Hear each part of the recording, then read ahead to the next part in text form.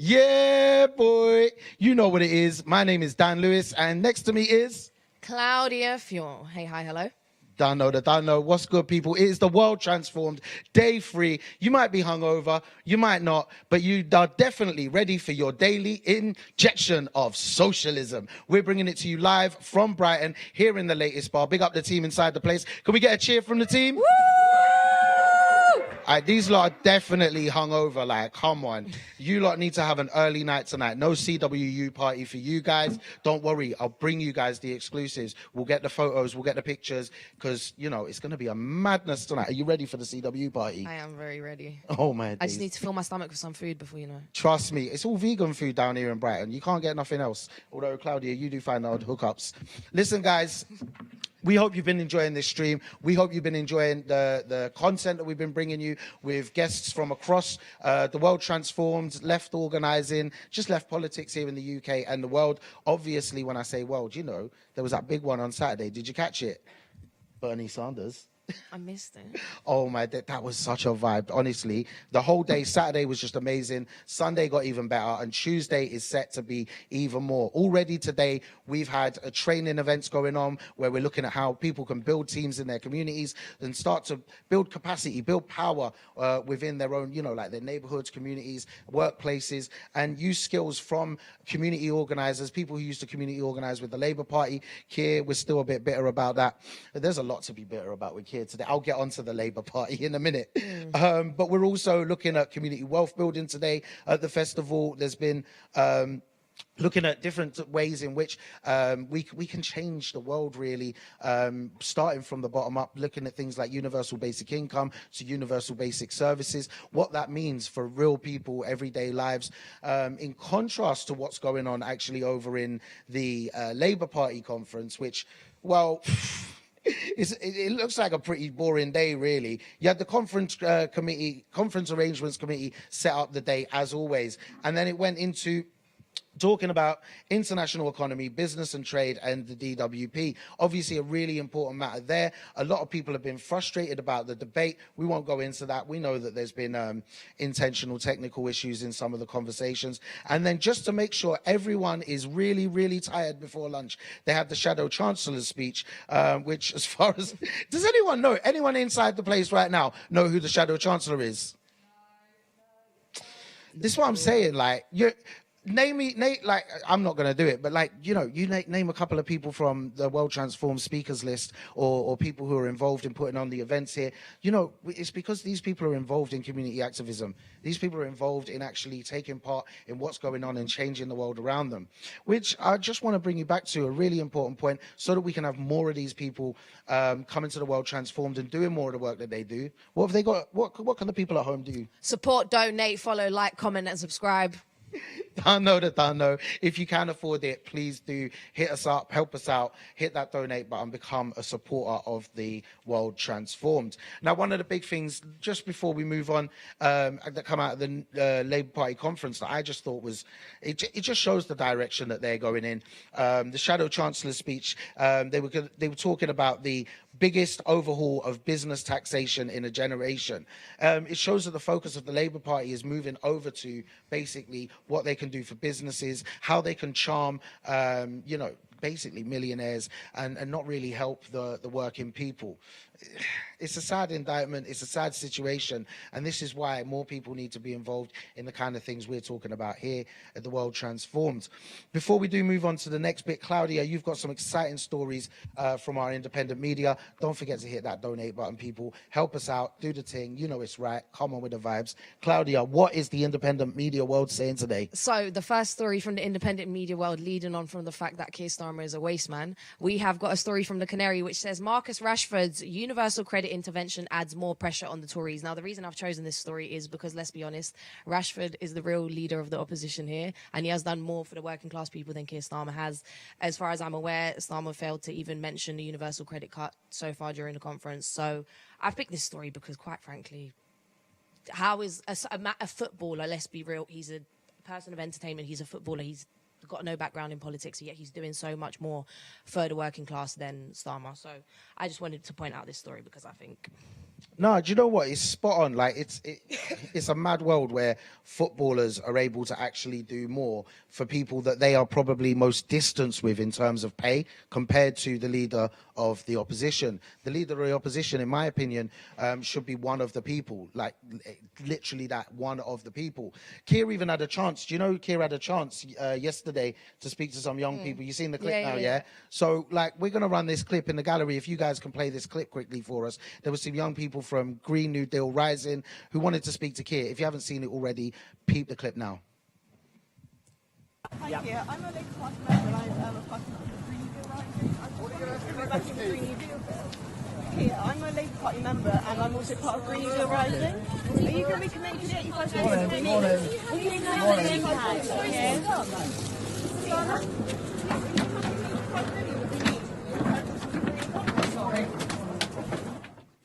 We just tried to talk to Keir Starmer about backing the Green New Deal bill and the 85 billion we need to transition to a green economy.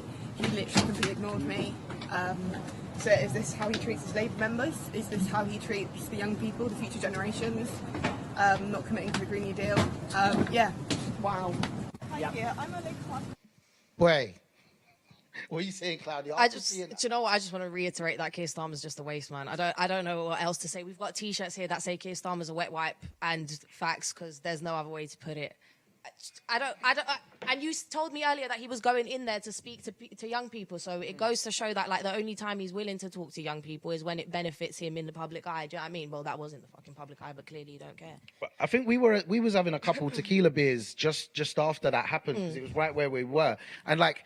That little area where it is, like, you know, it's easy to stop. He wasn't trying to cross the road or nothing. And he was going into that building, like you said, he was going to talk to young people, but they were young people that have been selected by the media. And it seems like a regular occurrence that this guy is just doing these set-up kind of events. And he says, you know, he's not here to talk to the echo chamber. He's not here to talk to the converted. But like all it seems to be doing is crowds set up by the media, and we know who the media are like there to support. It's the big businesses. It's the movement. It is against the movement of the people. It is against socialism. And if that's what he's here for, then bun Keir in it. Man's a wet wipe done though. He's not a left-wing leader. Let's be honest. Yeah, real talk. Before I move on to my next story, Liz has just sent me a story about Young Labour and the conference, and it's from the Dorset Eye. So I haven't had the chance, obviously, to read it, but I just want to plug it quickly. So it's from the Dorset Eye, and it's the headline is "Young Labour succeed in declaring Israel an apartheid state." So there you go. Wanted to just put that out there. And now on to the next story, which is from Byline Times, and it kind of carries on from the topic we had yesterday of violence against women of colour and black women. So it's racism, sexism and school exclusions. And it basically says a new report into school exclusions of black and ethnic minority girls exposes again how the government is wrong to deny systemic racism in the UK. Now, the reason I've picked this story is I think quite a lot of the time people in the UK or the UK as a whole likes to turn a blind eye on the level of systematic racism we have in this country. And I just want to reiterate that without colonial Britain, racist America would not exist. So we are not innocent in any shape or form. And because of how keen we are, not even keen, what's the word I'm looking for? How inclined we are to turn a blind eye on racism in this country, we are so much behind on dealing with systematic racism in this country. One interesting thing that the story points out is it basically points out that a lot of the exclusions that happen to young black girls are based on behavioral troubles that they have as young girls at the ages of like 11 and 13. And one of them talks of a story of a young girl who basically got excluded at the age of 13. And she was basically, she was acting out and stuff like that. And it was based on the fact that when she was around 11, she was sexually assaulted. But the difference, no one at school asked her. But there was a similar girl who was in her class who had been sexually assaulted a few years before that, and people checked up on her. So she never got excluded because they were able to deal with her in the right, appropriate way and give her the care that she needed, whereas the black girl basically just got excluded permanently, wasn't allowed back into the education system. So I just think it goes to show that like systematic racism in this country is alive and well.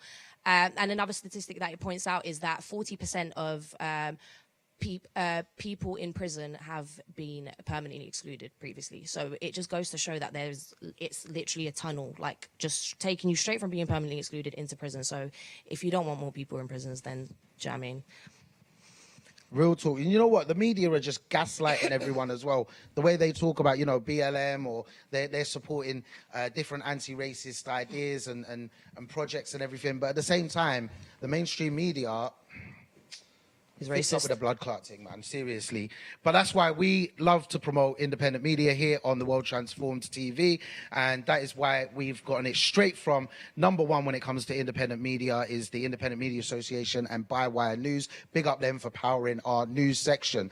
Now, on the subject you was talking about there, about, looking at prisons and everything, I'm really excited because we've got one of the originals, one of the family. It is from the streets, bringing the beats. It's Becca Hudson, people. Put your hands together. Is she in the room? Yeah! Becca, welcome to TWT TV 2021. How's the vibes? Are you alive? I am just about alive, yes. What was going on last night? No, nothing. I just came down this morning. It's quite a lot of travelling, but I'm all right. Is it, yeah? Brighton's getting an extension on the tube, innit? It's like an extension to London, right? Yeah, I mean, to be fair, it's not that far away, but it's just, waking up in the dark and cold when it suddenly became very wintry, very fast. Yeah, no, today was really cold out of nowhere. Yeah. The rain, the clouds. Yeah. I think it's because Keir arrived yesterday, so he brought the bad vibes. Do you know what I mean? Like, Mother Nature's like, get out of here. No, real talk. Becca, thank you so much for joining us. Really Thank you for appreciate you having coming me. through. No problem at all. Now, obviously, you're doing a session here at the World Transformed, in real life one, which we're probably going to miss here. So we thought we'd get you on to talk a little bit more about it. And there's two areas that really we wanted to kind of pick your brains about, talk to our audience a bit about, which is obviously prison abolition and also prison reform. So I suppose, first of all, what does a world without prisons look like? I'm just going to jump right in there.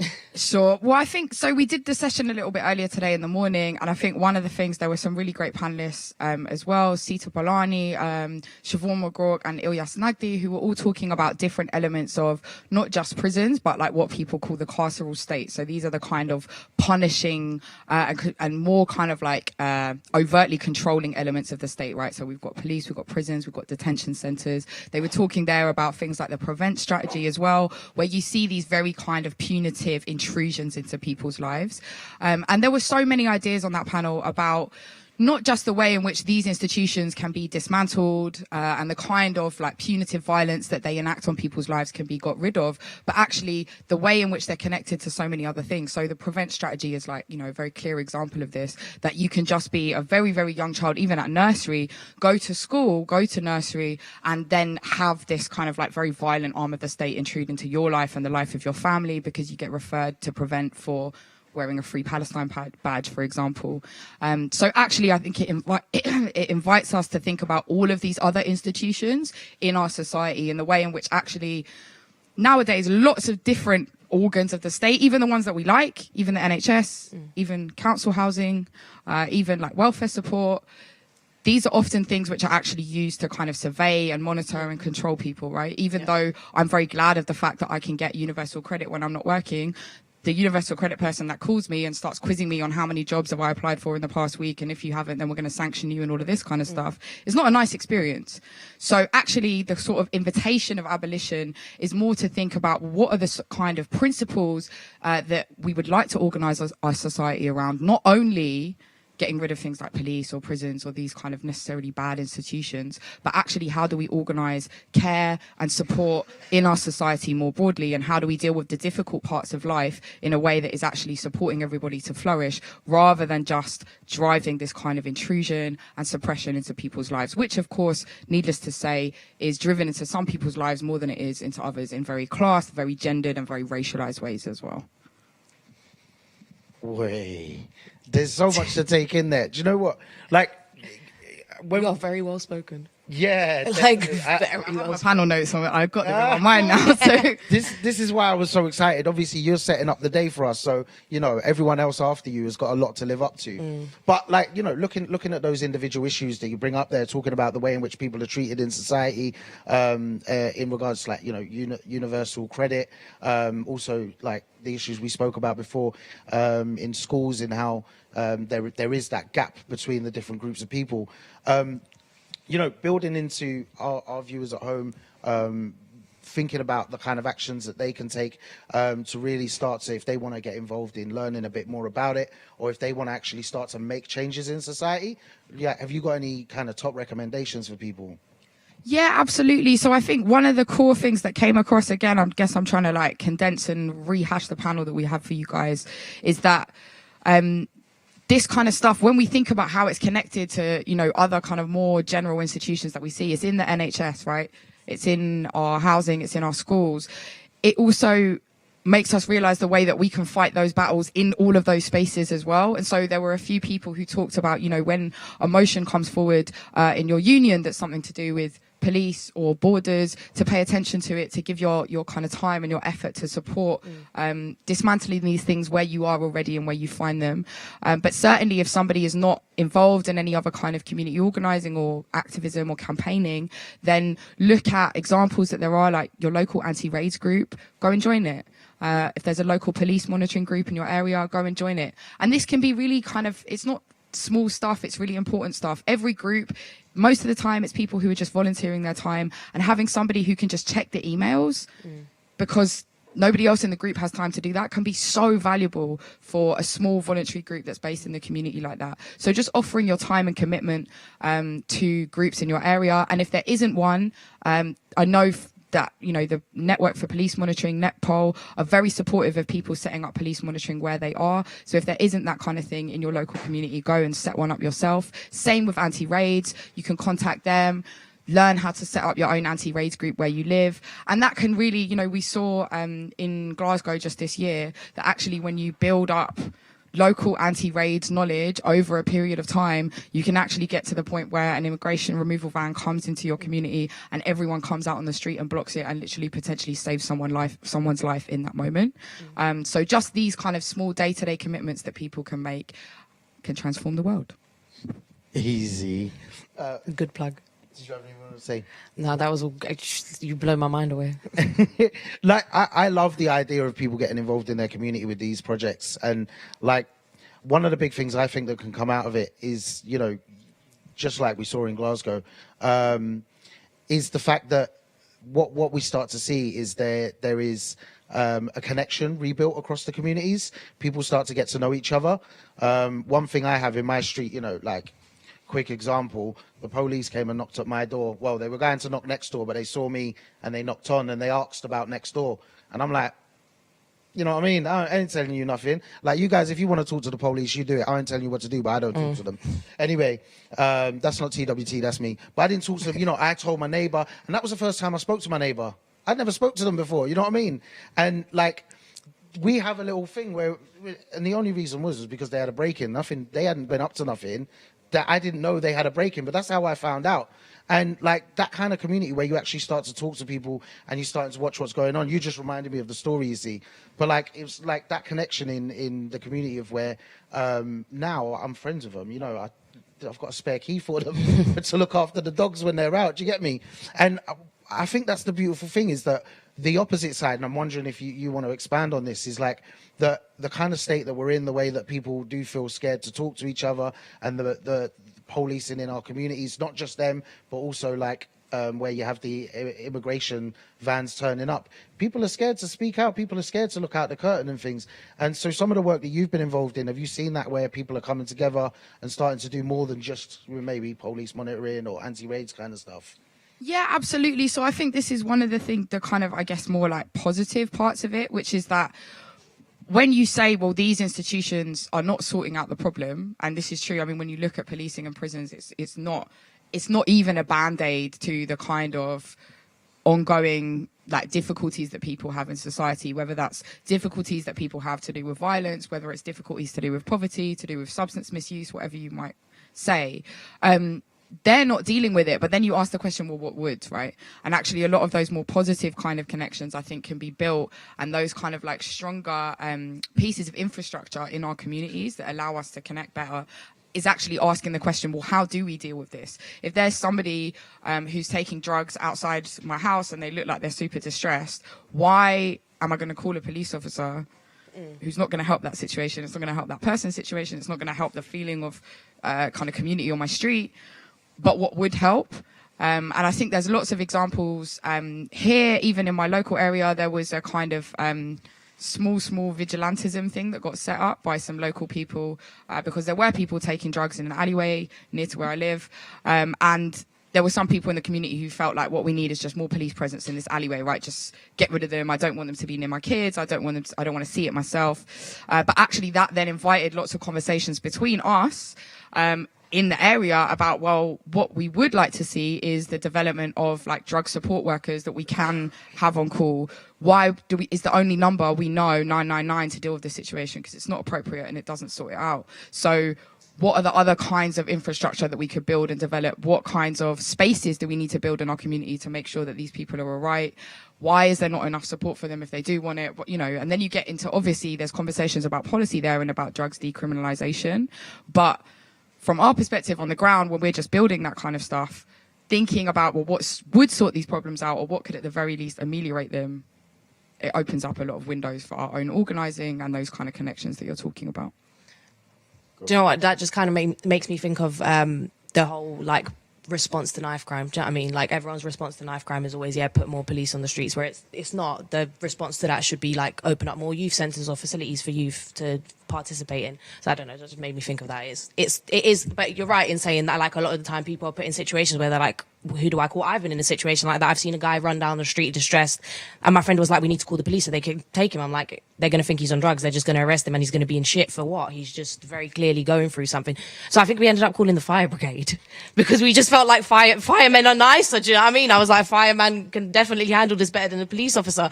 The guy was definitely pissed off when he arrived. He was like, well, why did you call me? I was just like, well, didn't know what to do. Are you going to take care of him? They took him to the hospital, so they did. But yeah, so you're right. It is the question of like, well, what else can you do other than calling the police? Because bun the police. I'm with Dan on bunning the police. I don't agree with them.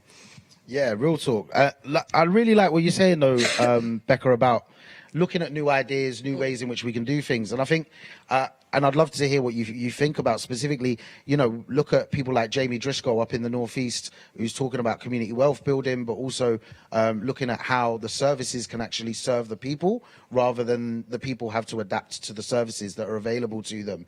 I really like that way of thinking. There's a lot of other local authorities that are looking into these ideas, a lot of the time more left authorities where you do have that. But like, when it comes to people trying to make those changes in their communities, or even if you can use an example from stuff you've done, what's the best way to approach maybe a more hostile or right-wing council or local authority to try and get them to at least listen and participate in your ideas and maybe start to actually implement your ideas so that you can make those changes in your area? I mean, I guess the like simple answer to that would be like to build power. Like, I think if there's somebody, I think it's different, right? Like if you're dealing with a person, an individual or somebody who lives around you who doesn't necessarily like see things the same way that you do, there are resources that, you know, we have. There are lots of things online. You can talk to people and you can try and kind of like find common ground with them and maybe bring them around more to your way of thinking. I think when it comes to like any kind of institution with some authority, be it a local government, national government, be it the Labour Party, the way that you make people listen to you is by actually building power. And we've seen that. I mean, look, what's happened, you know, since we lost the election in 2019, what are the movements that have brought people out onto the street in the largest numbers in the past year? Black Lives Matter, solidarity with Palestine, kill the bill. This is the stuff that brings people out on the street and it makes changes. You know, sometimes they're cosmetic changes, sometimes it's Keir Starmer and Angela Rayner taking a knee, but Other times it's Labour were going to abstain on the policing bill and then they flipped their position to opposing it. And I think in your local community, that kind of function of power operates a lot in the same way, which is like you need to kick up a fuss and make a noise about it, and you need to get as many people as you can in your area on side to be able to put forward, well, these are the things that we do want to happen, and these are the kind of things which we're going to limit and stand against and oppose. I think that's a perfect opportunity to plug community organising. We've got some training here at the festival, so if you are able to make it down today or tomorrow, check out the programme. There is some community organising training. I think that's definitely valuable in trying to build power in your community. But also have a look into some of the organisations that might be actually offering that training in your local area. Community organising can be used in so many ways, just like how Becca's described here, but like Acorn, who we've got here at the festival, they do a lot of training, but they also help you in regards to stopping evictions in communities, and supporting people who might be facing the issue where they're going to become homeless, which I think totally links to what you're talking about. And it is very, very you're crossing a lot of different groups and different organisations that can come together, work together. In my view, smash capitalism in the long term, right? Yeah, I like the smile. Claudia, did you have any more questions? No, but you're amazing. I'll give you a compliment. Can you just hang about all day? We'll keep giving you beer. Yeah, just stay with us. Just stay there behind the bar. That's oh, cool. wait, no question, but plug yourself and all of that good stuff. Yeah. Plug socials, yourself, yeah. website, anything. I'm me. Like, I'm not doing that much right now. I'd say there's lots of things I would like to plug, though, in terms of organisations. There's one campaign, like, you know, I was kind of semi-brought on here to talk about prisons. We have the largest prison population in Western Europe in this country, 80,000 people. The government have said that they aspire for that number to grow to 100,000 people in the next 5 years. And the prison population in this country have basically been in solitary confinement conditions ever since this pandemic started. So please do follow and support the End Solitary Confinement campaign. I think that's a really big one to be supporting right now, because there are people who are locked in cells for 24 hours a day at the moment. Brilliant. Thank you very much. Your social was on the screen at one point. So if before we do end, if that wants to come back up on the screen, that would be fantastic. But thank you so much, Becca. As always, it's been an absolute pleasure. Next year, we're going to be in Liverpool. So we're definitely putting on a grime rave, right? I'll be there. Yeah. I tell you what, can we do an old school garage rave? Yeah, we can. You know, the last old school garage rave that I went to, I was the oldest person in the room, so... Come on. Yeah, next. Oh, there's the socials. There we go. We got the socials. And the smile as well. There's a profile picture for you. Anyway, thank you so much. Can we have a big round of applause for Becca Huntley, all the work she's done, everything. Thank you so much. Boom, bada. Now, there is something's been handed to me here. In and Against the State. Oh, this is this is a brilliant book. A good friend of the world transformed, a well-known nuisance to the majority of pubs in central London. Seth Wheeler has released this new edition of In and Against the State. If you ain't copped it, you can cop it from Pluto Press. Make sure you do check it out and make sure the lights. Why are you holding it some weird way? Because it's the camera, it's the angle. It's my first time. Hold it in front of your face. There you go. There's a better view for people. There we go.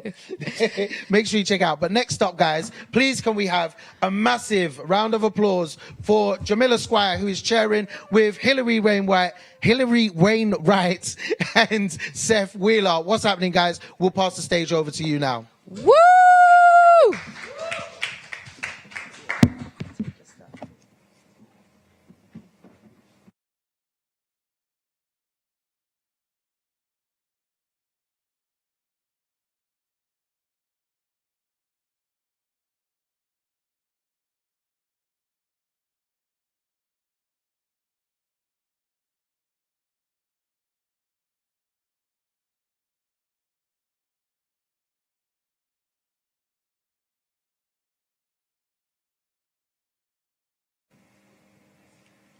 Hello, everyone. Thank you for having us. My name's Jamila. I'm TWT's Finance and Fundraising Coordinator, but I'm here today to chat about the new issue of In and Against the State that's just been republished by Pluto Press. I'm here with Seth Wheeler, who is a writer, a co-founder of the Workerist Journal. Notes from below, thank you very much. And a co-founder of the Migrant Solidarity Project Channel Rescue, and Hilary Wainwright, who is a co-founder and co-editor of Red Pepper magazine, worked for the GLC, the Greater London Council, and is also a co-author of Beyond the Fragments and some other books which have escaped my mind because I've never been on TV before. But I'm going to hand over to Seth now, who's going to tell us a bit about the book, the history of In and Against the State, and why he thinks it's really important that it's been republished now. So over to you. Okay, so it's really important that it's republished now because I am on a commission and I've got a landlord and bills to pay. So the book is 42 years old. It was originally first published in 1979 by Pluto. It was written by people who had come out of the sort of 1968 activist soup on university campuses, who had spent the next 10 years post-68 being involved in radical community politics, whether that was sort of like rank and file work disputes, getting involved in like community activism, feminist groups, etc., who by the end of that decade, a lot of those people are working inside the public sector. And there's a series of questions that they ask in this book which still remain to be answered to this day, i.e. how can you, as a sort of revolutionary socialist who works in the public sector, you're basically playing the role of Cassandra, right? You're sort of weaving capitalism in the day and then trying to unweave it at night when you go to your meetings with your comrades. What's particular, and I suppose what's interesting as a sort of analogy about then what happens in 2015 with the movement that sort of rallies under Jeremy Corbyn, is there's a lot of similarities in terms of the sort of like ideas that went underneath the Corbyn umbrella. So one of the big things, I suppose, that's important about the 68 political imaginary, not only in the UK, but sort of transnationally, was a sort of rejection of the vanguardist model of politics, right? They weren't like a sort of like revolutionary organisation. You didn't have to join that sort of particular cult or sect or whatever. And that was obviously to do with, the lived experience of like life inside the Soviet Union, which had been revealed in 1956 with workers struggling against, in Hungary, who were trying to think through and imagine a different form of socialism. And also by the time you get to 1968, you've also got like the revolt happening in the Czech Republic as well. And that basically sort of like forces a lot of young socialists to reimagine what socialism could be, right? Is there a more democratic form of socialism that isn't monolithic, authoritarian, like the socialism that was evident in the Soviet project? So that's really the sort of like broad intellectual coordinates of the people who sort of wrote the book.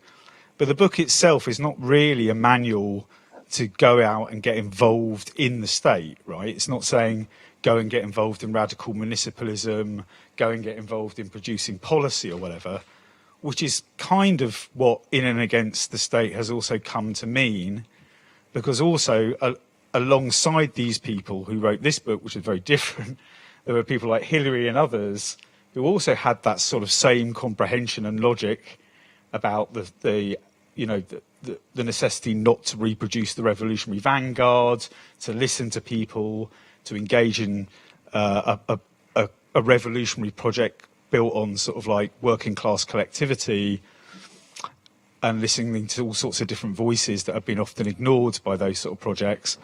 But also they felt that they could maybe use some of the state's architecture to help build those projects, perhaps. Thank you, Seth. I'm going to hand over to Hilary now. Hilary, could you tell us a bit about what your interpretation of In and Against the State politics was at the time that you were at the GLC and beforehand? But also it'd be really interesting to hear about how you think other movements inflected these politics. I know you were really involved in the feminist movement around that time, so it'd be interesting to hear about that too. Okay, well, that's going to tax my memory. Does this work? Okay, so that'll tax my memory a bit. But, I agree with what Seth was saying. But I'd also say that I think a key idea behind In and Against the State, as I understood it, was that in a way we were different, not only from the sort of vanguard party tradition or the Soviet communist tradition, but also the social democratic tradition, which in our view was too optimistic about the state, and that while we defended and in a way valued the public resources, the redistribution that social democracy had achieved in 1945, we questioned the way in which those public resources were administered. So the relationships that characterize the public administration of the state, we were very critical of. And so when we joined the GLC, we joined it presuming that we would need to challenge those relationships, even within the GLC itself, while holding on to and seeking ways of using the public resources that the GLC had. And in a sense, that's what we tried to do. But it was definitely an experience of being against the state as it actually is. So, I mean, for example, you know, we'd arrive and we'd find that it was immensely hierarchical, that basically the state was modelled almost on the army. I mean, we were called officers, you know, senior officers, junior officers, you know, hundreds and different grades of officers. And the building we were in, the county hall, was like almost like a symbol of the hierarchy. So I was a kind of senior officer, but not a chief officer. So I was not, people like me were not allowed on the floor of the members, only chief officers. So I remember kind of wandering up there just because I'm nosy, you know, and curious, and being told, you know, I wouldn't be wearing very, you know, powerful clothes, or, you know, and I'd be asked, you know, are you a chief officer? No.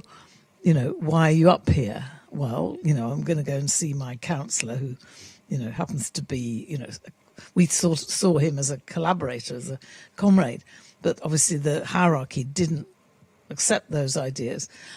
So right from the beginning, we had to overturn that sort of set of relations.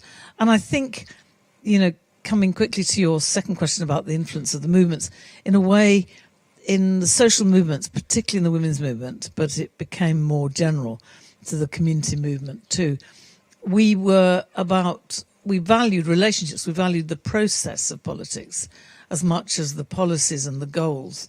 So rather than being instrumental, and this was in a way where we differed from the sort of Stalinist tradition, rather than seeing the ends justifying the means, we also paid attention to the means, by which I mean the social relationships of our movement. So in entering the state, we were concerned about the relationships of the state, and we were critical of hierarchy and authoritarianism, and believed in a participatory understanding of democracy. So we tried to prefigure in the way we organised our bit of the state, we tried to prefigure the kind of society, the non-hierarchical participatory society that we wanted to build. So I was coordinating the popular planning unit. So we were more like, we tried to create a little collective within the GLC, which was a bit contradictory because the GLC was, as I say, incredibly hierarchical. And so it's very difficult to create a sort of alternative culture within this sort of monster. But we tried, and we succeeded to a degree. But all the time, what was crucial was the movements outside, which in a way we were supporting, but we were on a bit of a knife edge because we were supporting them with money, with policy support, and you know, in a way, moral backing, political backing. But we had to kind of respect their autonomy, and that was a difficult sort of dilemma.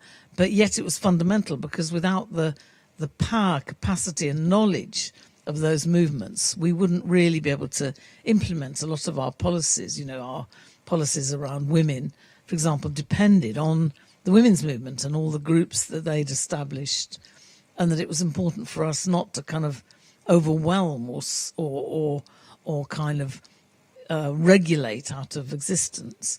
Similarly, anti-racist movements and many other movements that were growing in London.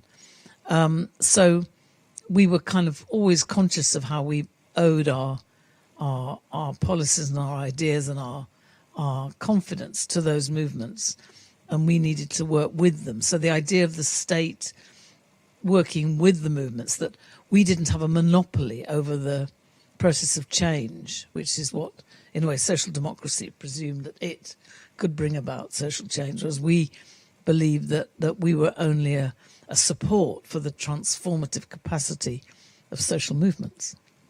Great, thank you, Hilary. I'm going to pick up on what you were saying about the political forms that a lot of you kind of adopted at that time. Seth has written a new introduction to this book, and in it argues that we saw a second, I guess, emergence of in and against the state politics happening with the election of Jeremy Corbyn, and you talk a lot about that, about the political forms of groups surrounding that project being very horizontal, non-hierarchical. I wonder if you could talk to us a bit more about that and your argument about why you see this tendency re-emerging in 2015. Yeah. So, yeah, that's a big question. So I think, so there's a lot of things to unpack there. So I think what we have in 2010, you have like transcontinentally a succession of social movements responding to the financial crisis in 2008. And that happens like transcontinentally. The most famous examples probably being like, Occupy, but also, spreading out from Tahrir Square, going across the Mediterranean and everywhere. Now, I think, all of those social movements adopted a sort of near universal methodology, which was like, using consensus, listening to the movements, not coming across as, looking for sort of like pluralism and unity in action, but not necessarily trying to dominate or say that, only one group has the right voice or whatever. Now, I think it's perfectly reasonable to suggest that you can actually, and obviously not just reasonable, it's been proven, you can actually coordinate and organise life using sort of consensus and all this sort of stuff at the level of a city square, as long as the state aren't trying to attack you every day, which in a lot of instances they were. But can you then use that same methodology to scale up and manage a sort of like post-industrial Western economy? Now, that's a big question. And I think what you see around that period is a lot of people across Europe beginning to come up against the real limits of that form of politics, but still with a commitment to the ethics of that politics. And so you see the emergence of, I suppose, political parties like Podemos or Barcelona and Comú, who are basically sort of hybrid, social movement political parties. Now, I think in those sort of countries where, but they emerge in countries where it's far easier, I would argue, because of proportional representation, to make a party of the movements. Like in the UK, which is basically dominated by a two-party system, you see a lot of people then rush back in to the Labour Party as a sort of legacy model, but not before young people have tried to join the Green Party. People seem to forget about the Green Surge, right?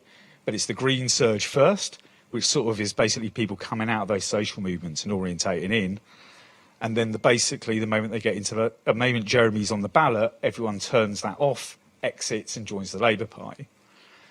But in terms of like more direct sort of examples, so I suppose it's sort of like one history of the world transformed, which you're probably aware of, right? So the world transformed has one origin inside Brick Lane debates. So Brick Lane debates were a sort of radical education project, which came out of the residual networks of student activists left on campus around 2010.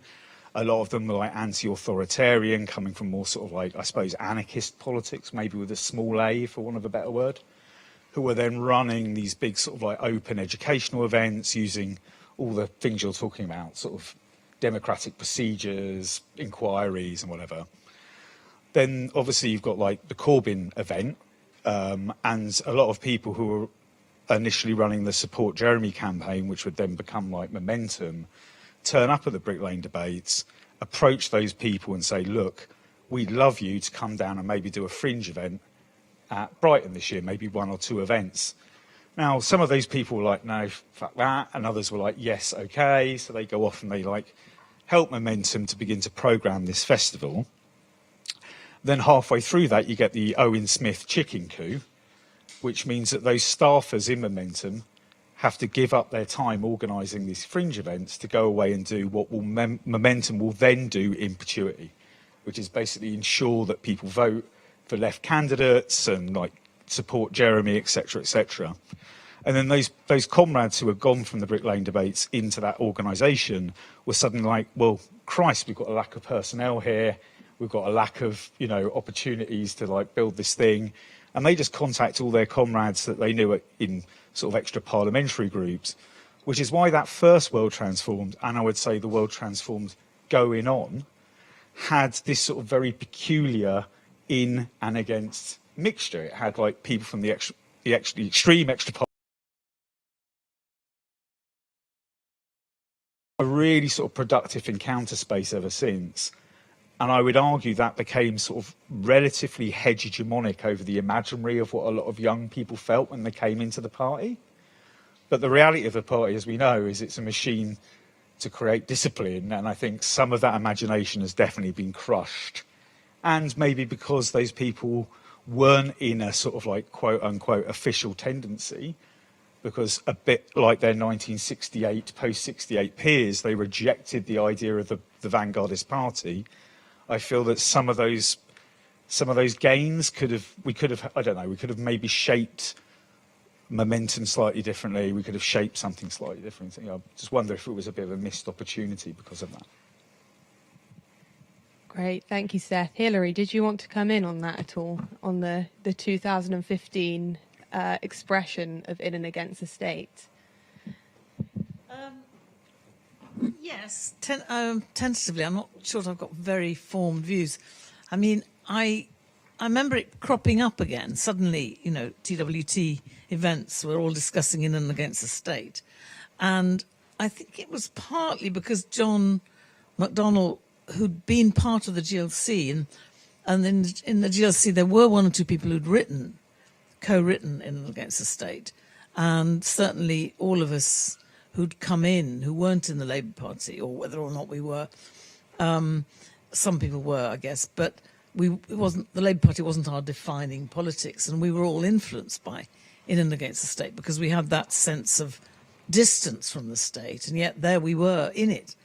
And I think John probably felt the same when he became Shadow Chancellor. He was, you know, like, I mean, I remember almost the day, the rally before the election of Jeremy, I mean, bumping into him, and he just almost couldn't believe it. You know, it was like sort of, this is just not what I expected. And so they were in that, he particularly was in that state of, you know, distance from the idea of entering the state. And yet it was becoming a reality. So in and against the state had a lot of appeal. And I think looking back, perhaps it reflected or even reinforced a slight underestimation of the problems of the British state. And here, I think in and against the state itself didn't really, and it was mainly concerned with local government and with the public sector, not with actually the state, you know, which means the British military imperial state. And it, from what I remember, that the book didn't really discuss that. And yet that's what John and Jeremy were up against, because they were up against the Parliamentary Labour Party.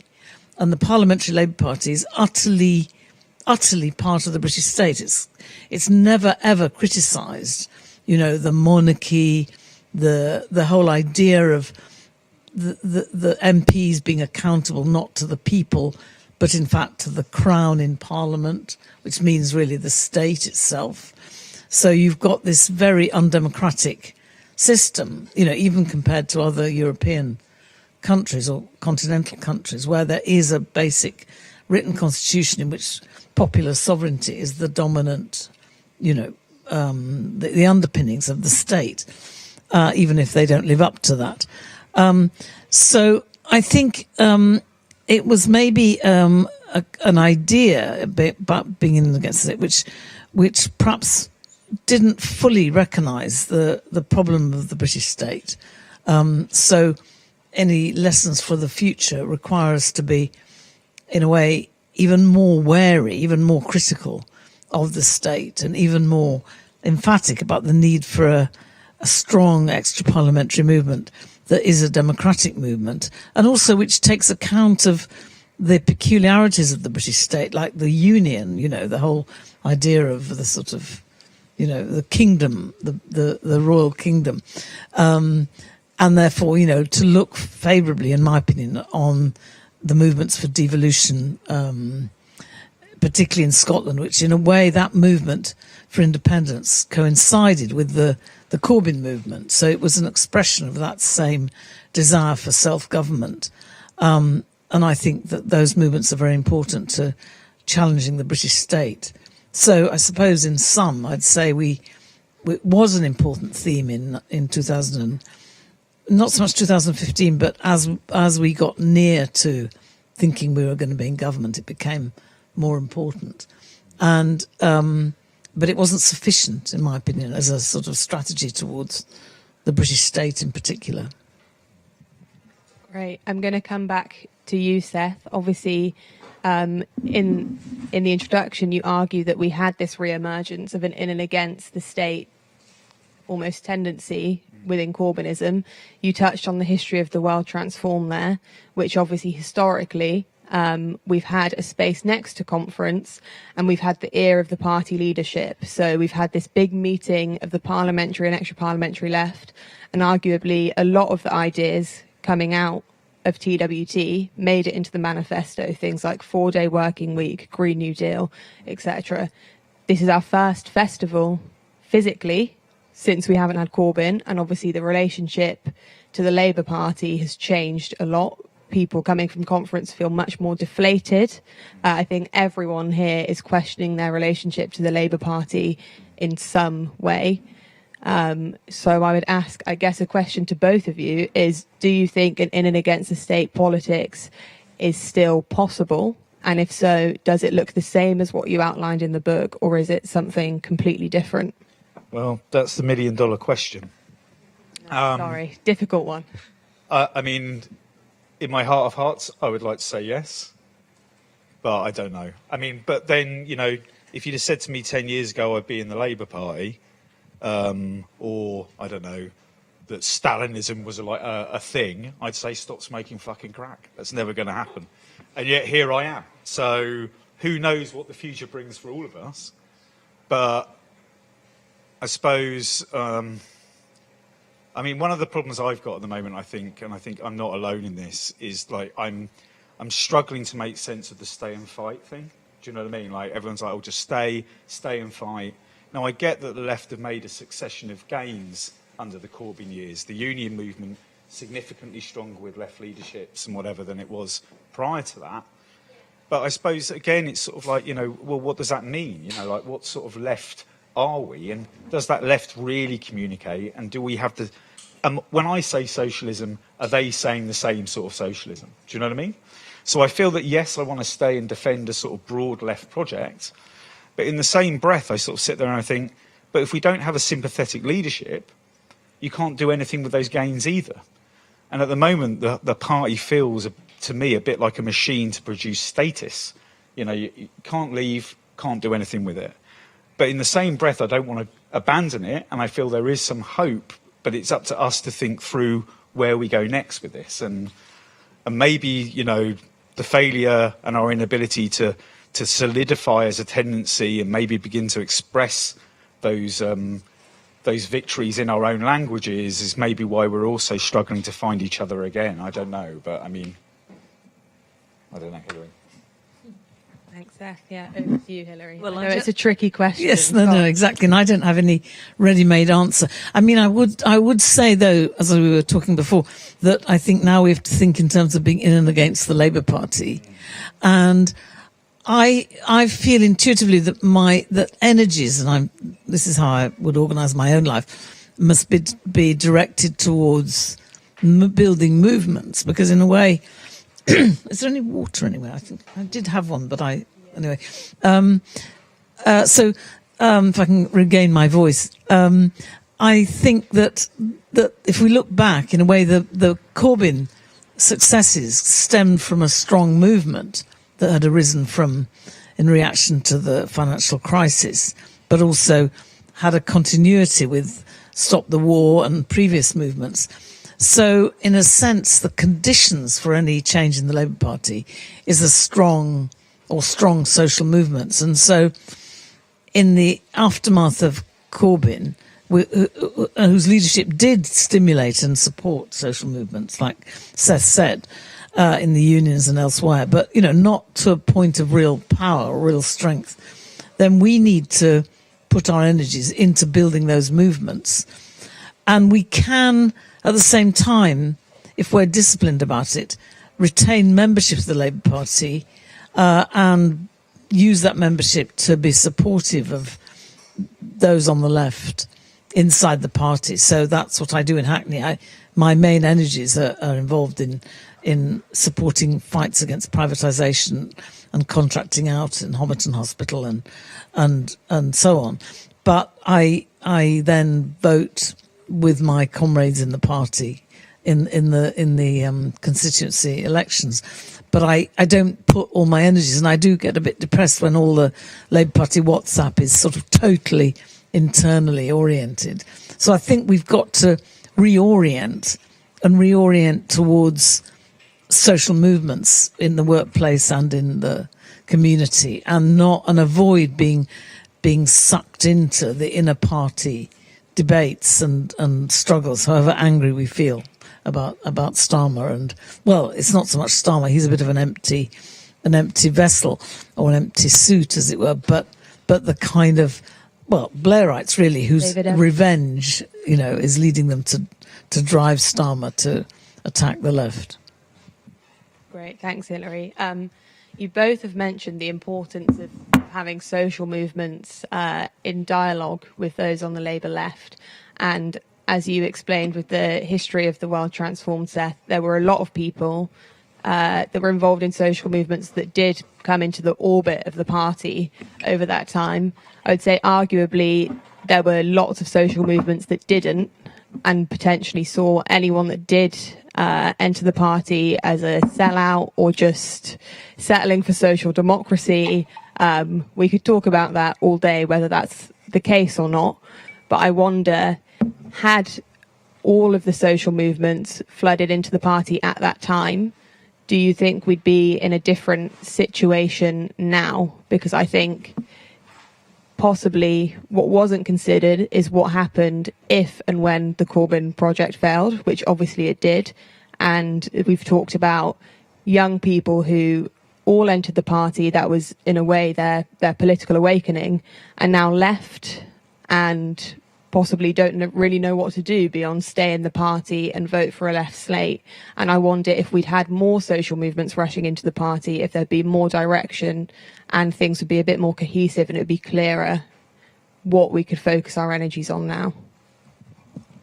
Yeah, I think I broadly agree with that diagnosis. There are obviously lots of people who didn't make the leap towards Corbynism, who had a load of skills and resources and networks, which I think if they had come into the sort of like orbit of Corbynism, could have helped shape the debates and support those comrades who found it incredibly difficult to further their radical agendas or radical ideas against a much more entrenched social democracy and a much more entrenched, maybe sort of even, different, maybe authoritarian, for want of a better word, variants of socialism. So yeah, I think that was a thing, but also in the same breath, it wasn't like the extra parliamentary left was really producing a lot in those years either, right? And I think now, obviously, a lot of people in the extra parliamentary left will turn around and go blame it all on Corbynism, like, oh, it sucked all the energy out of the movements, it did all this, it did all that. But like, I was in the wilderness years for a long time in the extra parliamentary left, where you're sort of going out week in, week out, doing actions, trying to organise in your community. And often that stuff is literally sort of like one person and a dog politics, right? And, all the politics of micro groupsicles where you're literally, it's like 5 or 6 sort of people who share a world vision and they can't talk to anyone else. So, I mean, the one thing that Corbynism did do was like ignite a sort of populist. Well, it made socialism populist again, right? You could talk about it in pubs and not be seen as the sort of like mad crank, well, but like, it depends which pub you're in. However, but like, it became popular to discuss socialism again and its limits or its possibilities. So the question I suppose the question you're saying is like, where next for the extra parliamentary left? I mean, I don't know. I think I'm hoping that there's now a window of opportunity for organisations to begin to communicate. But again, I think we need to maintain this sort of conversation with the Labour left and try and make some sort of gains. But I think we need to think how we overcome the sort of linguistic slippages that happen in these moments. So, for example, a lot of people would talk about socialism all the time in relationship to Jeremy and John, but often what they're really talking about is social democracy. Now I don't want to get into that thing where we have to all agree the correct definition of something. But I think maybe establishing the same frameworks so that we can actually have a meaningful debate and not talk over each other or at cross purposes would be really useful still to establish, I suppose. Great, thanks, Seth. Anything on that, Hilary? Well, just add that I think we've got to look at the context of this and in terms of the society as a whole and recognise that the key issue post-COVID, but related to COVID, is the climate crisis, and that, in a sense, that provides the movement or campaign or sort of need for a just transition to a low-carbon economy, but one that is just in the sense of it doesn't threaten the living standards and livelihoods of the mass of people, must be the kind of overriding priority.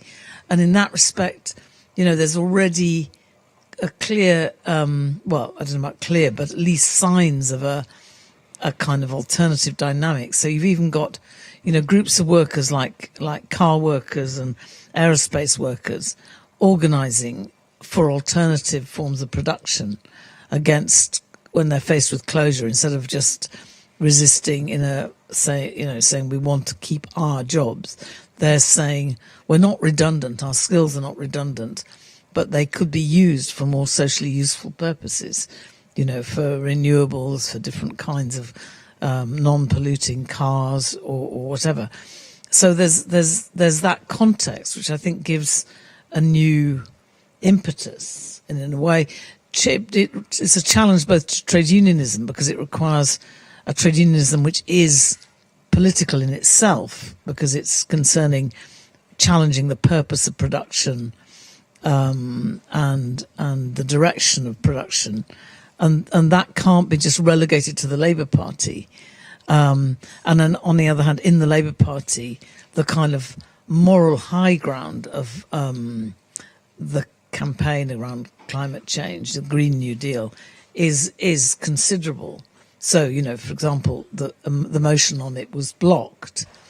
And now the motion's actually not only been allowed to be debated, but actually won. And so it's a kind of area of both necessity and of sort of political potential strength. So I think that context has got to be borne in mind. Great, thank you, Hilary.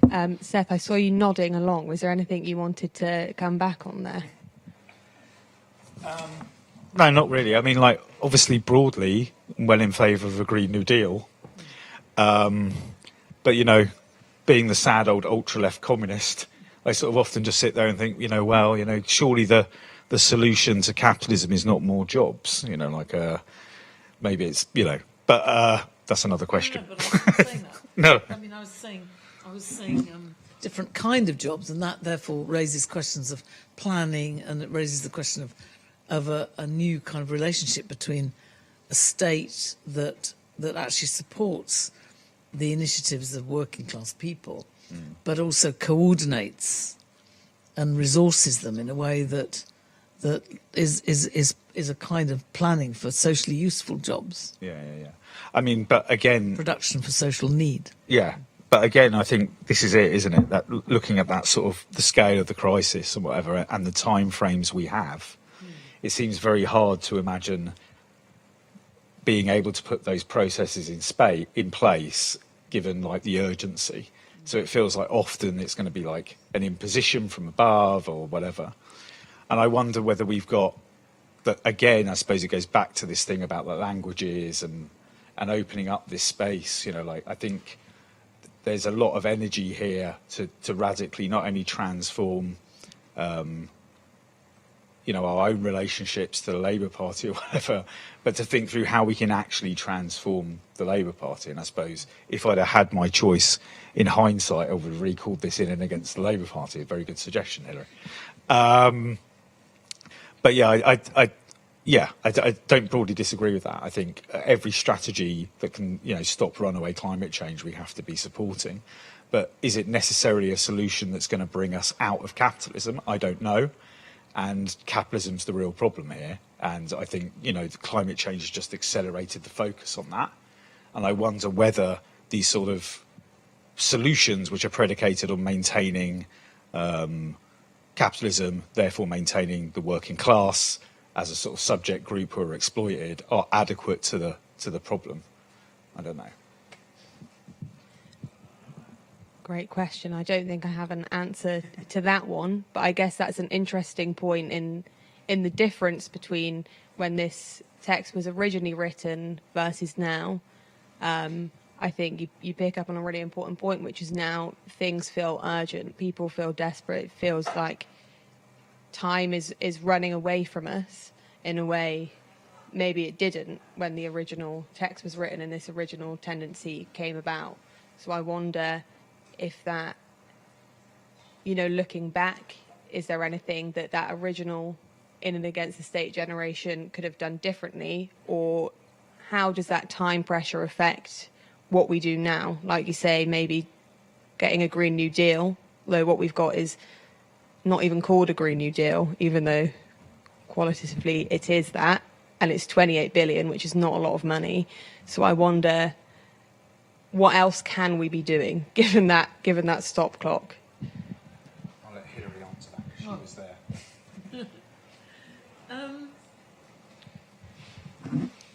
I agree that the time, the sense of time is an urgency is different. That then this emphasis we had on process maybe presumed a longer term view. But I mean, I think a lot of, in a way, the emphasis on changing society from the inside, as it were, from below, rather than looking to a sort of social engineering from above, is perhaps even more relevant now in the context of urgency. Because, I mean, one of my arguments, and I think it would be one that's come from the movements, is the importance of the knowledge of ordinary people, practical knowledge that needs to be supplemented by expert and scientific knowledge, but without that practical knowledge, little can be done. So, in a way, for all the government can talk about, or not this government, but a future Labour government can talk about changing the direction of production, they won't actually be able to do it against management, which will be rather inert and self-interested, and therefore not very quick to change the direction of production. So they can only do it if they have the support of workers, particularly skilled engineering workers. but not just that. I mean, food, workers in every sector, because every sector is involved in the sort of dynamic of climate change. So preparing for that is urgent, but does require a different kind of movement from the old sort of statist, whether social democratic or sort of Stalinist strategy. So I don't know. I think that climate change. I mean, if you think about Greta Thunberg and the whole sort of school students movement, that's had an impact. But it's been very much, and it's been driven by urgency. But it's been not a sort of state movement. It's been a popular movement, deeply sceptical of the state and calling for state action out of this feeling of urgency. So I think that urgency isn't necessarily incompatible with the growth of new and powerful movements. Yeah, I agree with that. And I think actually there's a tendency to have, like in the urgency, rather than have like these processes which elaborate and bring other voices in, what you do is you just have like almost like a command economy argument. And that often carries with it the sort of seeds of like even more authoritarian forms of regime or economy, which then, further decomposes the working class's power to act on the world. So I do feel like it is important to maintain this sort of space of open elaboration, democratic debate and whatever. And I suppose that's really what I think was fundamentally absent from the Corbyn moment, which I wonder now whether we can actually re-engineer. So I think obviously Momentum are now in this process of refounding, which, I'm all in favour of. I think that's a very good development. But I think it's fair enough to say that, this sort of absence of democracy inside Momentum for quite a significant amount of the Corbyn years did severely stint the possibilities of the movement.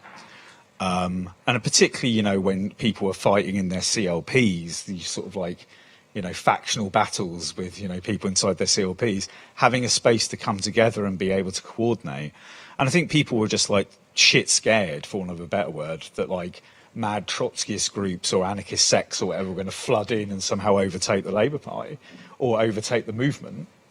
And actually, we're only talking about, probably most of these groups are 150 people or whatever. Yeah, they may or may not be a hindrance, depending on what you think your politics are. But I don't think they would have actually destabilised, a mass movement. So, yeah, I mean, for me, I think we desperately need to create a space where we can actually talk amongst ourselves first and foremost as sort of like people who are like socialists or radicals inside the Labour Party umbrella.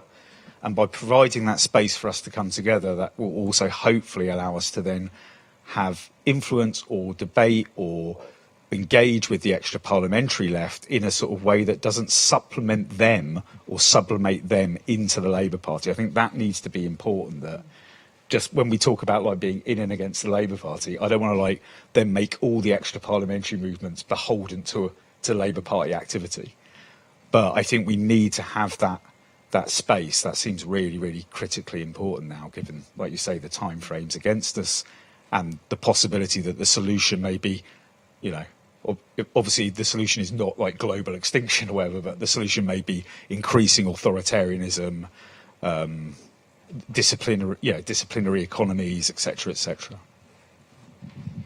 I mean, just one thing to add, well, not add, but reinforce, is that, in a way, the concept of being in and against does presume the autonomy of the movements. So, I mean, if we stick to the in and against idea, we're not saying that in any way we condone like being sucked into the state or sucked into the Labour Party. We actually are saying that being connected or engaged in the Labour Party or engaged in the state can only be transformative if it's based on a really powerful, autonomous social movement. So I just say that to avoid an idea that in and against the state means a sort of uncritical view of the state. Great, thank you. I'm going to come back, Seth, on what you said about the importance of creating these spaces where people are either in the party or outside of it in social movements can come together. Obviously, that is what we're doing these 4 days at the World Transformed. But, well, it's a question for both of you, really. Once we've packed down the tents, it's all over, people go home, what does the World Transformed need to do? Disband. Now, what does it need to do? Well, I think it should carry on doing what it's doing. I mean, it does a fantastic job of bringing people together and providing a space for like different aspects of the movement to communicate. I mean, I don't think it can do any more than it already does, and it has played an incredibly pivotal role inside the Corbyn years, right? Without a doubt, the people who were platformed or came through the networks that the TWT supported and facilitated to come together went on to basically define the radical policy offer of Corbyn. So this is not necessarily what the World Transform could have done, but maybe what the movement could have done is more the bigger question. Because I think it's fair enough to say that even if Jeremy, in some parallel universe where Jeremy got elected in 2017 or whatever, I think we had the policy offers. Do you know what I mean? Although, you know, in sort of slogans, perhaps they weren't necessarily worked up that well. We didn't necessarily have the buy-in from all the unions, etc., etc. But I think, you know, going in, it would have been a bit of a crisis, right? I think there would have been a run on the pound. I don't think we had the social movement necessary to actually go against the Labour Party councils who may not have supported Jeremy. We certainly didn't have the social movements necessary to support Jeremy's progressive policy. So if, you know, people started to, you know, like, I don't know, close down factories or not implement stuff, we didn't have people who were willing to go out there necessarily and occupy that stuff in quote unquote the name of the Labour Party. So I think that for me is still a big question about, so it's not what the TWT can do, because it's done everything it can and should have done, and probably more than anybody could have imagined. But it's basically up to the movement now to try and create a space so that if we are presented with an opportunity like this, we can take full advantage for our collective benefit, I think, basically. Thanks, Seth. Hilary, any comments? Yeah, I mean, I think the TWT needs to continue with not just the festivals, but with its emphasis on political education throughout the year, because I think that, you know, crucial to a strong autonomous movement is education and self-education and self-consciousness and you know, an ability to develop strategy and vision through mutual discussion and self-education, and in a way TWT can provide the tools for that. So I think it needs to develop its ability to be on the ground and be there as a kind of a forum, but more than a forum, a means of people becoming sort of fully aware of what they're up against. You know, so you can imagine struggles against privatization. The TWT should be having, you know, some strong sort of educational material about, you know, what are the strategies of privatization now being adopted by both this government but also US corporations in relation to the health service or whatever. So that sort of mapping of what we're up against, which is kind of being done by quite a lot of academics, but that needs to be turned into an educational resource. So I think the development of TWT needs to be in terms of educational resources for this sort of emerging movement. Great, thank you, Hilary. I think we're nearly at time, so Seth, I'm wondering if you want to do a quick plug of the book before we go, tell people where they can get it. So you can get this at all good radical bookshops. If you have to buy it off Amazon, God forbid, then please make a seriously adequate donation to a strike funds. Yeah, you can probably shoplift it in Waterstones and stuff like that as well. So, Thank you, Seth. And before we go, it is my duty as TWT's finance and fundraising coordinator. I've caught in there how bedraggled I look. It's because I've been doing hours on end at the Old Steen site. It's very windy, but there are hundreds of people there in all sorts of discussions talking about the future for our movement, as well as hopefully lots of you watching from home. As Hilary touched on, TWT does do year-round political education. So we've got our biggest staff team yet. We've got a permanent office for the first time in the history of TWT, which is really exciting. Thank you, everyone. We're planning a series of trainings and also courses to happen after the festival, but we can only do it with your help. So please, if you're able to, support TWT. Hopefully we should get a banner up on the screen of how you can do that, but that's bit.ly/TWT21 donate, and anything is much appreciated. £1 a month will go a huge way. So yes, plug Red Pepper, please. Yeah, no, I'll plug it in the context of TWT and In and Against the State, because it's a real educational resource.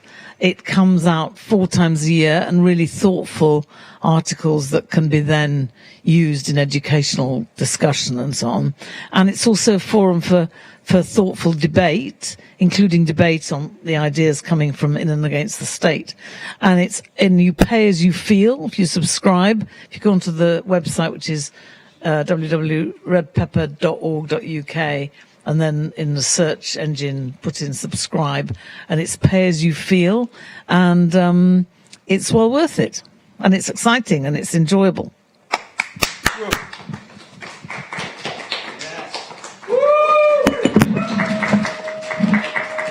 Thanks, Jan.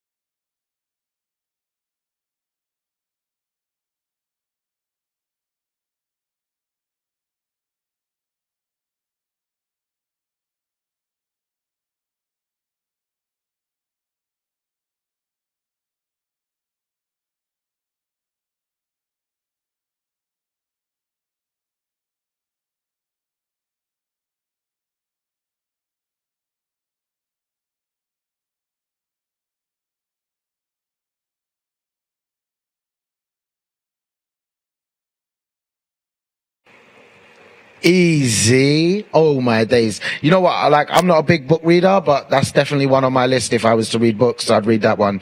I like the audio book, so I'm going to wait till it goes on audio. Trust me. What's going on, people? I hope you have enjoyed the last session. I hope you're feeling good. I hope we've given you enough time to go get yourself a little satin, roll a satin, do what you got to do. But right now, we've got a little favor to ask from you. We want you to check out our website, theworldtransform.org, because Claudia Claudia has got something to show you. This wonderful t-shirt that says Keir Starmer is a wet wipe. If you believe this statement to be true, then you can buy this t-shirt online. Even if you don't believe this statement to be true, I think you should buy this t-shirt online because you're wrong. So yeah, you can go to theworldtransformed.org and you can purchase yourself one of these amazing t-shirts and be as swaggy as I am right now. Dano, real talk, man. We have got loads of merch on there. We got TWT masks. We've got the standard TWT. Well, they're not standard though. They're vibesy. Like, I'm wondering if Matt might be able to walk into shot so that people can see the nice blue TWT t-shirts you can buy on there as well. It doesn't matter. Walk in front of a camera. We want to see it. But you can get your TWT t-shirts. You can get your TWT masks. We've got loads of cool merch on there. Sometimes we even have stuff that is made by some of our community, some of the people who attend the festival. He's beautiful, right? Damn. But thank you very much, Matt. Give him a round of applause. Woo! Big up you, Matt. But yeah, there's stuff that's been made by the community, people who attend the festival, who are involved in our all year round projects and our political education, which Jamila mentioned before. And I just got to give a big shout out because we mentioned yesterday and the day before that we have over 100 sessions this year at the festival. There's like 400 volunteers across the festival that have worked on it across the year and here in Brighton this weekend. Thousands of people attending the festival. And then also we have our staff team, which is a very small staff team that managed to pull all of this together, organize it. We have the people here at the latest bar who have been a massive help. Big up them guys. And there's so many other different groups that get involved, help us out and take time out of their days and lives to make sure that we can put on the biggest political arts and music festival that the world has ever seen, because we're transforming the world. You get me? I don't know that that's a fact, like, but you know, if it's a cap, it's a good one. Anyway, so that we can keep continuing to do so, what they got to do, Claudia? Donate, support, follow, like, comment, and share. Dano. Come on, guys, we really need your help. So please do just even £1 a month. It will just make a world of difference to transforming the world. Also, like, just buy the merch, innit, man? The merch is bad. The merch is bad. Like, real talk. Come on, I want to see everyone rocking up to like everywhere, just wearing that. Imagine if you saw a Labour conference, everyone's, oh wait, hold on. Didn't that happen yesterday where there was a load of people turned up in them t-shirts? We need to find that photo, actually. We're going to get that one. Anyway, listen, guys, you know what it is. The website is on the screen right now. Now.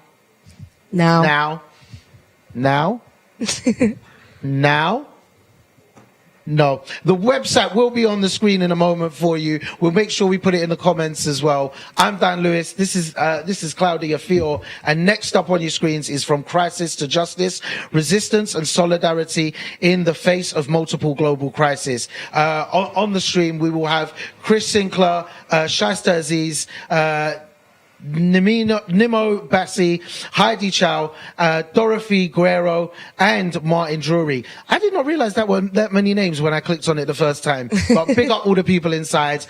Check it out. That's on for the next hour. And we will be back with Ian Byrne, MP, the people's hero. Come on. We'll see you guys in a bit.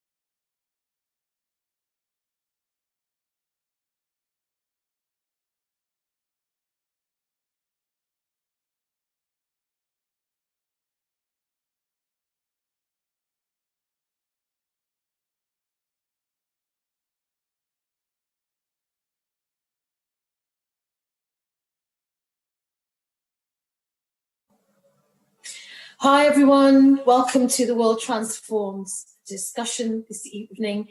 It's really great to see you all here. We're here to talk about from crisis to justice, resistance and solidarity in the face of multiple global crises.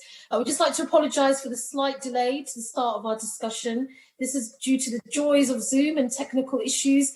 We've got a great host of speakers who are joining us from around the world. We want to thank World Transformed for helping us fix the glitches, and it's great to be with you here. I'm in Brighton for where the Labour Party conference is happening, where World Transformed is happening.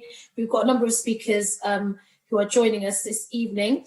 So the purpose of this event is to focus on the multiple global crises, from the pandemic to the vaccine apartheid, to the climate emergency, and to the debt crisis. So we know that we have a number of multiple crises that are overtaking the world, but we also firmly know that solidarity and resistance and vision and bravery and ideas have throughout history change things and turn things around. So we're here to talk about that as well. We're not just here to focus on the issues and the crisis. We're also here to talk about what we need to do, how we need to put those things into action.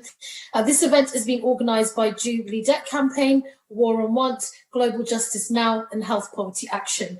And for those of you who are using social media, we've got a hashtag which is TWT21. So please do amplify the brilliant speakers here and what you're hearing, and share your ideas and your visions in terms of what we're going to do to alleviate the world from these multiple crises. So we've got a number of brilliant speakers. I've got very long bios for them, but what I'm going to do is reduce them because sadly, because of technical difficulties, we have eaten up some of our time. So just very briefly, I'm Shaista Aziz. I'm a journalist and campaigner, and I'm really happy to be here as your chair. We've got Chris Sinclair, we've got Nemo Bassi, Martin Drury, and Dorothy Guerrero, and we've got Heidi Chow. And what I'm going to do is introduce them very briefly in the order in which they're speaking in. So we're going to start off with Martin Drury, who is going to talk to us about global health and the pandemic. And if I start by handing over to you, Martin, if you could unmute yourself. And you were due to speak for about 7 minutes, but I might have to ask you to speak for 5 minutes. If that's okay. 5 minutes. That was what I was going to ask you exactly that. Okay, so hello from Brighton, everyone, and welcome to my Airbnb room. And thanks for hanging on for the call this long. It's great to be able to speak.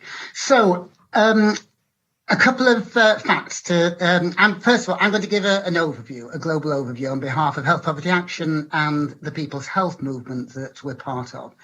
So pre-pandemic, at least half the world's population were denied essential healthcare. Worse than that, every second, 3 people are forced into extreme poverty because of paying for essential healthcare. Half the world denied it, and of those that are left, 3 people a second forced into extreme poverty. And the most heartrending thing, tragic thing, obscene thing about that is that very often that healthcare doesn't save the life of the loved one either. So that's the context pre-pandemic. And we all know that the pandemic's made it much worse. Most of the reasons for this, we know, are rooted in the history of colonialism and modern day imperialism. Give one example from Sierra Leone. In the UK and throughout the OECD, roughly there's 1 doctor for every 300 people. In Sierra Leone, there's 1 doctor for every 45,000 people. And here's the rub. More than 50% of the doctors trained in Sierra Leone work in the OECD. So this narrative that we've inherited, the idea that the global north is the generous benefactors of the global south, is completely untrue.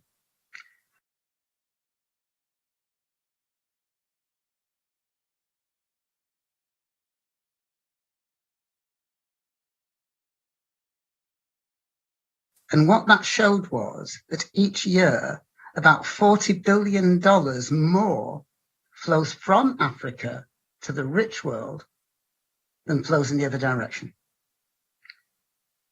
So the popular perception in the streets of the UK that where we give aid to Africa and it ends up in the pockets of corrupt dictators and global and rich elites, they're giving money to us and it ends up with corrupt politicians and rich elites. So I've just got a couple of, probably about a minute left. So I just want to mention a couple of things that we need to, there's an opportunity to focus on, because as well as the outrage, we need hope. So we want to look at areas for possible change. One area where I think there's possibility to change, isn't it, is the realm of mental health. There's increased focus on that, but it's a very deep politicized analysis. The role of big pharma trying to peddle psychiatric drugs is a huge part of that, and that it needs a political resistance. Another one is the war on drugs. If ever there was an imperial policy that created global poverty, forced on the global south by the US and the UK, it's the war on drugs. That's starting to change. We can potentially reconstruct that with a social justice lens. And the third one is the narrative, the aid narrative. We need to teach people the truth. There's a pack that you can download that we worked on together to teach the history of colonialism for sixth formers. I don't know if the link to that can be put in the chat. But we have to change the narrative from focusing on aid to telling the truth about the causes of global injustice, and instead to change the aid narrative to focus on tackling inequality rather than the charity message of aid, which was always a lie. Is that about 4 minutes? Martin, I'm very impressed, as always, by you being very succinct and direct. And thanks for your excellent introduction to our discussion. And, you know, as you say, alongside outrage, we need hope, which is why we're here this evening. You're talking about the need for political resistance. And absolutely, we need to know our histories, particularly in the West, where history is not taught in the way it needs to be. And the issue of colonialism is not something that happened a long time ago. The legacy of colonialism goes on to this day. So thank you very much for starting our discussion by framing it in the way that you have. We were due to hear next from Nemo. And if I'm not mistaken, I cannot see Nemo on our screen at the moment. So what I'm going to do next is ask for Chris Sinclair to provide your contribution. But just as a quick intro, Chris is an international trade and development specialist with over 25 years of experience working in public, private and civil society sectors in Barbados, the Caribbean and wider field. There's so much more I could say about you, Chris. It would probably take up quite a lot of my time. I would be very happy to use that time for that purpose, but time is short. So I'm just going to leave it there. But I'm sure many of the people who are listening to you are familiar with your great work. And thank you for being here. If we hand over to you now. Thank you very much. I hope you're hearing me clearly. Yes, perfect. And I want to extend on behalf of the center which I'm representing in this particular regard, the Caribbean Policy Development Center, of which I was the previous executive director, but now I'm the policy advisor on debt, to express our appreciation for the invitation to this seminar, because we think it is absolutely critical that the issues that confront small island developing states, and in particular, of course, since we're from the Caribbean, those that confront Caribbean countries are really put on the table, because I think, as Martin has said, we're really facing a massive existential crisis that, if not addressed with some degree of immediacy, but also with a degree of genuineness in terms of approach, recognizing the historical imbalances which have existed due to the colonial legacy, which we clearly have and will continue to have for very long into the future, unless we have genuine interventions that recognize those legacy issues for us, then I think we will be almost pouring water into a sieve and hoping to collect it. And that's quite unfortunate, because there are millions of persons across the developing world, and in particular, specifically speaking for the SIDS countries, that are really suffering quite significantly because of this. if we take the issue of the historical legacy of colonialism, one of the things that it has left us with is a fractured economies, which of course, as we know, have a kind of core periphery relationship with our old colonial powers, colonizers. And that has not abated or changed transformationally to the better because of globalization. In fact, globalization in all its elements, particularly the newest fashion of it, the postmodern globalization, which really is run by finance capital, has actually deepened that issue. So countries are having the challenge of having to come up with resources that they do not have and cannot get access to for various reasons, which we can discuss in more detail later, to really forge development, to produce development outcomes for education, for health, healthcare, access to education and healthcare, for something now as basic as clean potable water, availability across regions and parishes, as we call them in the Caribbean. These are some of the fundamental things that we have. So in the context of having to meet those challenges and the costs associated with doing so, it has now fallen on Caribbean governments and governments in SIDS in particular to incur mounds of debt to be able to meet that. And it is proving to be a systemic challenge.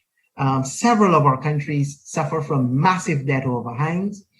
They continue to add to this because of the calamitous cocktail mix of climate crisis and now COVID. And then we can add a third C, going back to Martin's thing, the colonial legacy. So those three C's are creating massive challenges. And due to that, we are continuing to have to borrow to finance development. But that borrowing is not coming at concessional rates. That borrowing is not coming at the rates that, would be reasonable for countries who have the kind of challenges that we have in terms of our vulnerabilities, remoteness from markets, small size of physical size, and so forth and so on. So what is happening is that we are borrowing on the international capital markets. And I believe Jubilee's research on the Caribbean shows that for their half of the debt that is owed is external, and 42% of it certainly is owed to external creditors. That is a massive amount of, and 35% even is owed to private creditors. That is a massive amount. And when you have to pay that cost, it means that the fiscal space becomes constrained. You don't have resources to spend on things that you need to spend on, women and youth development, community development, housing, and so forth and so on. But yet you have this net transfer. And for the Caribbean, it really is anything north of $800 million a year that is being transferred to creditors outside to finance the debt that is happening. So that the crisis is real. And of course, COVID has made it worse. Our economies have contracted like all others. In fact, I think the IMF estimates that the average contraction across the Caribbean in GDP was 14% in 2020. And it's not going to be much better this year because we are having to deal with the very infectious Delta variant. So in the context of that, we've been pushing CPDC and others internationally for a reform of the international financial architecture. One, we have to recognize that countries are vulnerable, and they're vulnerable for all the reasons I've identified. But we have to ensure that when we classify countries, we don't do it on narrow arithmetic measurements, such as the debt to GDP ratio and all these things that economists like to play around with. But look at the real issues. Look at the colonial legacy. Look at the weakness of the economy. Look at the imbalances that they have. Look at the uneven relationships between themselves and their trading partners. These are the things that need to be taken into consideration. And then add on to that the costs associated with the structural challenges of climate and COVID and so forth and so on.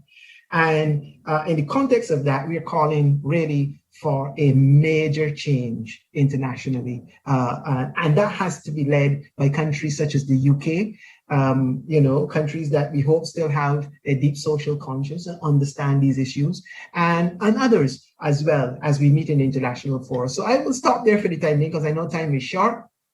But I want to make the final point that unless there is immediate action on debt, that is debt relief, debt moratoriums, debt restructurings that are based on fundamental issues that affect countries and not the very narrow debt sustainability analysis that the economists play around with at the IMF in front of their computers and on their tablets every day with these numbers floating all around, which I'm very familiar with, but I know really are very designed to be exclusionary because they don't want to include too many people in the debt restructuring. And two, unless those debt restructurings can be undertaken without penalties, because that's the other major point. Countries are being allowed, some of them, to do debt restructurings, but they're penalized by the ratings agencies and by the IMF, and then they have to come back and do massive austerity programs, which again constrains the fiscal space and affects women and children and small producers. This is what we're hearing on the ground. This is what we want to communicate. And until that is done, I think that the UN Sustainable Development Goals will become nothing more than a pipe dream in terms of our capacity to achieve them. So I'll rest there for the time being. Sorry to finish on such a negative note, but the crisis is real and the response has to be equally as major as it is for the crisis that we face. Thank you, Chris, for that blistering analysis and a very urgent analysis as well. And, you know, again, similar to Martin, you are connecting the issues of colonialism, capitalism, climate, and COVID, all the C's and the crisis, which obviously are all of these multiple crises. So thank you very much for, you know, broadening out what we're dealing with. And you mentioned austerity. Here in the UK, as we know, we have had more than 10 years of austerity, and the austerity measures continue to hit the poorest hardest, as we know, and that's the same as it is around the world. But I think the discussion we're having this evening is really important, and it's also very inspiring because basically we're connecting the dots. And as we know, we have to see the synergies between these political systems which aren't working to then make the change. So thank you very much for your contribution. We look forward to hearing from you again before the end of the session. Next up, we're going to go to Dorothy Guerrero, who is the Head of Policy at Global Justice Now. Dorothy has worked in social movements over 30 years. She's also worked in the NGO sector as well, and across the world, and has done some very incredible work and continues to do so. As I said, our panels have got the most incredible CVs, and I could spend you know, all the time just reading out what they've been doing, but I'm not going to do that. So Dorothy, I'm going to hand over to you for your contribution. Thank you. Yeah, thank you very much. And thank you all for joining us this afternoon. I agree with everything that was said before, and that also are the same lens that I'm analyzing the global crisis we are facing. And I will add that actually echo that the organization of our economies has driven two of the biggest global crises the world faces. The first one being pandemics, of which COVID-19 will not be the last, and the climate and ecological breakdown. Structural economic inequalities play a significant role in determining who lives and who dies in these crises. Experts say COVID-19 survivors will go on to develop long COVID, creating a generation left with chronic health problems and disability, the personal and economic impacts of which might be felt for decades to come. So that's like climate, this is also a generational issue.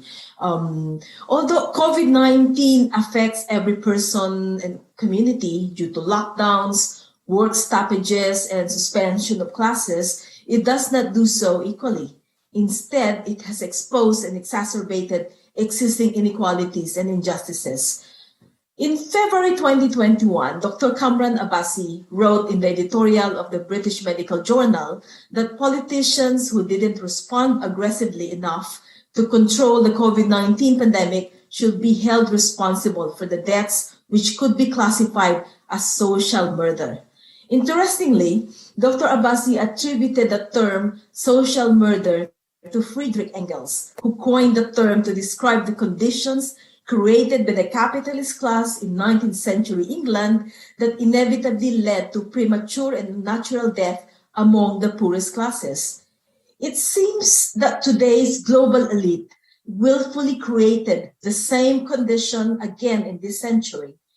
This is because there is still a prevalent belief among politicians in market fundamentalism, or that corporate power should have primacy over people's health and human rights. That fundamentalism allowed big pharmaceutical corporations to control their monopoly of life-saving vaccines and rake in profits, while many more will continue to die.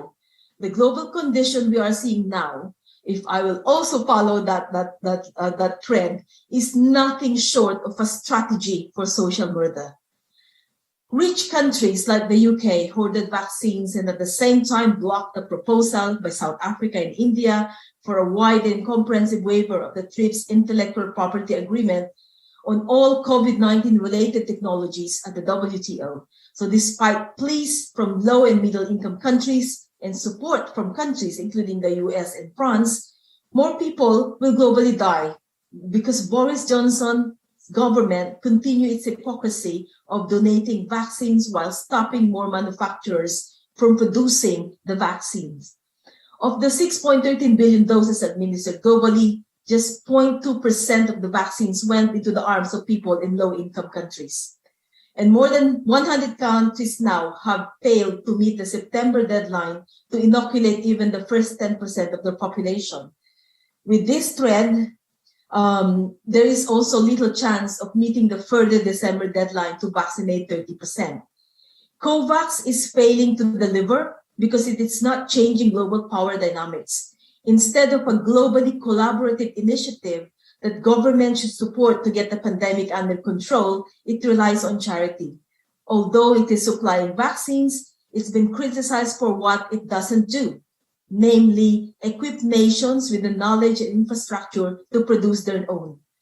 At the same time, pharmaceutical companies have boycotted the CTAP, or the World Health Organization's COVID-19 Technology Access Pool. So the virus continues to mutate. It can change into versions that transmit from person to person faster or more easily, or that are more deadly, that can overcome current vaccines. The thing is that even though billions of pounds of public funding have been paid for research, development, and manufacturing, the vaccines are treated as the privately owned assets of a private-driven industry, and distribution is left to the market. It has this system created 9 new billionaires. The top 6 are linked to the successful mRNA vaccines. This is a failure of governments, especially rich countries like the UK, that is supposed to have a democratic political system, while in reality, so deferential to corporate power. Instead of approaching the pandemic with global solidarity, rich countries have been unable and unwilling to pursue genuine international cooperation outside the logic of private profit. This may be doom and gloom, and you will ask, where is hope? Well, hope lies in the reality. The demand for people's vaccine is popular. People understand that we can only be safe when everyone is safe. And hey, a doctor writing in British Medical Journal quoting Engels, that's also cheering, right? We should continue demanding everywhere, in key meetings, in summit of governments, in the streets, everywhere, because change is possible. And crucially, if it is social murder we are dealing with, then we have to collectively find ways to ensure that the perpetrators are tried and brought to justice and punished for their crimes. Thank you. Thank you, Dorothy, for that very powerful presentation and for just really emphasizing what many of us know, but what global governments are still refusing to really say very clearly, and that is that the impact of COVID is not an equal impact. It never will be an equal impact.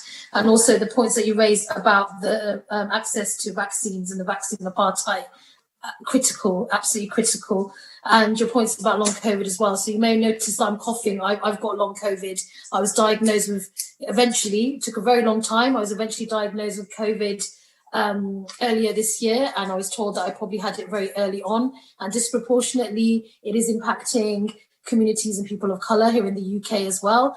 And we know that here in the UK, COVID is basically just lifted the final element of the lid that was left on inequalities. And that's the same around the world as well. And obviously I'm very lucky. I'm one of the few lucky people in the world to be able to have my vaccinations. But this is one of the reasons why I'm coughing, because I have long COVID. So I'm really interested, more than I would have been normally, to find out about, what is our global solidarity campaign and call to action around making sure that we dismantle this vaccine apartheid. So thank you very much, Dorothy, for your contribution.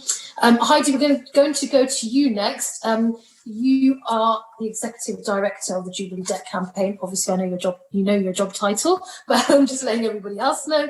And you're going to kind of pull the threads together of this conversation so far. So I'm going to hand over to you. Thank you.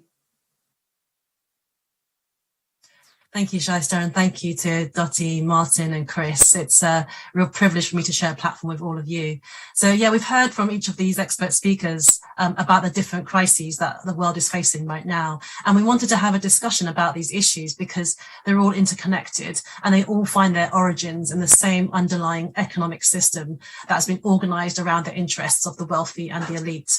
And so it's a system that puts corporate interests before public interests. It's a system that appropriates resources from the global south and privatizes the global commons. And our global economy is fundamentally not working for the majority of humanity. And not just that, but it was never actually designed to work for people and planet. Instead, the rules of the global economy are set up in the interests of powerful states, corporations, wealthy individuals. It's to maintain their economic power at all costs. And so everything that we value, public services, social protection, access to healthcare, clean air, healthy food, in fact, life itself, they're all made subservient to this agenda. And so poverty, inequality, dispossessions, these are all outcomes that are hardwired into design of a system that's been built on colonialism and extractivism. And it's actually no surprise that if we were to overlay a map of low vaccine rates in the world with a global map of where the severest climate impacts are, with a map of indebted countries, you would begin to spot a pattern. And essentially what we are seeing is that black and brown lives across the world are being sacrificed to climate disasters, to vaccine apartheid, to unpayable debt, all just so that we can keep this rigged system going. And there's a sense that the lives of people in the global south are disposable or can be disregarded as long as the levers of economic power remain in the hands of corporations and wealthy governments. And so that's why we need an anti-racist response. That's why we need an anti-colonial response. And we also need to recognize that these crises will not be fixed by acts of saviorism and charity or a technological fix. All of these are just distractions and misdirections to divert attention away from the systemic roots of the crises that we are facing.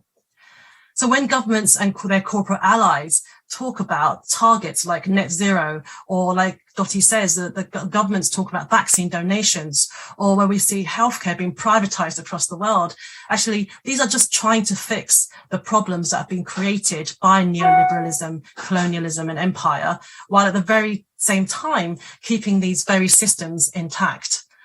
And so that's why we need to challenge the system itself and build a movement for a global economy that prioritizes human rights and human well-being. So how can we resist and act in solidarity with the global south? Well, we need to take the lead from affected communities. So whether that's communities on the sharp end of the debt crisis, like Chris has talked about this evening in the Caribbean, or those on the front lines of devastation caused by the climate emergency, or those who are watching their loved ones die so unnecessarily because of vaccine scarcity. We need to put these voices front and center of our resistance, and we need to build solidarity for the demands and solutions coming from affected communities, activists, grassroots groups, and other civil society groups from the global south, and make those connections between these issues. So we talk about debt and climate, Debt is preventing countries in the global south from addressing the climate emergency, and at the same time making countries take on even more debt to deal with the impacts of the climate crisis. We talk about debt and healthcare. Countries that are forced to pay mountains of debt means they don't have sufficient finances to invest in public healthcare and other public services. And we talk about vaccine apartheid, restricting vaccine manufacturing and leading to needless deaths, all just to defend the power and profits of Big Pharma. Meanwhile, the global south faces prolonged economic and social disruption that plunges them into even more debt, which prevents even more their ability to invest in healthcare, public services, and tackling the climate crisis. And as people in the UK, we have a particular role to play, not least because Britain itself was built off the back of colonialism and exploitation. But also in a month's time, the UK will be hosting the COP26, the Global Climate Summit, at the end of October. And we can act in solidarity with our friends and allies in the global south. And we can do that by turning up on the streets on the 6th of November on a global day of action for climate justice. The world's attention will be turned to the UK for COP. And when they come and look at the UK, we want them to see the streets of this country filled with people demanding climate justice. And the demands for climate justice are the same as the demands for debt justice, health justice, racial justice, because we're all interconnected into this global economy. And we want to turn up on the streets on that day and say that we are showing up and we are taking a stand against the system itself. Now, this evening, we've talked about multiple crises. And the Chinese word for crisis is actually made up of two characters. One is the character for danger, and the other is the change point. And we are in this point where we are facing multiple dangers that threatens our health, our economies, our very ability to live and survive on this planet. But in every crisis, there's also an opportunity for change. And as people who are passionate about economic justice and passionate about internationalism, we need to take this opportunity to expose how the rules of the global economy have failed us so desperately, and instead build that space and that power so that we can make those demands to build an economy that works for all people. Thank you. Thank you, Heidi, for that great contribution. So we started a bit late, so we have a few more minutes left. And I just thought it'd be nice to wrap up our conversation this evening just by hearing again from the panelists for a minute each, if that's okay, just in terms of, it's very overwhelming, even for those of us who work on these issues, who've been doing it for decades, activists, campaigners, just to see the broken state of so much of the world. And, this evening, over and over again, you've been highlighting the way these colossal systems are just, causing more and more destruction as the days and the years go by. At the same time, we continue to do our work. Those of you watching and listening, and we do our work because we believe in change, and we can see change happening as well. We know the status quo is shifting. We know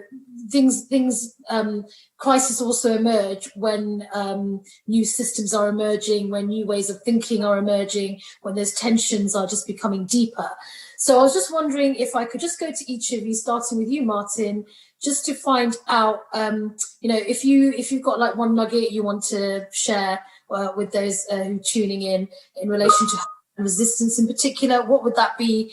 What is it? What would be your call to action? What can we do? We mentioned the COP coming up as well. So if I just hand over to you for a minute of your wisdom. Thank you, Martin. Brilliant, thank you.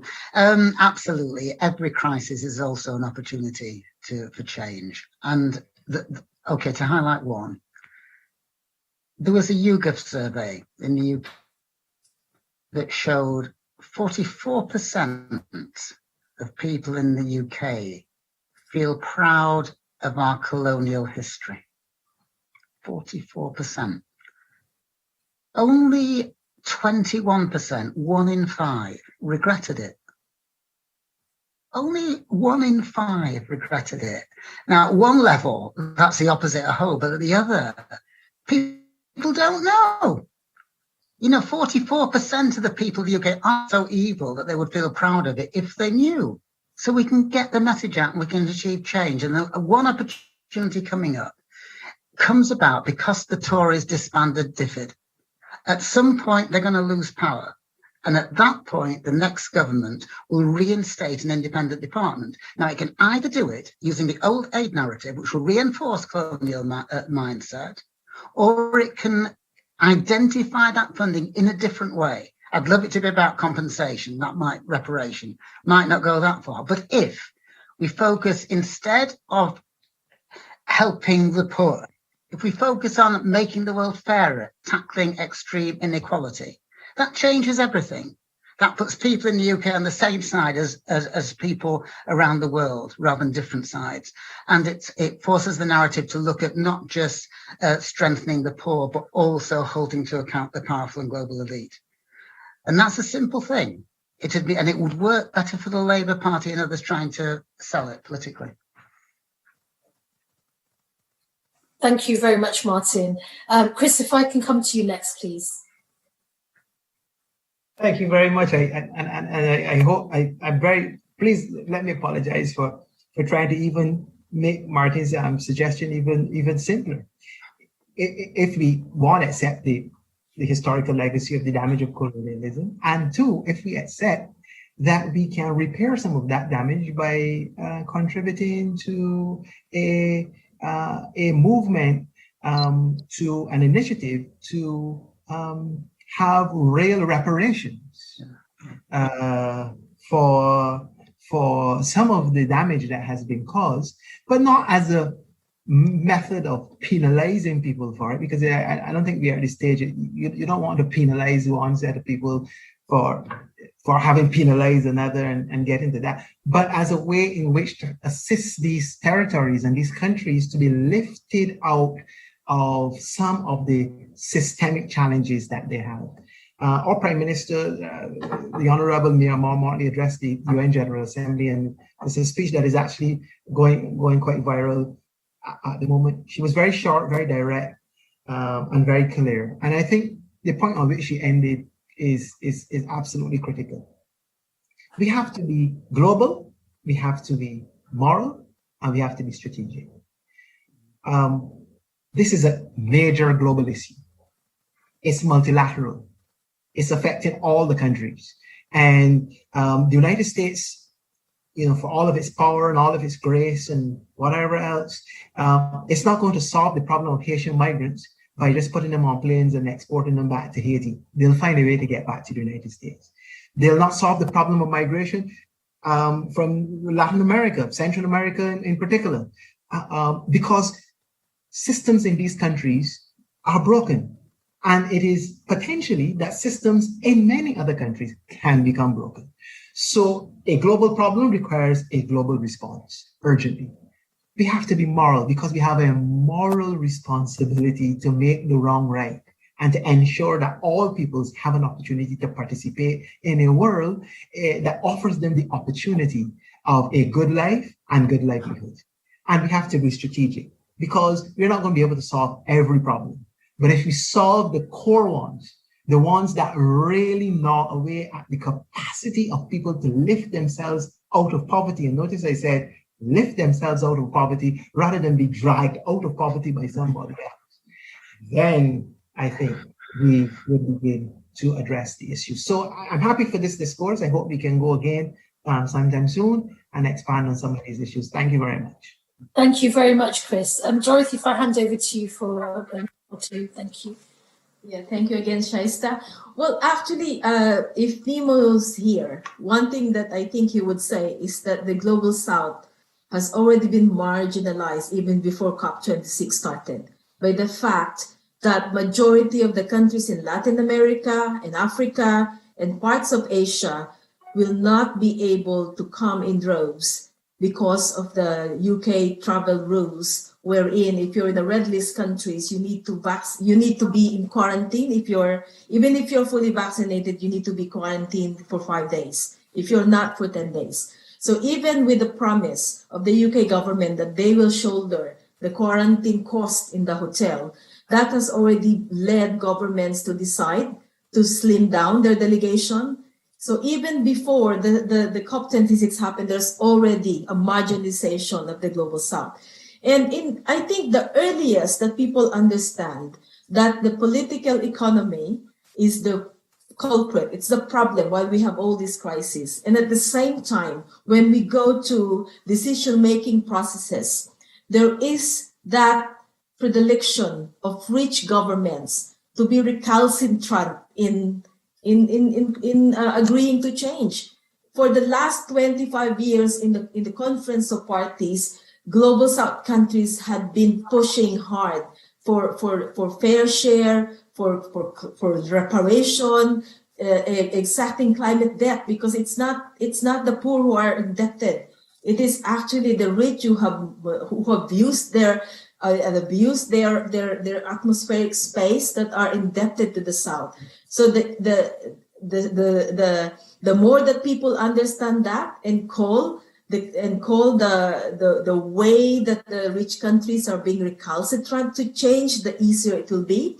Of course, it's not that easy when it comes to if you have population that are denying their history of imperialism and all that. So as what I've been doing for the last 3 decades, organizing is key, and people should see that although the situation may be getting harder and harder, the thing is organizing gives solidarity. Climate is one of the things where you will see that there's problem, but at the same time, it's also one of the issues that are embracing every movement. So we need to find the best of the things that we already know, the ideas that we already know, the best of feminism, the best of socialism, the best of democracy, the best of indigenous knowledge, the best of anti-racism. We have to put them together and continue our dialogue and strengthen the movement, because we have a world to win. And I think we will win if we will continue our solidarity. Thank you.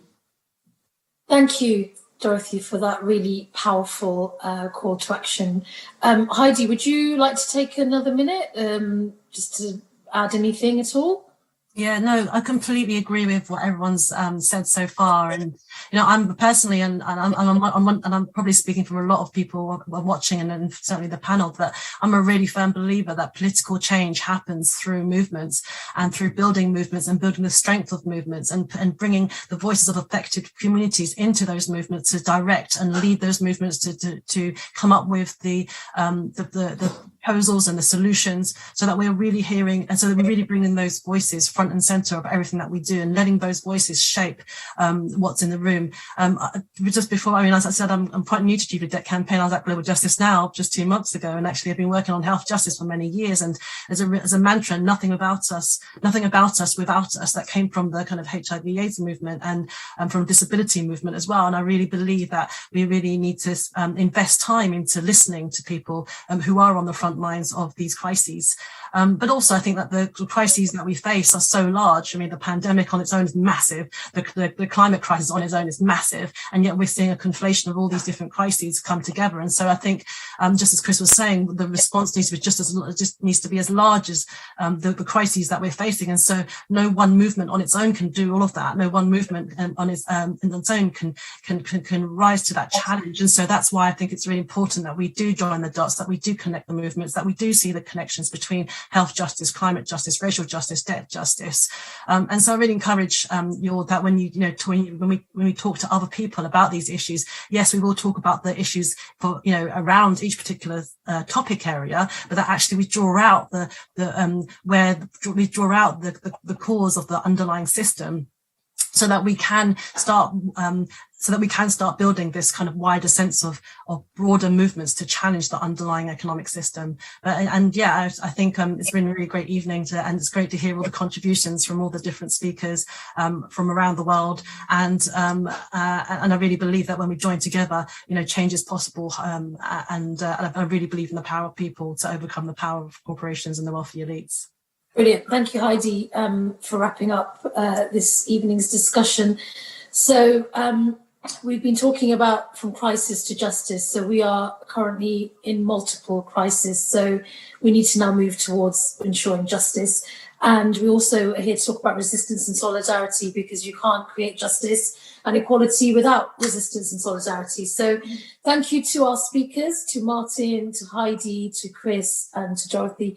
Unfortunately, Nemo dropped off due to technological problems. Also want to thank our colleagues at World Transformed for helping get us on Zoom, and for also hosting this discussion this evening alongside the Jubilee Debt Campaign, War on Want, Global Justice Now, and the Health Poverty Action. So you can find out more about what these organisations do by visiting their websites, looking at Twitter.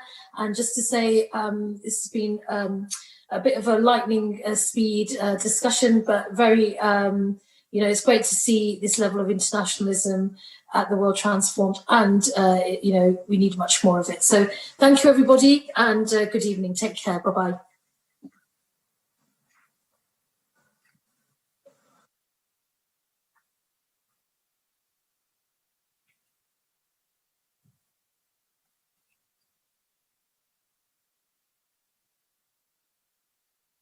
Are we finished? I think we're off air. Are we off the air? No.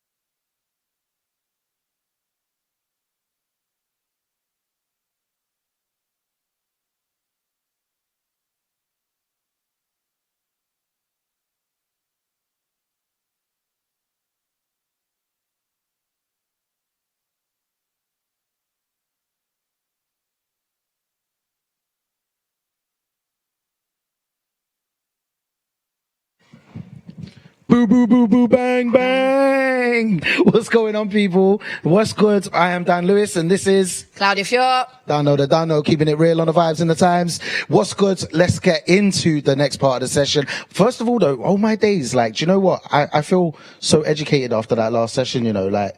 It's not just the last session, though, it's the whole day. Yeah, real talk. Like, everything's just so educational and making me think about so much more. And like, obviously, we've gone just there from, global crises, thinking about international issues and how we can start to take part in implementing change. Next up, we've got someone who really does take local organizing to a whole damn new chapter, a whole damn new level. And I like to think of him as like a working class hero.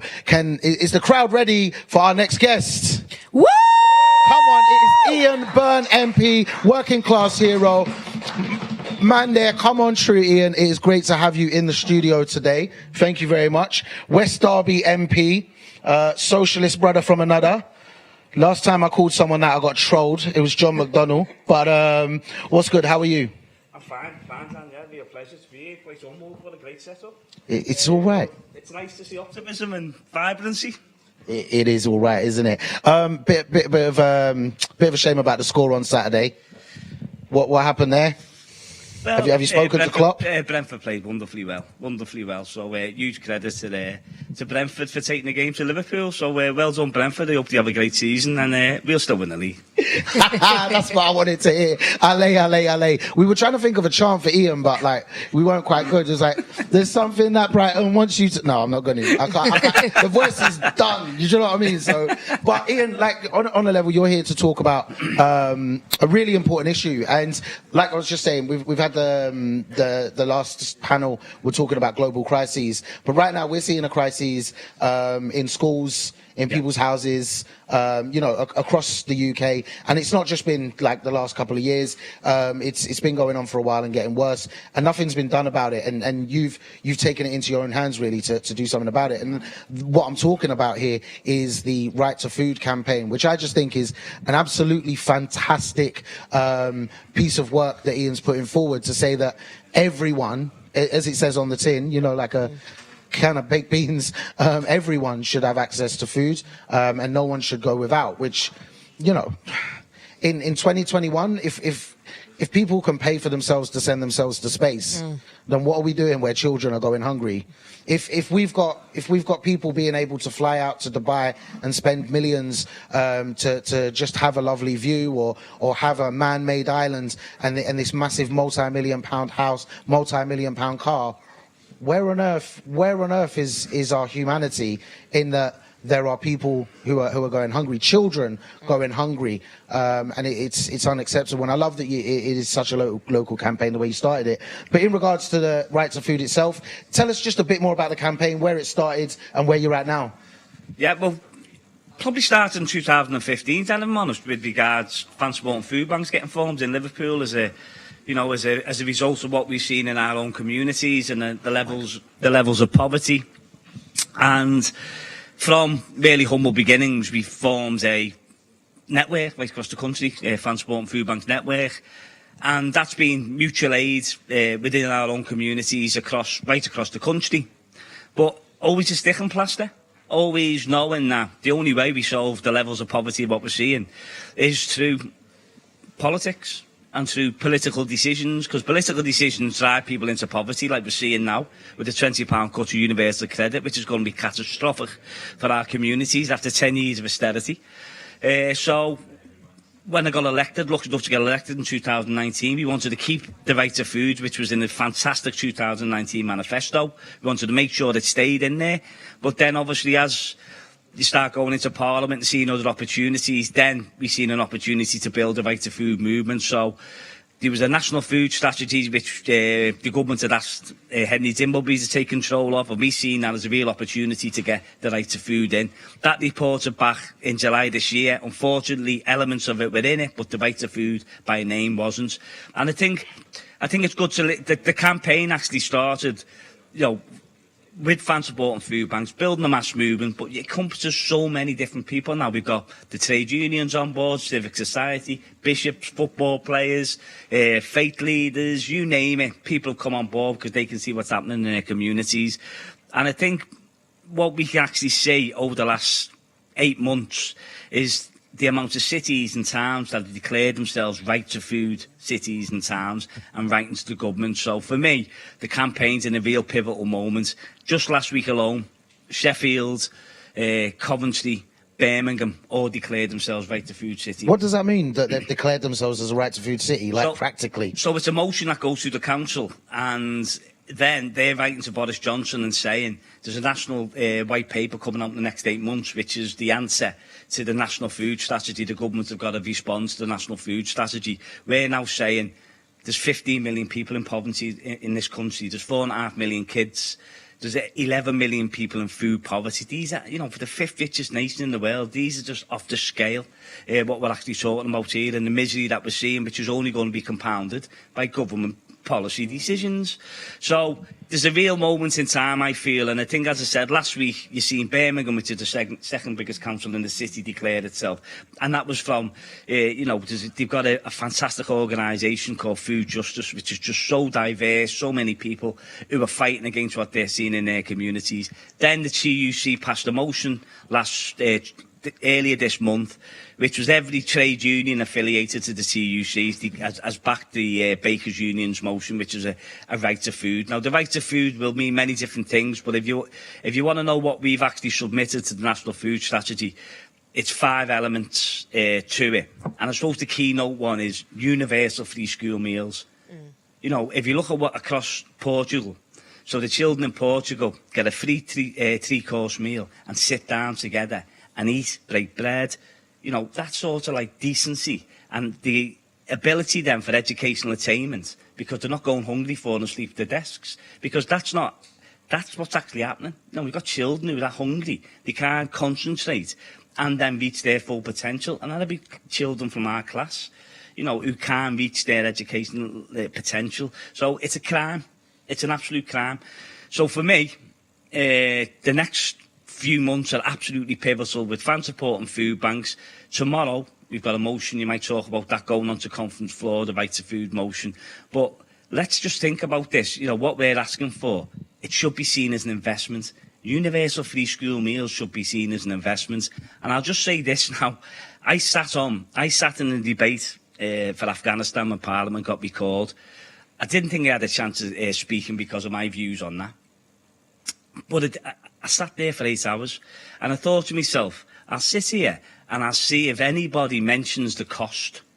Because when I raise the issue of universal free school meals, it always comes back with cost.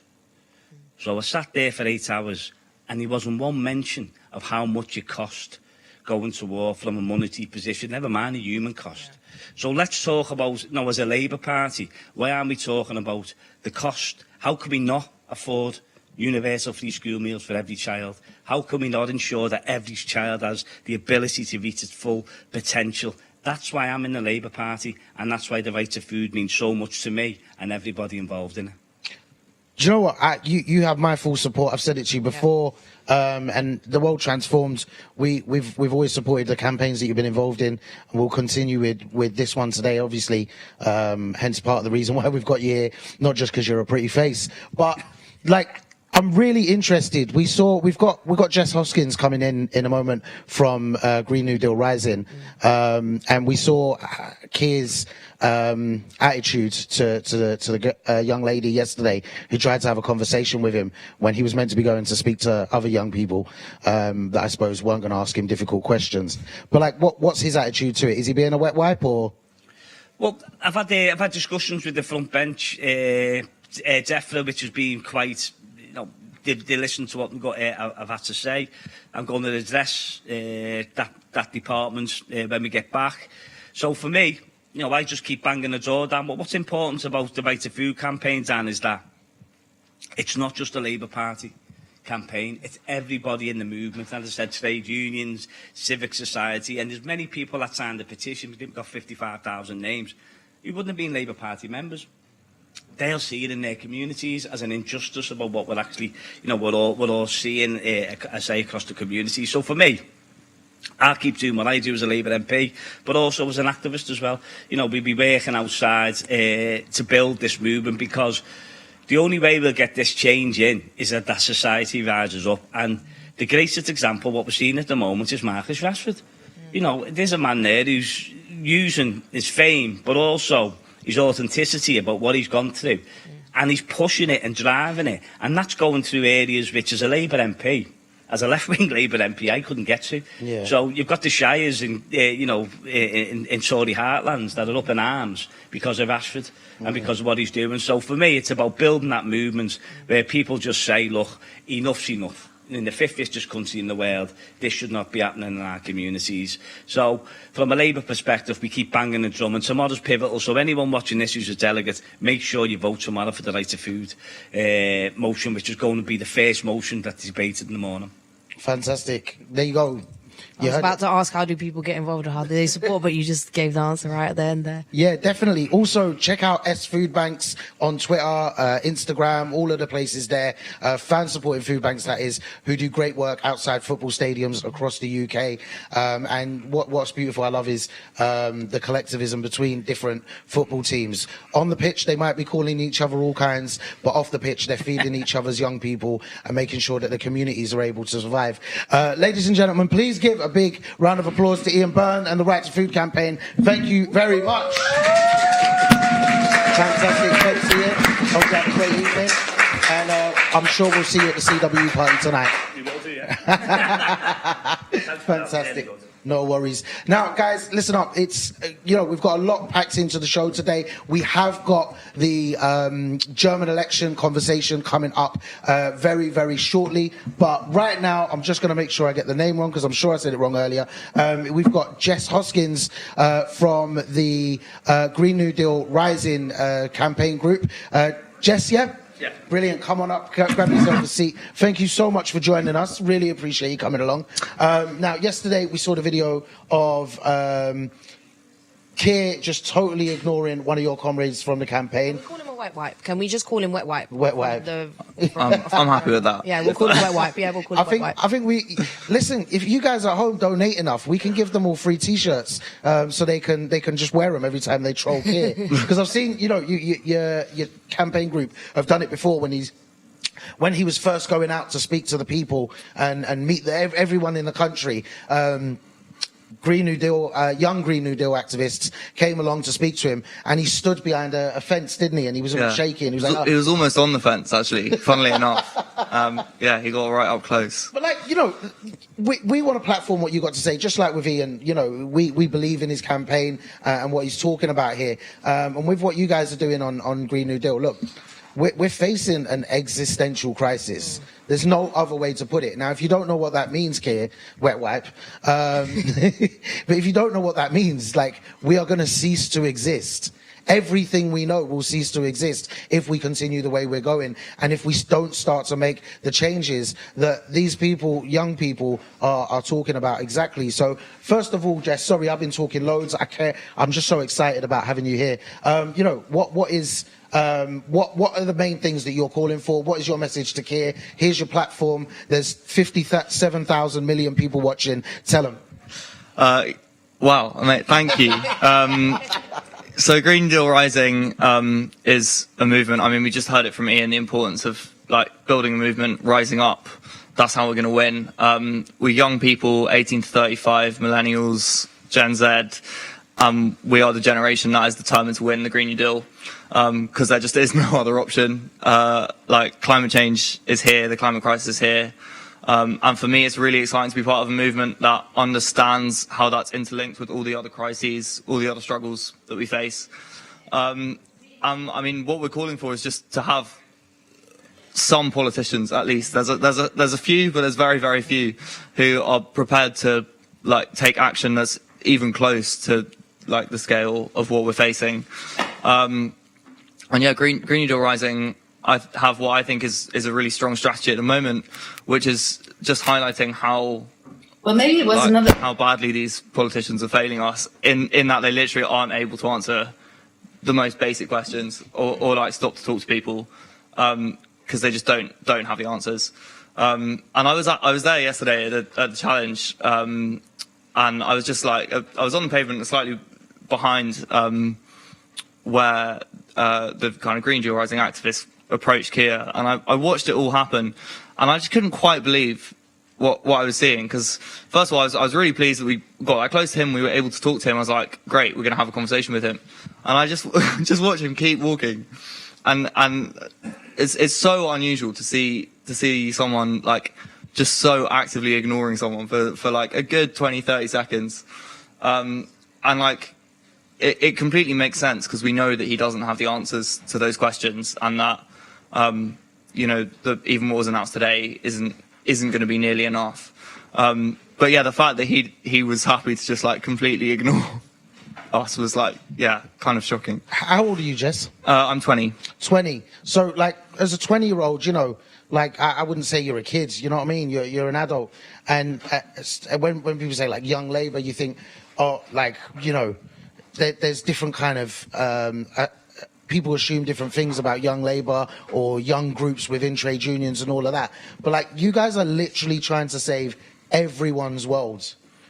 How does it make you feel when you know that the leader of the Labour Party, the leader of the opposition, the one person really that we can rely on to take on a movement, 400,000 members, you know, how does that make you feel? And if you could get him to at least do one thing, what would it be? And it's kind of scary, really. Like, it's been amazing being here at World Transformed.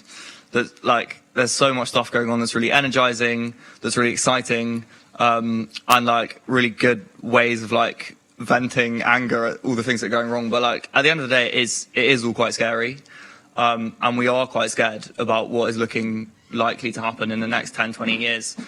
And I just just don't understand it.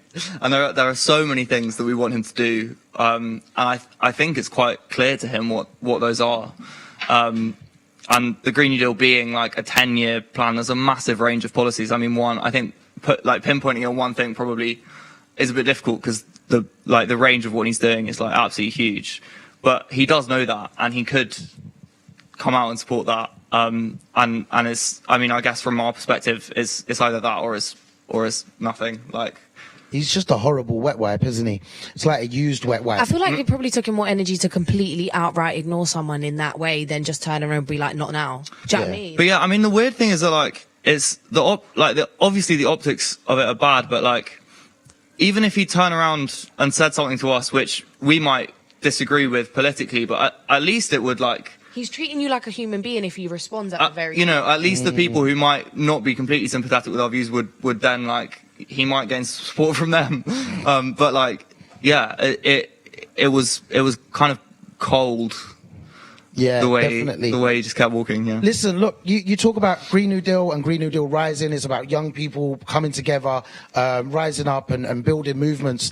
We've got loads and loads of young people watching here live on the stream. I think we've gone up to 100 million now, viewers. So like, you know, to our 107, 108 million, no, I'm sure it's 120 million thousands viewers right now. You know, what can they do to get involved? Plug the socials, plug the websites, tell them what they can be doing actively to get involved and support. Yeah, absolutely. You. Green New Deal Rising, on Twitter, on Instagram, their website is great. I actually was not like, I'm not an organizer for Green New Deal Rising. I just saw a video online, like had a look at their website. Every week they're doing onboarding calls. The one I went to a few weeks ago was like a few hundred, like hundreds of people who are like basically my age, like-minded, wanting to like rise up. And it's just really exciting, and like being able to like go from the Zoom calls organizing to actually seeing people in real life and taking on these politicians is really, really exciting, and it's like completely worth getting involved in. So have a look online. Green New Deal Rising is a great thing to join. Yeah. Fantastic. Thank you so much. Thank you very much. Ladies and gentlemen, please give it up for Jess Thank you. from Green New Deal Rising. You know, louder, come on. This is our future. These guys, yeah, honestly, come on. These guys, they're fighting for all of our futures, and we owe everything to them to keep doing what they are doing. So big up the people them behind Green New Deal Rising, all of them kind of activities there. Listen up, guys. We have got one of my favorite humans in the world. Like, honestly, in the top list there is Deborah Hermans from the Rosa Luxemburg Stiftung London office, is going to be joining us momentarily. So quickly now, roll up your ting, pour out your hot coffee, whatever it is you want, pour yourself a beer. It's getting late now. Make sure you get yourself comfy, because we're about to find out what has been going on over in Germany in the elections. So you're going to see our little holding card. Isn't that lovely? Big up the people who made that for us. We have some amazing people here at TWT. If you're not going to roll something up or drink something, then hit that donate button. Head on over to our website, donate, become a supporter. You know what it is. Buy yourself a t-shirt. We'll see you guys soon. Bow.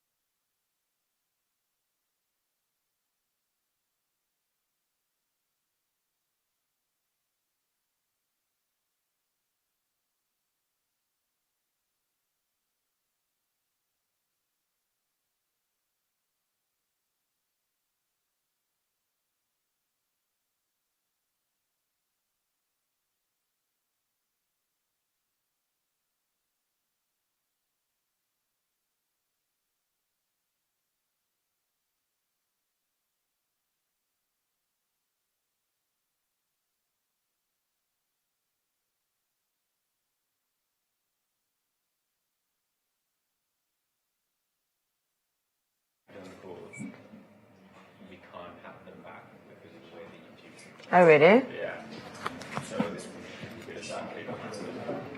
Just so you know, apparently if someone gets disconnected, you can't get back in.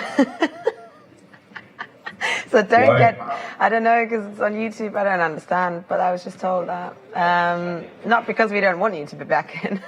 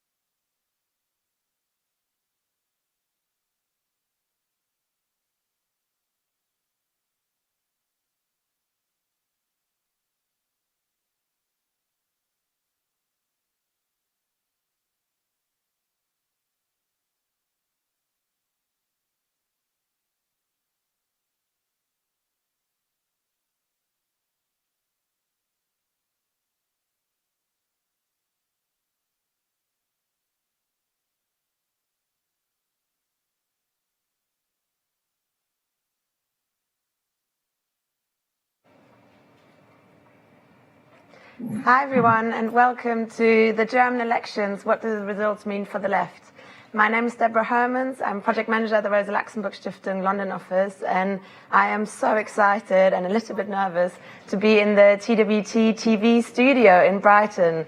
Big up to TWT. Thank you so much for having us tonight for this event. And yeah, thanks for everyone as well who's in the studio here. Thank you for being here. Let's get started. It's 24 hours since the polls closed in Germany last night, and it was a pretty big day. I'm just going to give you the results for those of you who haven't seen them yet. It was the SPD, the Social Democrats, on 25.7%, the CDU and Christian Socialists on 24.1%, the Greens on 14.8%, the FDP, the Liberals, on 11.5%, the AfD on 10.3% and the Left Party on 4.9%. So those were the results. That's what we're going to be discussing tonight with three amazing panelists calling in live from Germany. And so I'm just going to welcome them now to this event. Our first panelist is Kerem Schamberger.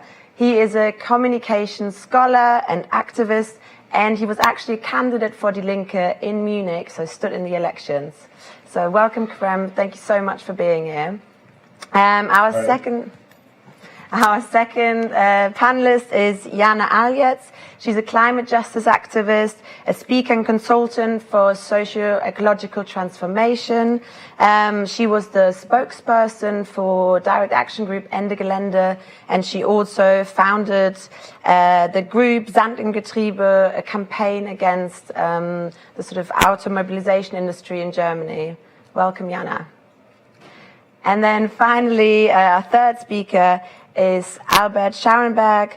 He was a journalist for the German monthly journal for German and international politics, and he was the co-director of the Rosa Luxemburg Stiftung in New York, and now he works for the Stiftung in Germany, doing research and writing about international politics. So that's our amazing panel tonight. I hope this event is going to give you a better insight into what happened in Germany yesterday, what the, quite frankly, disastrous results mean for Die Linke, and where we go from here, and what the challenges are that the left is going to face over the next few years. To get us started, I know many of you watching, you might have read one article, but you're probably not experts on German politics. You probably haven't, like our panelists, spent the last 24 hours reading everything there's to read and probably staying up all night following the results. So I just want to go to Albert briefly and just ask whether you could give us a 2-3 minute of explanation. What's happened, basically? What are the results and what do they mean? Well, I'm not sure if I can give a full-fledged explanation in 2 or 3 minutes, but basically, if you look at the broader picture, there has been a movement from the center-right to the center-left to a certain degree. So the and the Greens are winning together around 12%, while especially the Christian Democrats have lost heavily around 9%. Oh, by the way, the CSU, the Bavarian counterpart of the CDU, is not the Christian socialists. They are not like Martin Luther King or anything. They are the Christian Social Union and a very conservative entity. So that's a movement from center-right to center-left. That's, I think, if you look at the broad picture, the major change. In addition, the left has lost heavily, almost half of its vote, and the far-right Alternative for Germany has lost about 2 or 2.5%, but they are still stable at about 10%. So while there is a moderate movement from the center-right to the center-left in terms of voters, it's very unclear who is going to lead the new government. There are basically 3 options. One is the continuation of the government we currently have, which is a coalition of the Christian Democrats and the Social Democrats, led by Angela Merkel, as you probably all know. And then there are 2 new options of 3 parties governing together. One being the SPD with the Greens and the neoliberal FDP, the Free Democrats, and the other being the Christian Democrats with the Greens and the FDP. So you can already see it's going to be decisive how the Greens and the neoliberal Free Democrats are going to evaluate their respective results and what they consider to be their best choices. It's going to be a tough question because the Greens lean towards the Social Democrats, while the Free Democrats lean towards the CDU. So both have their preferences, and it's a little tough to say what the outcome is going to be. Today, it looks a little bit like the loser, the Christian Democrats, might actually lead the new government. Sounds like a contradiction, but keep in mind that a weak strongest party, which the CDU, the Christian Democrats, currently definitely are, mean also at the same time more leverage for the smaller parties in terms of their own programs. So it's still up for grabs if you want, but it's going to be decisive how the FDP and the Greens are going to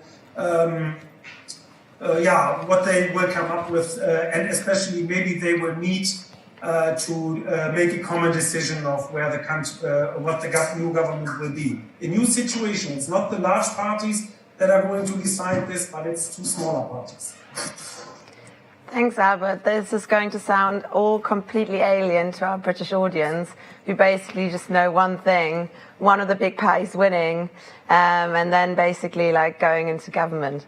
And that's it. So, you know, you might have to continue sort of explaining all of these dynamics and the fact that, you know, it's probably going to take months and months before there is a government. And at the end of those sort of negotiations, there will be like a 100-page or whatever contract, basically, detailing, you know, what the next German government is actually going to do.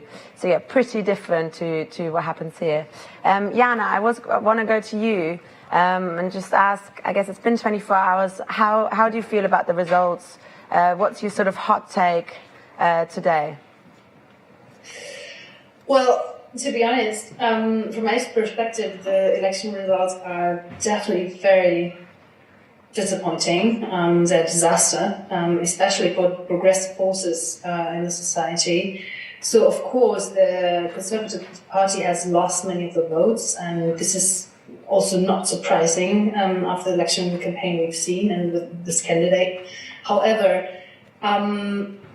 it is super surprising in a way that there was definitely, in a public opinion, a need for change, but Germans seem to be too afraid of a real change.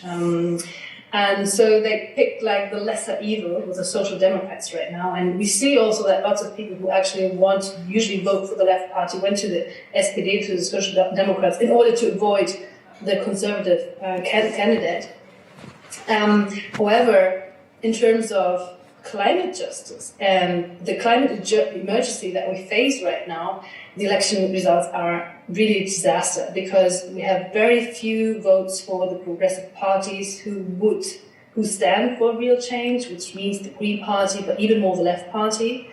And it seems that Germans have like their Germans against future, you know. This is like the best tweet I saw today, I think. It's really Germans against future, because they're sabotaging the possibility to actually tackle the climate emergency. This is the last government that would be able to tackle the climate emergency in a way that gives us an existential possibility on this planet.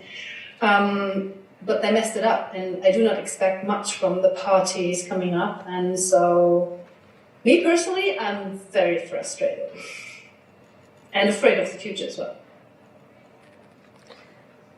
Thanks for that, Jana. I might just come back to you with a follow-up question, because I'm interested in what you were saying. You think Germans basically didn't vote for the future, and they didn't think about sort of climate change and climate justice. However, I've seen sort of the election reported quite a lot in German news as the sort of climate election. I saw 46% of voters said climate change was the sort of biggest problem that needed solving. That would be uncalled for in the UK. You wouldn't have comparable figures. So why do you think Germans, on the one hand, basically half of German voters think that the sort of climate emergency is the most important issue, and on the other hand, they're not voting for the Greens, and particularly Linke, who would have actually proposed the solutions that are needed? It's a very good question. I think I don't have all the answers to it. I think one possible answer to this is, if we look at the way it was talked about the climate questions during the election campaign. So everybody was talking about the climate, and it was one of many issues. But this is maybe the first problem. It was treated like one of many issues and not like an existential threat that it is.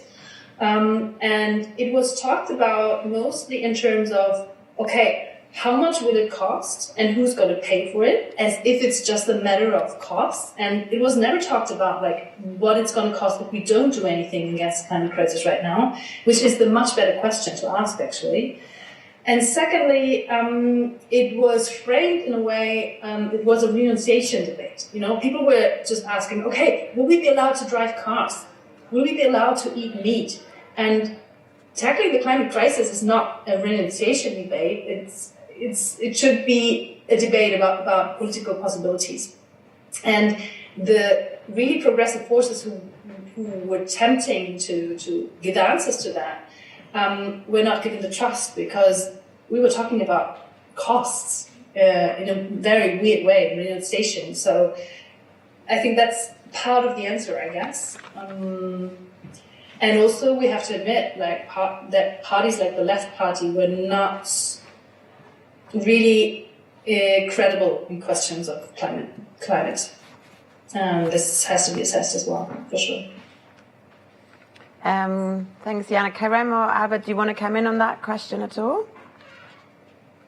Well, the first question, I mean, I would also say that the election results, even though Albert said it's a slight move from center-right to center-left, is a disaster for the left.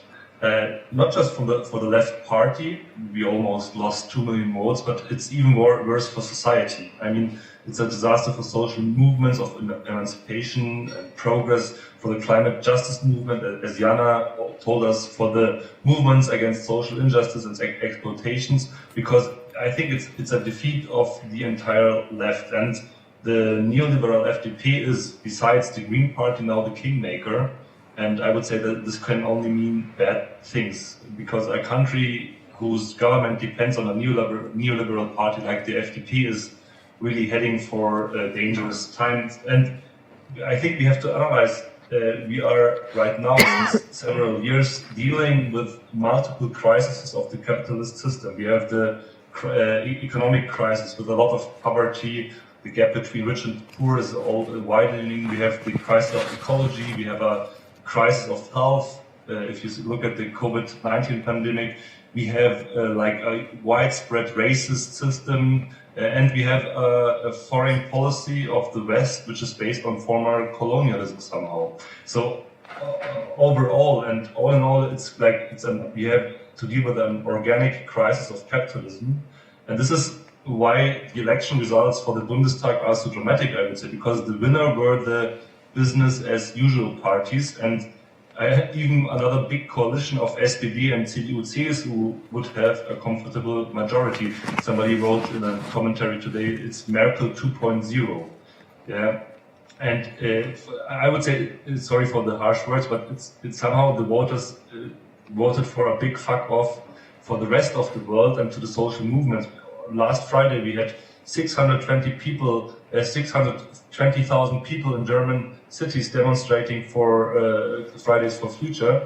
But if you look at the ecological parties, which is somehow the Green Party and the Left Party, they together got only 19% of the votes. So the crisis we are facing will be dealt within the interests of the capital owners, and therefore the crisis will be only postponed and not really solved, and that's a huge problem. Yeah, I agree to a large degree with that, but I think it's even more complicated. Right, we had a big action day last Friday. There was more than 600,000 hitting the street. But if you look at first voters this election, the neoliberal Free Democrats came out on top. And that's something unheard of. So if you say the youth is in favor of Friday for Futures, I would put up a question mark, because the neoliberal FDP is clearly the most opposed, apart from the AfD, to this. Or more generally, I would also ask, where do we stand as a society? Are the movements actually as strong as we want them to be and sometimes believe them to be? Are we maybe, in terms of our interactions with voters and the society in general, too much focused on our own ideas and ideology and not taking into account where people actually really are? I think the major problem is, well, not a major problem, but one thing is really very important here, and you hinted in that direction, Kieran. Germany is still an incredibly rich country, and it's getting richer every day. But in times of crisis, and you laid that out nicely, Kieran, in terms of crisis, many people cling to the status quo. And so they don't embrace new and bold ideas. The COVID crisis put this in particular up to German voters, their fear of losing jobs and those kinds of issues, for the future well-being in general, even more than just a job-related issue.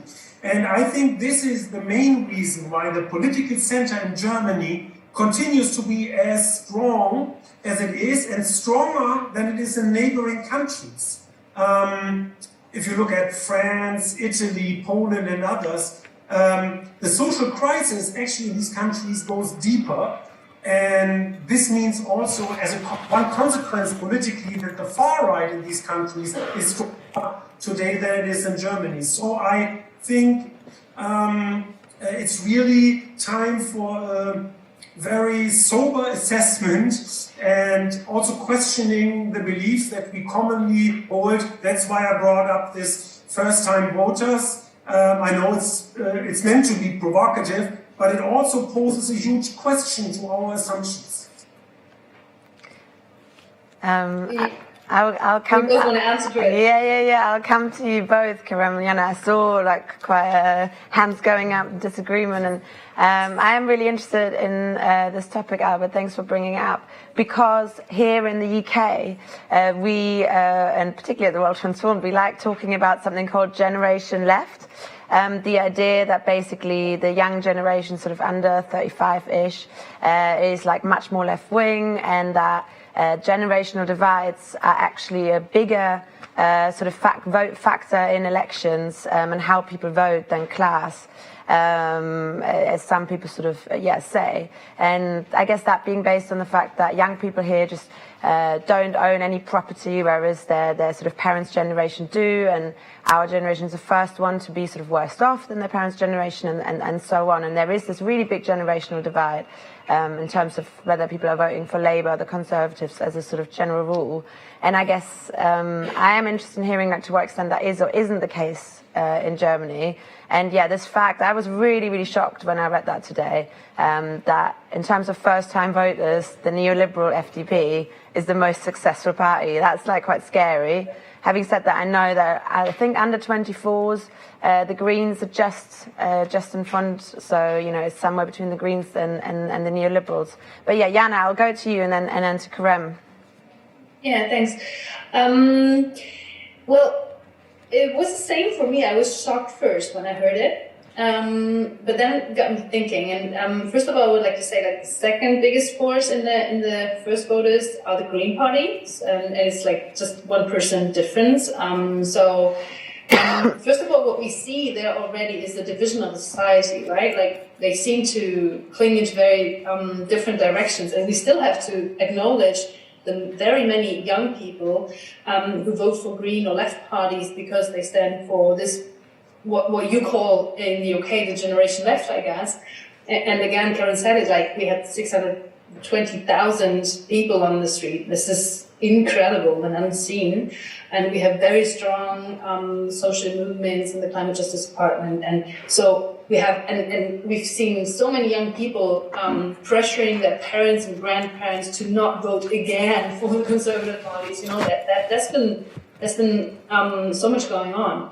But what I wanted to say is, when it got me thinking about why do young people vote for the neoliberals, I think there's actually two reasons. The first is, what do young people do?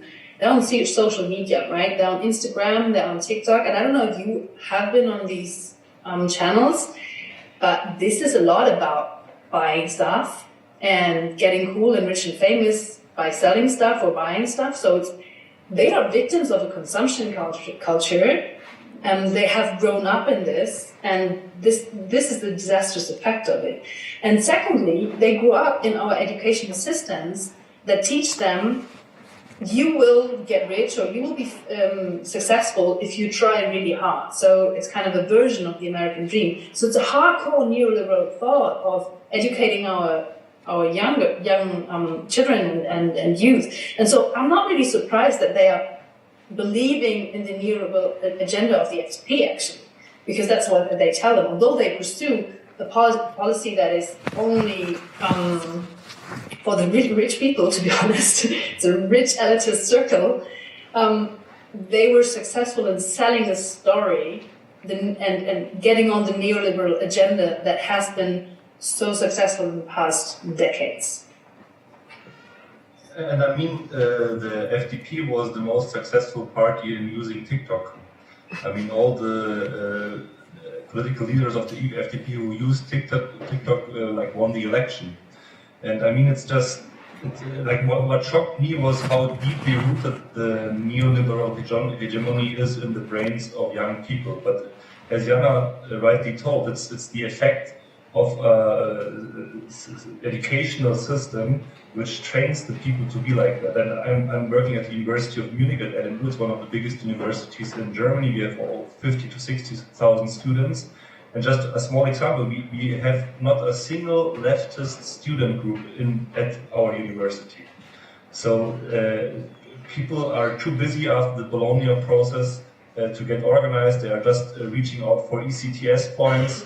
And they don't have any time, and they don't want to engage in politics, which doesn't advance their career. But on the other side, I would say we also have a kind of special openness of the political situation now, because we have three different movements. We have like on the first hand, the desire for a new beginning, a fresh start in view of the inadequacies that have come to light in recent years.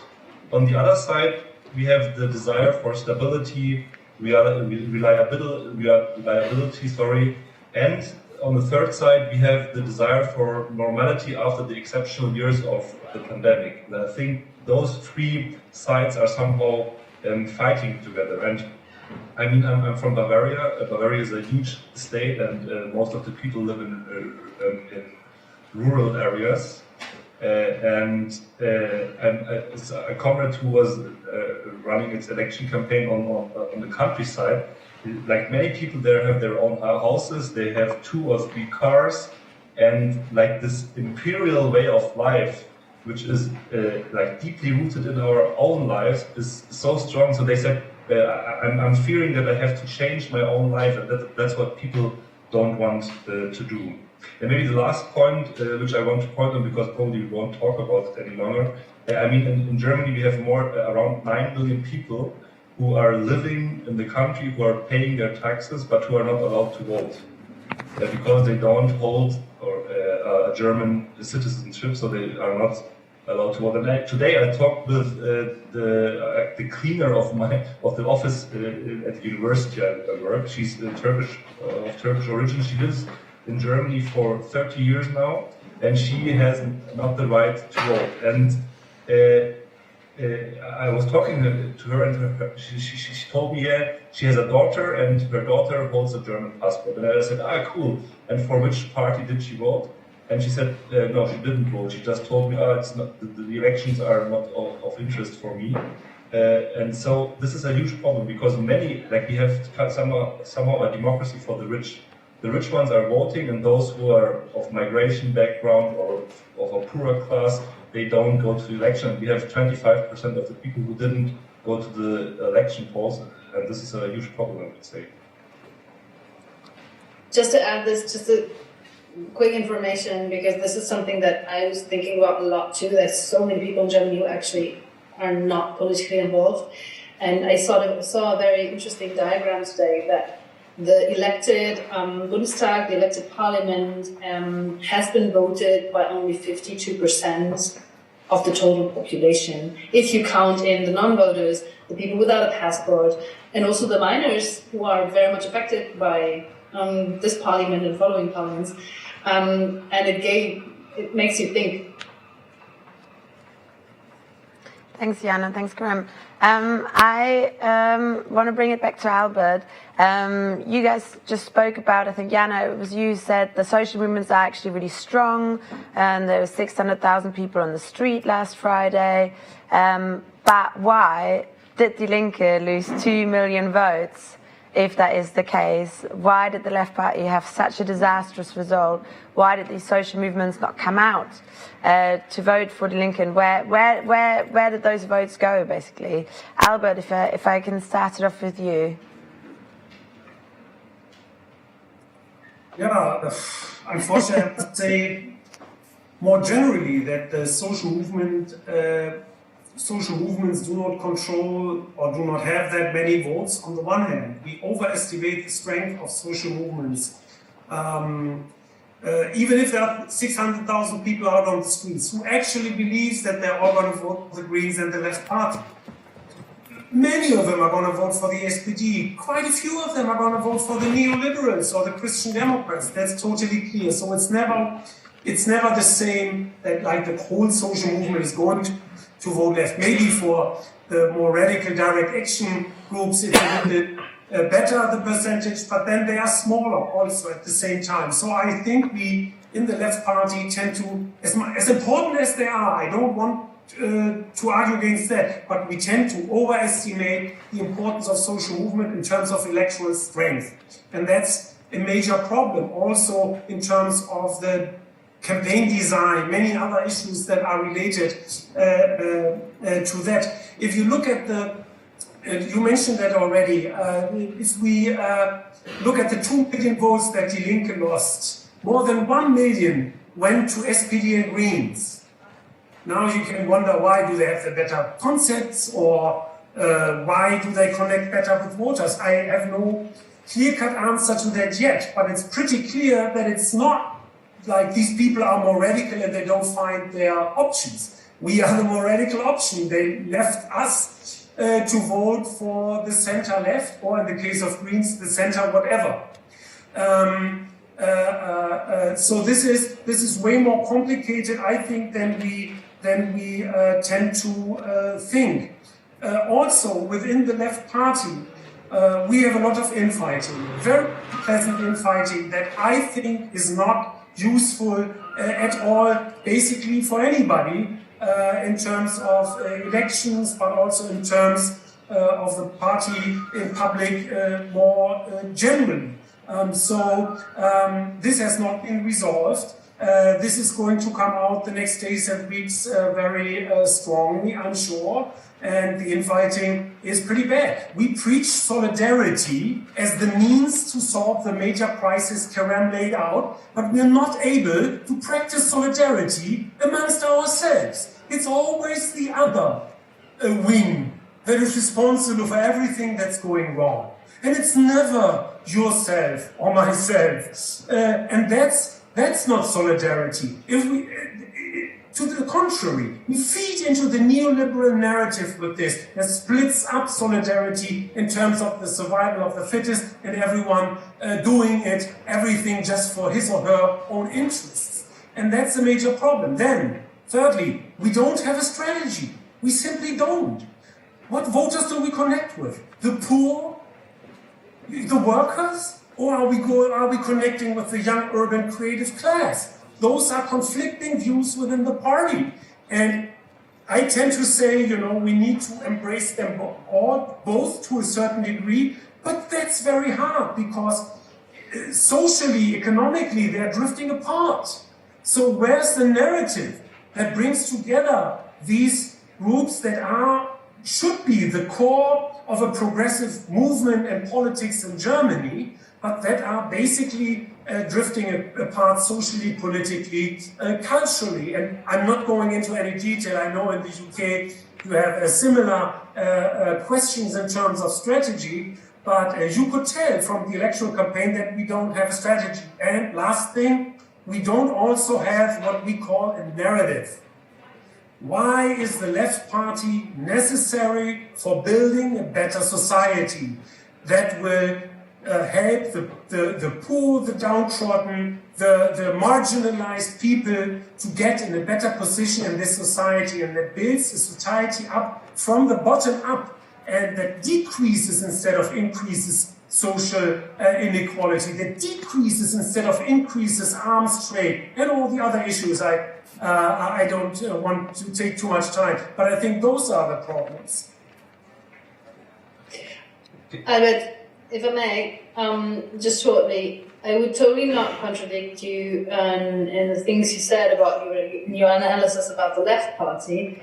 I would like to contradict you though in one thing, because you said we overestimate the social movement. Obviously, I'm going to say now, this is wrong.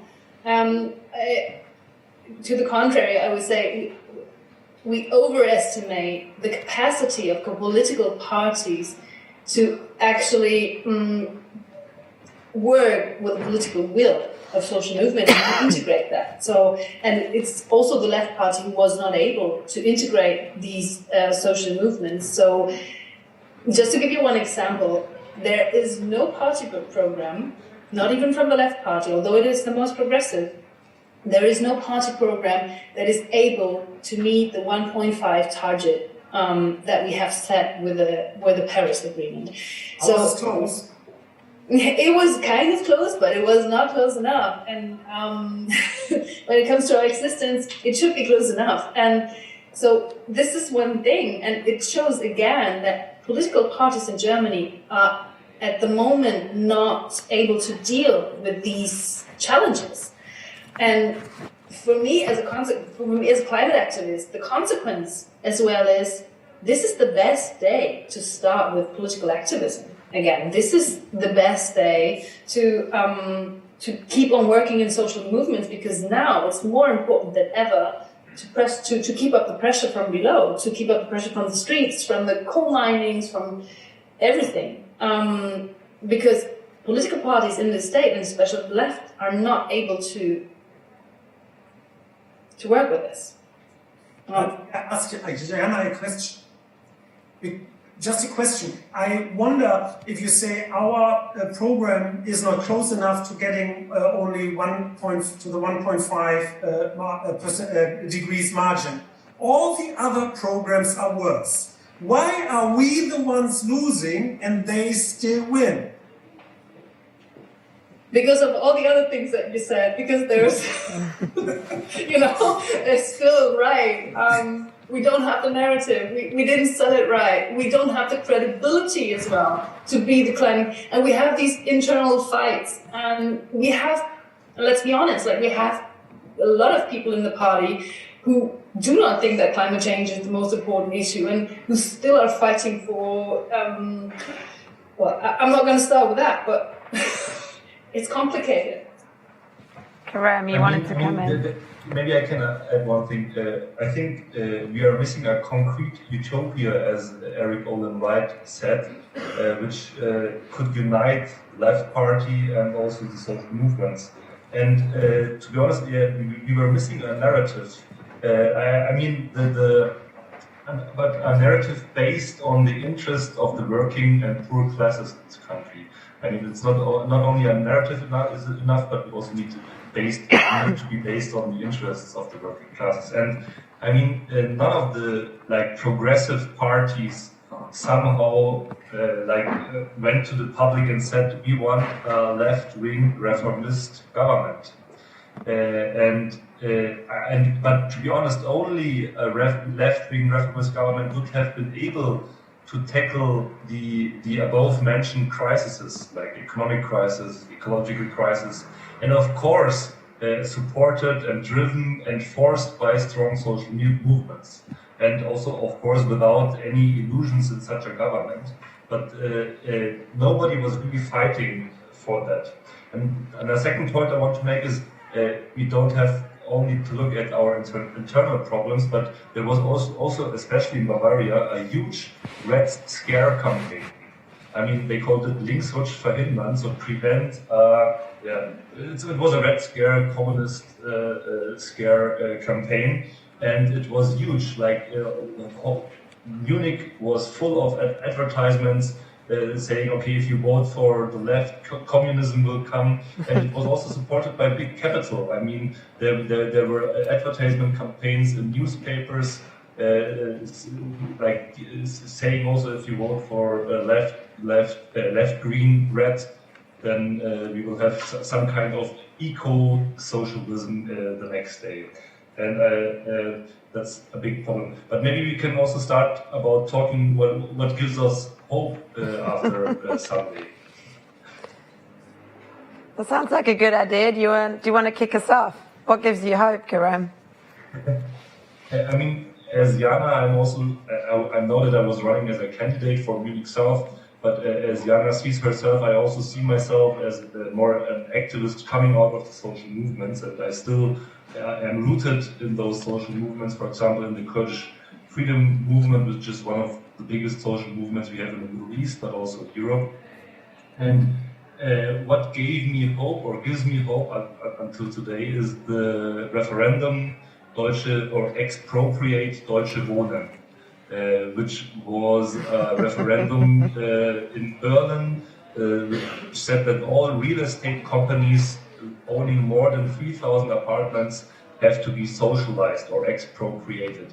And the referendum took place yesterday at the same time where there were elections for the Bundestag, and all out of a sudden it won with more than 56% of the votes.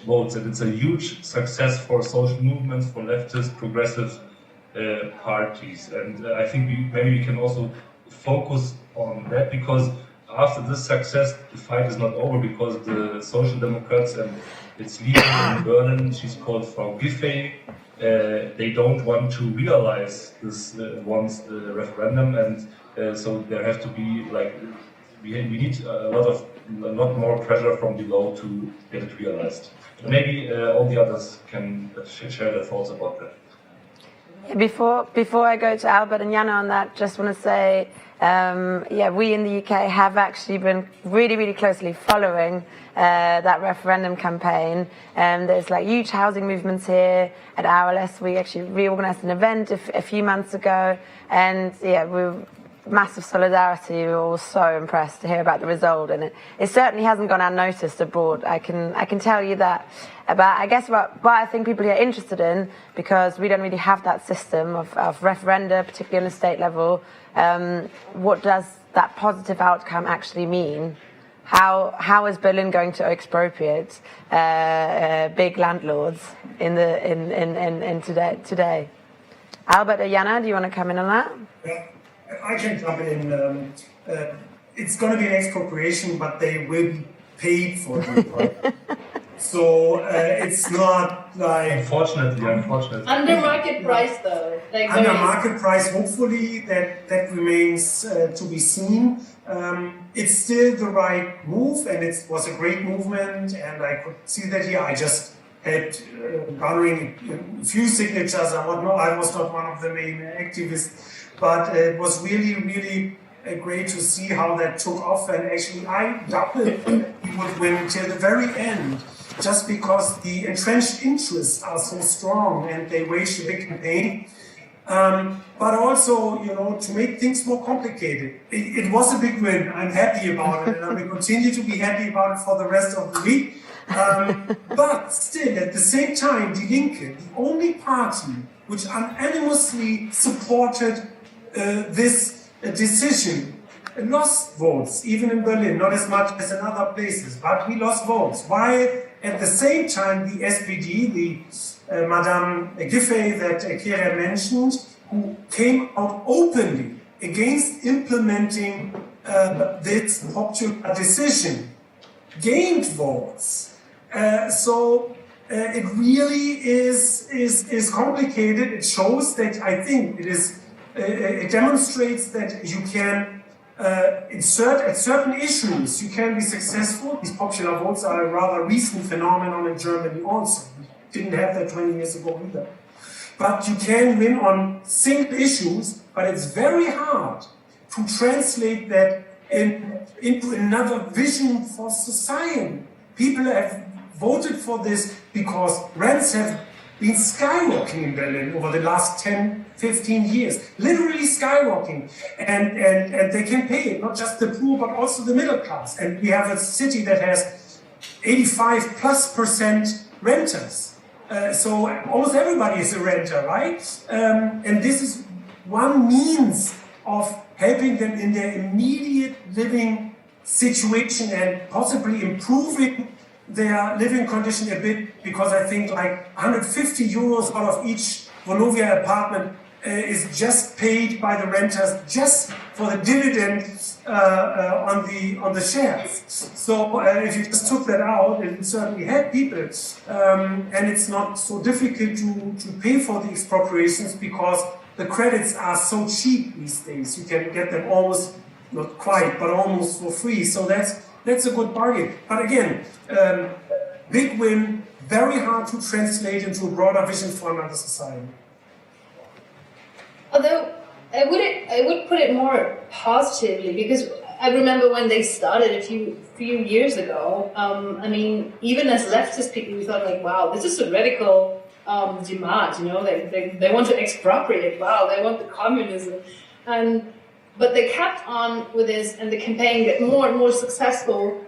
And I think what we can learn from this, first of all, and I'm going to repeat myself, the pressure will come from below, from social movements. It's been the people organizing themselves without any help from parties or organizations whatsoever. It's really great that the left supported it and supported it strongly. However, it didn't come from the left party. It came from the people. And secondly, what we can learn is that I think also as the left party, we need to go to the actual problems and the life of people. And they were hitting a spot, as you said, Albert, like people are paying half of their income for rent, for living situations that they can't change anymore because there are no free apartments anymore. So it's a devastating situation right now, people renting apartments here. And so they hit a spot where everybody was concerned. And this is something I miss sometimes in left politics. It's something that we see abroad more. That why do I not see the left party in problem neighborhoods, building up social centers, helping with paperwork, whatever, you know, and really be there where they would be needed, maybe. And yeah. We've got about 10 minutes left, and I want to end on a question about the sort of key challenges for the future and what you think the plan is for the left. But before we go to that, I just want to spend just a few minutes talking about the AfD, the alternative for Germany. People in the UK, on the UK left, like have followed, I guess it's sort of rise or whatever you want to call it, quite carefully and sort of very worried about it. And I guess in terms of the results, you know, that they have lost votes compared to the last election, but they have stabilized around 10%. And so they are now in parliament. It wasn't just a sort of one-off phenomenon. And they are obviously incredibly dangerous and right-wing. And I guess I just want to hear from you guys, like, sort of what you think about that and where you see them, what role they're playing, what can be done against that sort of just becoming a status quo for a very long time. I don't know who wants to go. Karim, go for it. Yes, maybe I can start. Yeah, I think besides the neoliberal conservative parties, AfD is like one of our biggest enemies. Enemies for leftist progressive people, but also for migrant people. And it is good news that AfD has lost around 1 million votes the last elections, but they are still very strong, and they're still too strong. For example, in Thuringia and Saxony, they have become the strongest parties, and in those two places, the very right-wing, openly racist, openly fascist politicians, for example, Höcke, is situated, and there they received, for example, in Thuringia, they received 24% of all the votes.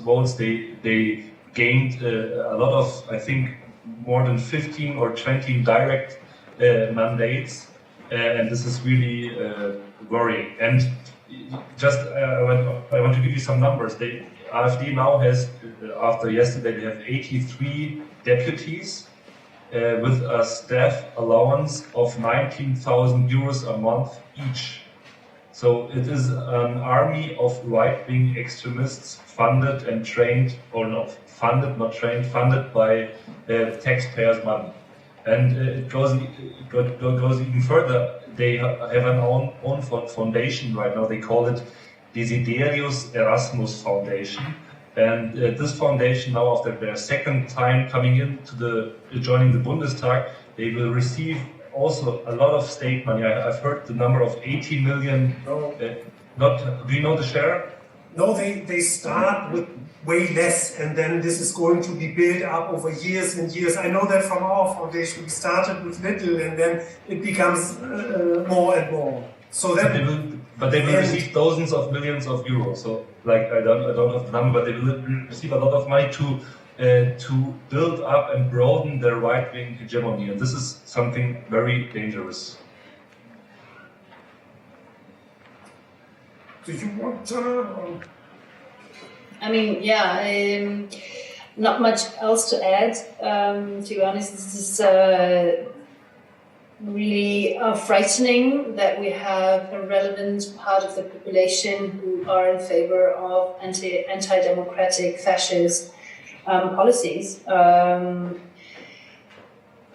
would like to connect it a little bit again to the climate question. First of all, I would like to say, I'm actually happy that they didn't grow. At least, they lost a little bit votes, but they didn't grow, which is a good thing. But secondly, also, I would like to connect it to the climate question, because it's been a few years that lots of people have been criticizing the Alternative for Deutschland, the fascist party, I'm just going to call it like this, for denying climate change. And to be honest, I'm even more afraid of this Alternative for Deutschland in power or in relevant positions and recognizing climate change as a threat and then coming up with their solutions of building walls and favoring only the already privileged people here in Germany. And that's actually what is making me much more afraid. They're taking this climate change serious and building up anti-democratic solutions to it. Albert, Can I add one sentence to that? Very, very briefly. I mean, this is going to be the government policy of the other parties too. I mean, they will build up Fortress Europe. They want that in any migrants. I mean, what AfD is demanding is already done by the conservatives. Yeah, that's a pan-European movement, actually, not confined to the far right. I don't want to add too many numbers. I have prepared a few, but I don't. I only want to emphasize the Alternative for Germany largely is a male problem. Usually 2/3 of their voters are men. That's to be taken into consideration. And I took a look at the exit polls, and in every column it shows that the AfD polls really high amongst voters who are afraid of change, any change, combating climate change, gender issues, what have you, So that's a pretty traditional social base for a fascist movement, as we know from the 30s. There is one good thing, that is that they are really deeply split amongst themselves between the openly fascist wing and a somewhat more moderate wing that has a space among people working for the government who are afraid that they may get into trouble if it gets too radical. But so far, the radical wing has always won these fights within the party. Twice already. This is the third time. So I'm not placing a bet here on a different outcome.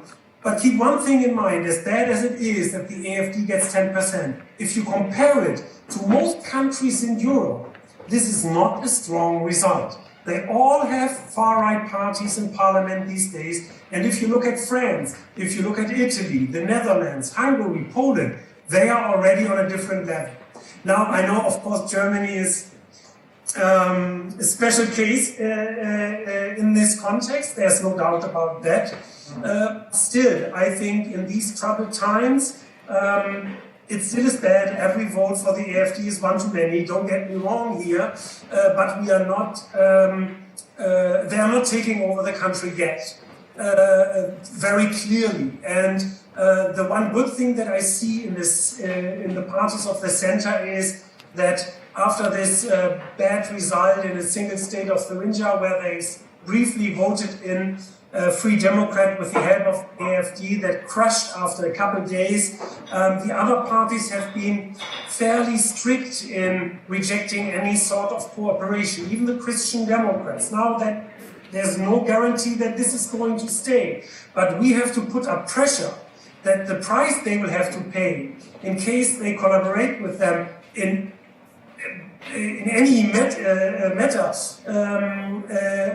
will be too heavy for them to take the risk. And I could talk about this for a long time because it's really worrying, and we don't want to have a far-right party in German parliament, but this is a challenging time. And if you look at also social media, last point, look at the social media, they win in social media. The far-right wins in social media. Look at the US case, the Trump bubble. They create their own bubble. They don't listen to any neutral or objective, halfway objective, bourgeois media even. They just make up their own reality, and that's really frightening. So we really have to be very aware on the issue. Sadly, we can't talk about this forever because things around me are getting very busy. There's clearly people outside. TWT on a tight schedule because there's a sort of whole schedule of TV. I think there'll be a live show here later in the studio with like an audience. Very exciting, which is why I want to sort of close this up. I'm going to give each of you 1 minute, to answer a very big question, which is, what is one key challenge that you see for the left versus any, government that might come, any of the sort of coalitions that we spoke about earlier? What is one key challenge, and what, in your opinion, does the left, whether that's the party or the movements or both together, need to do after today? I'm going to start with Kerem. So 1 minute. I should have prepared an answer, but maybe I think to maybe it's a bit superficial, but it will be important for us to take care of our lives and our future ourselves. So nobody will solve the problem for us. So it is necessary to oppose the right, racist, and neoliberal status quo to resist the course of the powerful and to influence the course or discourse of things through joint action in movements and alliances, and to push through social, ecological, and politics of peace. And I think many people will be confronted with the contradictions of the upcoming politics of the newly formed government. We don't know what kind of government it's going to be exactly, but these contradictions must be and will be the starting points for our policies, and I think the main focus should lie on the climate crisis and measures against it, and the redistribution of wealth. And we have to come up with a narrative which collects social and ecological justice. Thanks, Kerem. I'm going to go to Albert next.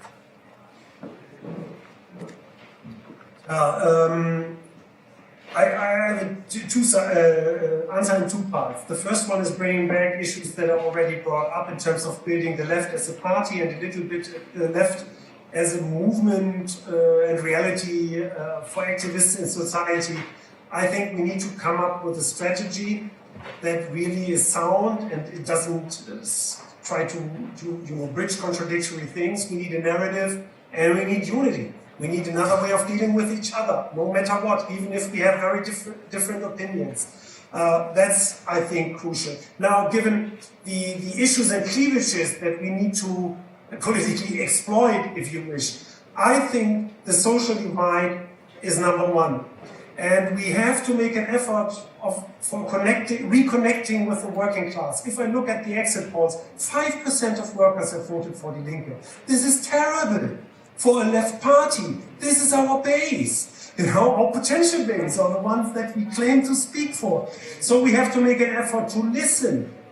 A good organizer speaks for 30% of the time and listens for 70% of the time. We need to know what these people are up to, and we need to build our strategy, our narrative, and our unity on these issues. And of course, last sentence, I agree with Karen, we need to stand for a social renewal and for, for fighting climate change also. I don't think it's going to help us electorally for a number of reasons, but that's not the only issue, because we have to take care of society altogether. Amazing. Jana, you have the final word. Well, what an honor. I would like to look at the possible new government that we're going to have. It's for sure going to be a government with the Greens and the Neoliberal Party, and probably also with the Social Democrats providing the Chancellor. And if you look at what they will be able to do, I expect those three parties to work on climate change, but they will work on the question on climate change in a very naive way. Like, they have a naive trust in the power of technology. They're technological optimists, and all of these three parties, they are still bound to the green growth ideology. And I think this is definitely a threat, because they will tackle climate change, but with wrong solutions. So again, and I repeat myself, we need a strong left within the parliament, but also we need a strong left on the streets, and strong social movements who will not be satisfied with these little solutions and just coming up with a little bit more electric vehicles and a little bit more green electricity. So we need a radical change. We need a system change, like climate change. This is the slogan, and this government will not bring it, so we have to bring it. Thank you so much, Jana, Albert, and Karem, for joining us tonight, for being here. We send you our solidarity from the World Transformed and the British Left, and hopefully, I'm sure, see you sometime in person. Thank you so much. I'm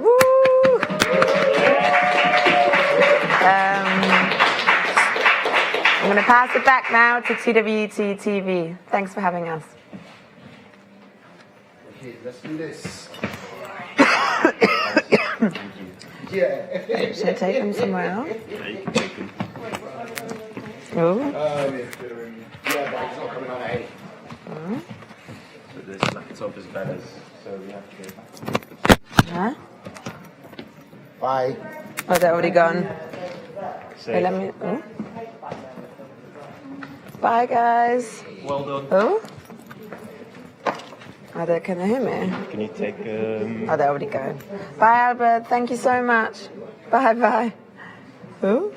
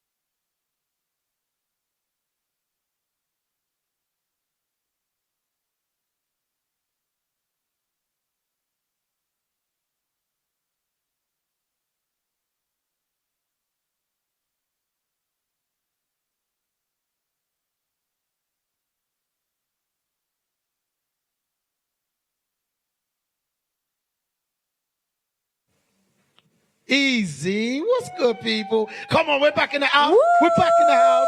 Yes. Listen, guys. Okay. I am so excited. Right, we have not got a lot of time to get through a whole load of good socialist content for you guys before we bring. I don't know. Have you heard of this guy who's coming on there? What's his name? I think his name's. Is it James? James? Owen? Owen. Yeah. Owen James. Owen James. You guys heard of him? Owen Jones. Who's heard of him? That was about to be embarrassing. Everyone's like, what's Dan doing, man? Why is he going mad for? Listen, really, really quickly, right? I'm doing something special here, right? So I've got one of the Keir Starmer is a wet wipe, but this one, a used wet wipe. See, this is an exclusive. You can't get this nowhere else. Written by the one and only Claudia Fior. Now, what we're going to be doing is tomorrow, when we're live at the end of the day, we're going to be asking for the people to put in donations throughout the live stream, and we're going to be selecting one person from those donations to win this t-shirt. In the next 24 hours between now and then, I'm going to be getting all our guests, everyone I bump into at the CWU party and in and around the World Transform Festival to sign it for us. I'm going to get as many people as I can to sign this for you. So it will be a limited edition, very special Keir Starmer is a used wet wipe t-shirt signed by all of the Socialist Massive. So make sure you get your cards uploaded to YouTube and all your details and that. Do it safely, obviously, so that you can start your donations tomorrow afternoon. Can I get a cheer for the used wet wipe? Woo-yee! That's the biggest cheer Keir's gotten all week, you know. Well done, guys. Listen, let's get straight onto the thing. We have got Eleanor Penny here with us. Please, ladies and gentlemen, give us a big round of applause.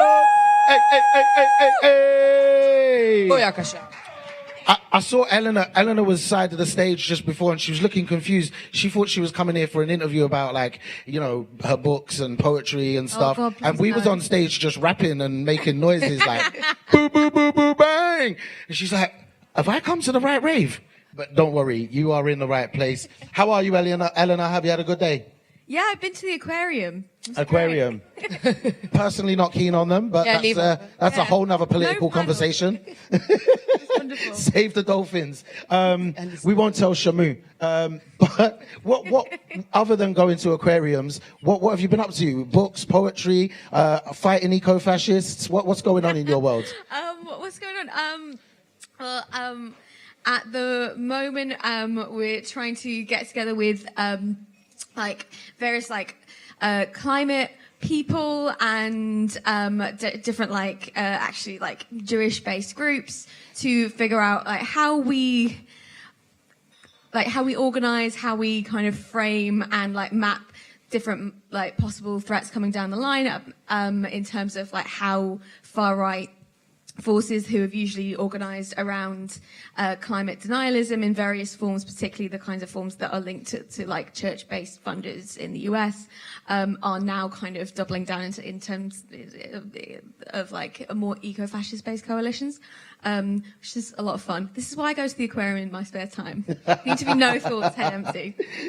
So, this is a whole new world of the far right, really. I'm used to just turning up at a pub in East Ham and having a brawl outside and saying, "You damn fascist," and walking off. What are eco-fascists? Are they a different kind of fascist, or? I guess you wouldn't necessarily. There's not like a set of uniforms and tattoos and political parties yet, but we can basically see the contours of what is already becoming policy in terms of either the default resort to using fascism as what is ordinarily been used for, or perennially been used for, as a kind of default response that capitalism, racial capitalism rather, gives to crises. And obviously we talk about climate change as a flattening crisis a lot of the time, but which is obviously wrong in the same way that COVID is talked about as a flattening, we're all in this together type crisis. But actually, when you look at the forms in which it has reproduced racism, classism, ableism, and the ongoing exploitative neocolonial divide between the global north and global south, so-called, we can see exactly the forms that climate change will take. And we know that like climate change is already impacting people from the global south and racialized and minoritized people in the global north first and worst, right? And so the questions that are often posed in response to that in terms of like, how do we get a control on population growth, and like how do we protect our resources, dovetail into fascist solutions a lot of the time, because capital already has these responses ready to go, because they are responses that do not fundamentally challenge the systems of accumulation and exploitation that are causing these crises in the first place, right? Wow. There's a lot I did not know. I mean, please continue to like shout at people outside pubs. Like that's important too. Yeah. We appreciate you. I prefer pubs in Liverpool because everyone just loves each other and it's a good vibe. But sometimes when you're in the ends, you just got to go hard on a mother. You know what I mean? Listen, there's a lot of people watching at home. I think we're up to what, like 298.7 million or something? Billion. That are watching live. Yeah, Billions. thereabouts. Yeah. We're like Jeff Bezos, just with people rather than money. Anyway, and it's socialism, not capitalism. Yeah. Just for the record, for the people who are watching at home, this is not Sarah Woolley. Yeah, this is Eleanor Penny. We just didn't get the right card up in time, so Yeah, the poor man's Sarah Woolley. yeah. No, we're all equal. But like, yeah, that's my fault, so I'll take the blame on that one. Before we do let you go, though, because like I say, we have got a jam-packed few minutes and we are running behind, as socialism does. It's late. Where are you, socialism? Anyway, it was meant to be here in 2017. Then we tried 2019, didn't turn up. What a blood clot. Anyway, our people gonna get involved and support what you're doing. You know, how can they fight eco-fascism? We've got what, 500 billion watching at home? Yeah. I've got like 2 minutes. Great, let's do it. I think like it's important. What are you doing to me? We need to get literate like really quickly about the ways in which things that present themselves like liberal, pro-social, humanitarian framings of what is happening in terms of climate breakdown and what like often individuals can do about it are like lay the groundwork for like systems of violence, and like we need to start educating ourselves, educating one another. So like when we are supporting climate action, when we are talking about like what a Green New Deal would look like and what a global Green New Deal would look like, we have things like decolonial climate justice rooted in that, and we have things like migration justice rooted in that, because otherwise there are systems very much aligned to deal with crises of production and capital in violent ways, and we know what that looks like, right? And we already see far-right groups across, Germany, the UK, the US in particular, forming those arguments in their most extreme forms, but we're also seeing a more kind of like mundane and practical instantiation of that in terms of the way that climate migrants are treated at the UK border, right? Like that is the kind of those points of slippage in which like those tactics of fascism normalize themselves as just the way in which politics operates, right? And so when we're building these coalitions, we can't be talking about really the problem is just, people having too many babies. Like, no, the problem is not human life. We didn't create climate change. How about capitalism? Dishwashers? How about, because Boris's aide said that we shouldn't rinse our plates before we put them in the dishwasher. Does that help? What are you talking about? I don't know. That's what Boris said. Ask Boris that. Don't ask Dan. It's what Boris said. He's the Prime Minister. I'm joking. Did you not hear that one? No, I've been trained to scrape my plates, otherwise my mum gets mad with me. That's all I know. me. Should I not be doing that? I'm sorry. According to Boris's aide on COP26 or something. Well, I am the problem after all. Yeah, I knew it. You are the problem. Eleanor, you are not the problem for us. You are a big part of the solution. But I do have to leave. Yeah, you do have to get the hell out of here. Get out. Before you go, sign that for us, please. Stick your name on. And while that's happening, listen, guys, if you're watching right now, don't put it in the comments. Put it on our website. We've got a donate link right here on the screen. It should be below my hand right now. I got it right, but it's not there. We didn't ask for the flyer. I got the burn. My nails were there. There you go. Make a donation. Hit us up with all of your money, all of it. Now, no, I'm joking. But give us what you can. We really, really appreciate it. Thank you so much, Eleanor. Please give Eleanor a massive round of applause. Woo! Yeah. And keep those applause coming. Man. Keep stomping on the floor. Because when we talk about trade unions, when we talk about workplace organizing, we know who should be at the front of that. It is the women. It is the sisters. It is Sarah Woolley. Come and join us. Come and say hello. The General Secretary of the Bakers Union. How are you, Sarah? How's your day been? How have you enjoyed conference? I heard it's been a really good one for you, right? I'm not sure enjoy is the right word, to be fair. There's been a little bit of drama in the LBC today, right? Well, yeah, there's been a bit of drama. Tell us what's happened for the people at home who don't know, and also in the audience. What's been happening today? What exactly? Well, what hasn't been happening? I mean, to be fair, we were in the conference hall for a lot of it. We've been in a lot of meetings today, but with the hot off the press is Andy McDonald's resigned because the leadership don't believe in £15 an hour, even though that's what the trade unions want, and that was democratically decided in the composite meeting, composition meeting. So yeah, Andy McDonald's gone, and he's been a phenomenal asset to the trade union movement over the last period of time, working with us very closely. So that's a massive shame, you know. But fair play to him for standing by his principles. And how about yourself now? Because specifically, there's issues with your position on the NEC. Like, I've just had this information fed over to me as you're on your way here. I'm guessing you've had phone calls and all kinds of other meetings about it. So, what's happened to your NEC position? Why is it? Did you call Kira wet wipe? Not publicly, not yet anyway. But when I sign that T-shirt, I will be doing what. Yeah. Look, Pauline's been a fantastic asset on the NEC for us as a trade union for many years, and we're thankful to have had that opportunity for her to be our voice on the NEC. She wasn't voted in this time, you know. It's the way things go, unfortunately. But yeah, she's done a fantastic job for us while she's been there. And really, really quickly, because I know we have got to keep moving. The Bakers Union, always a campaigning union. There isn't an event in the north of England that your colleague Ian Hodson isn't at, shouting about one of his many trade union victories. But what are the aims for you as the General Secretary going forward over the next year? What are the big campaigns we should be looking out for? So obviously we've been doing a lot of work on the Right to Food campaign, and we'll keep building on that. But we also want to change the narrative about our industry. People see it as low skilled. You don't need a university degree, so therefore you deserve low pay and you deserve precarious hours.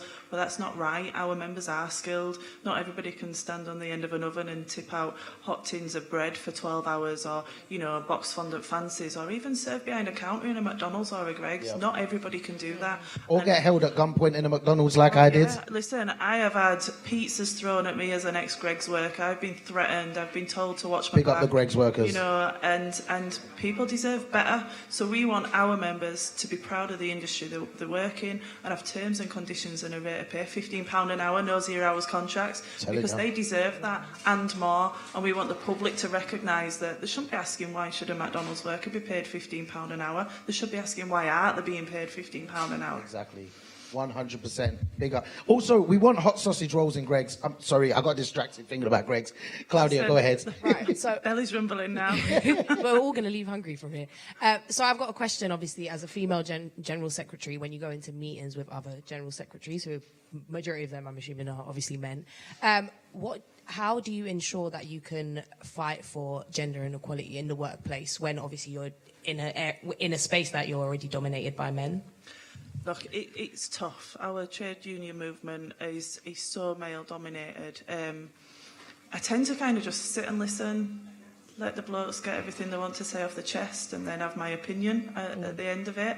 But I think it's tough, but there's more and more of us that are coming through, and what I want to do is to make sure that, you know, any trade union member can get into the position that I'm in. Any woman can become a general secretary, because if I can, let's face it, you know, I was a teenage mum at 17, I worked for Greggs, and at 33, I'm the general secretary of a trade union. If I can do that, Anybody can do that, and what I want to do is to make sure other women can do that, you know. So if you're watching, you're in a trade union, you want to become an official in your branch or anything, get in touch with me and I'll have a conversation with you, because it's important that we lift as we rise and don't leave other people behind.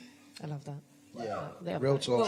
Woo! Real talk. Women supporting women. Yeah, all day, all day. Obviously, you said there are others, like right now there's Sharon Graham over at Unite, we've got Joe Grady over at UCU, and I'm probably forgetting any others. They're just the first ones that come to mind. And we've got yourself here. So please do sign the t-shirt if it's not going to cost you your job or any other NEC positions you might have. Keir Starmer is a used dirty wet wipe. Oh my days. Thank you so much, Sarah. I love that. Everyone, please do give Sarah a massive round of applause. Thank you very much. We will keep supporting the Bakers Union. And a massive thanks to the Bakers Union for being one of the World Transform partners. One of the things we have tried to do throughout the 4 days online streaming in the festival is to make sure that we are platforming our partners so that you know who they are, what they're up to, what they're involved in, and so that we can keep doing what we're doing. We want to get more of those partners, but so that we don't have to have so many partners and we can't platform all the grassroots voices, you guys can hit that button. Well, that's not a button. You can hit that link. Just type it into your browser and you can donate to... The link's not there, man. Do the flames for me instead. No. You really thought you had it there. So that we can get the flames on screen at the right time, and we can get the links on screen at the right time. The right banners for the right people. The right banners for the right people. We need you guys to donate. So please, whatever it is that you are able to donate, bang it on. £1 a month, £2 a month, maybe £100 a month. We will love it. Anyway, listen, right. It's been an amazing 3 days. We've got 1 day left, and we've tried to pack in as much as possible in tomorrow's stream. We've got this guy called, what's his name again? Clown James? Owen Jim? Owen Jones. Owen Jones, no cheer this time. No. Maybe from now. Come on, guys. Whoa. Come on. We're getting to the end now. The CW party is not long away. But yeah. Owen Jones is going to be here very, very shortly. He's going to be on stage talking to Nadia Whittome MP. That's going to be a very exciting conversation. We always love to tune into the Owen Jones show, and we appreciate Owen coming along. I want to say a special thank you, first of all, to my co-host, Claudia Fior, who will be back with us tomorrow. Big up you, fam. Wait, I was about to complain. No, I thought I wasn't going to get a cheer when Owen Jones did. I was going to be like, pun all of you lots, but I swear she's got more followers than him on TikTok. I might. Come on. Big up all of the volunteers that we've got here at the World Transforms. Big up all of the people here in the studio, especially, that have been helping us out. Big up. The latest bar, all of the guests that we've had, and especially massive thank you to all of the people that have just made sure that this festival can happen this year. If you're at home and you're watching, a big thank you to you as well, because every time you click that share button, you just clicked it, didn't you? Yeah, and you. Did you press... Thanks so much. Thank you for pressing the share button. Thank you for pressing the like button. Hit the subscribe if you haven't already. And we are so looking forward to seeing you guys tomorrow morning at around 11:45 a.m. I promise I will not do, is it Holly Willoughby and the other guy where they turn up drunk from the national TV? I'm not promising nothing. Okay. You can make that promise, but I might be drunk. Okay, I might be drunk. I'm going to be drunk. We are going to be waved out tomorrow, so make sure you hit us up. It's going to be a jam-packed session. It's going to be a vibe. I haven't had the wave to say that Owen is here and ready to take over the stage. If you want to come on up, Owen, we will introduce you.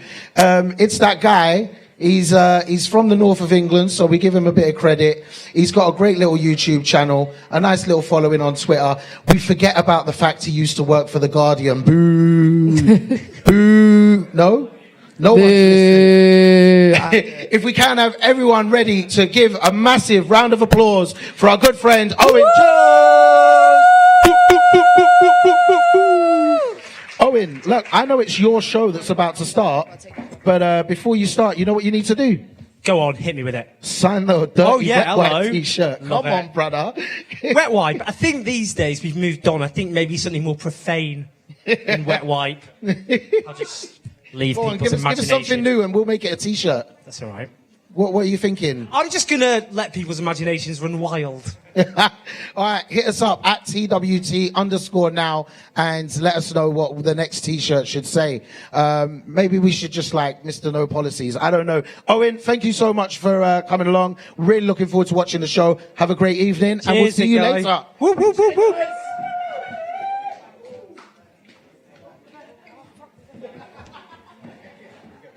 It's all good. I'm just going to plug it in and then start shooting again.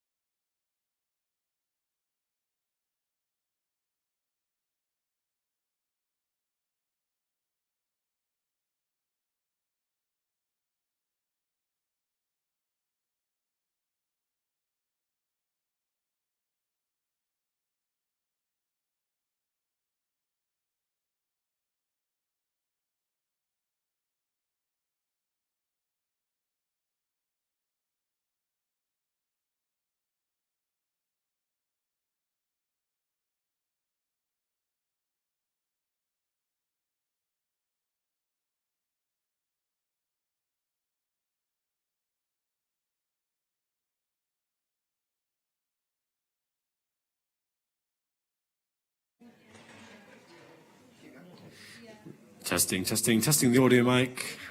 1, 2, 3, 4, 5. Testing, 1, 2. Testing. Hello? Hello, hello, hello, hello, hello. Please ignore what I'm saying. It's just a test. Hello, hello, hello, hello. I think, are we good, Adam? Well, that's good for me. Just checking if they've got it on Owen Jones' stream. Okay. So Have we got it on Owen Jones' stream? Have we got it? We're waiting to see whether we've got it or not. Hello, hello, hello. Owen Jones, is it on your stream? It is.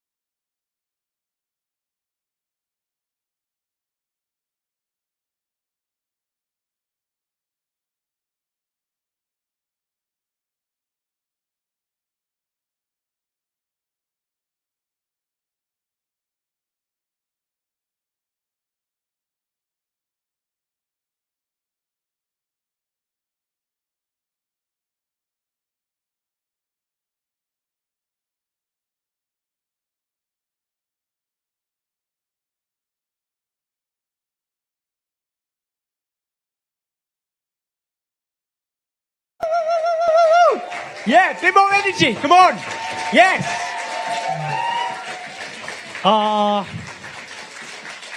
Labour Conference Day. I'd just do it every single day for the rest of my life if I could. What a roller coaster. So much fun and emotion. We've got a great show today, partly because we've got an amazing guest. So that always helps. Who I'm about to introduce, and she does deserve a top-notch introduction. Firstly, what we're going to try and do is end on a kind of upbeat that's what I like to do. We end on an upbeat, optimistic note. We may take the scenic route. We may go through misery and pain, otherwise known as the Labour Party. We may go through that misery and pain, but we will come out at the end, having navigated the misery and pain, in a happier place than we began. Is that a deal? Do we have a pact? Yeah? Not that convincing from the floor. Okay, we've got a bit of work to do. That's fine.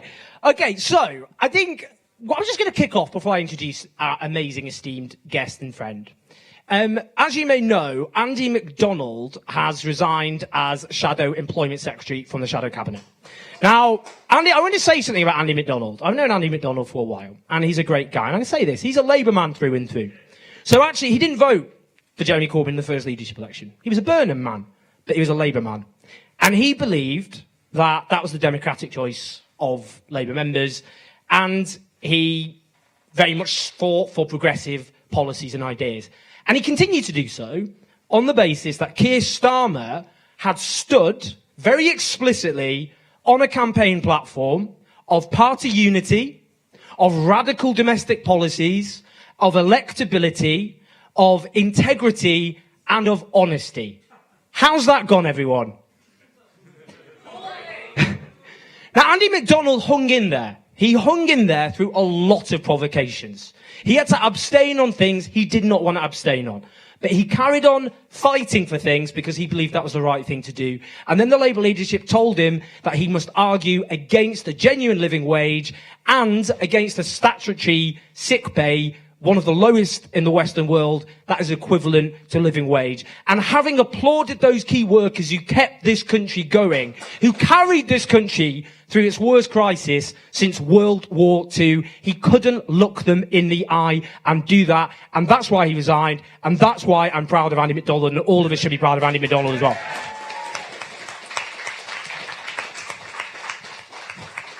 I was just watching some of Keir Starmer's back catalogue.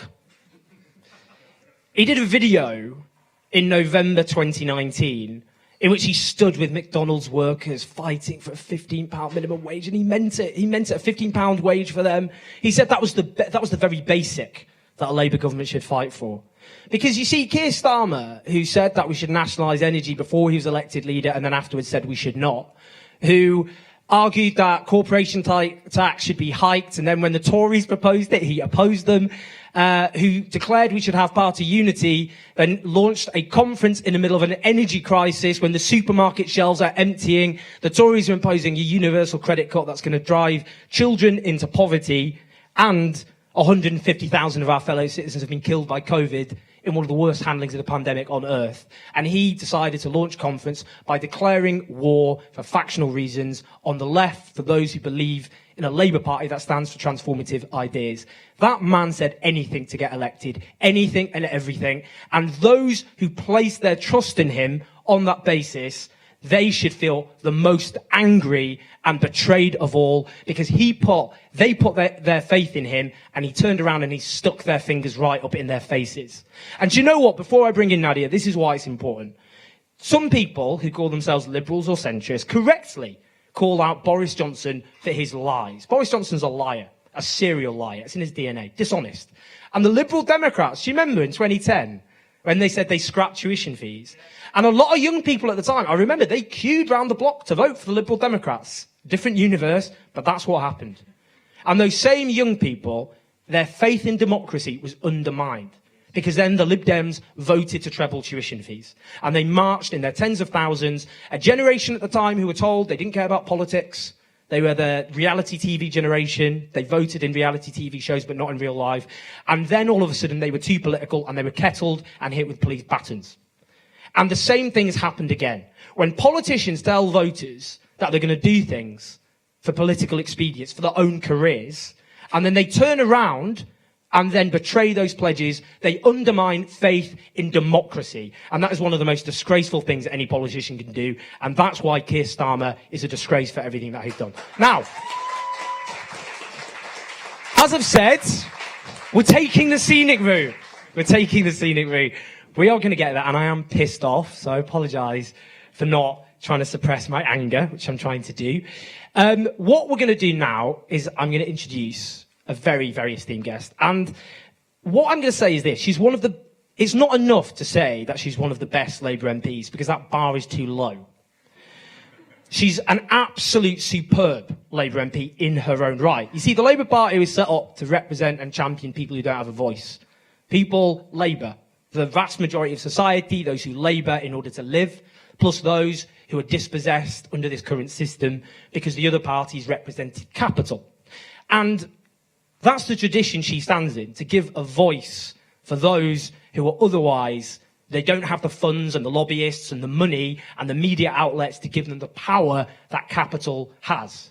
And she fights courageously. Whatever is thrown at her, whether it's people within the Labour Party, the Conservatives, or the right-wing media or social media, she fights. And I am a geriatric millennial, and she is Generation Z. She is a genuine... Are you the youngest MP still? Yes, the youngest member of Parliament, but far more courageous and determined than MPs who are far older than herself. She's a fighter, she's a champion for those who don't have a voice, and she stands in the best traditions of the Labour Party. Please give a massive round of applause for Nadia Whittome, the MP for Nottingham East.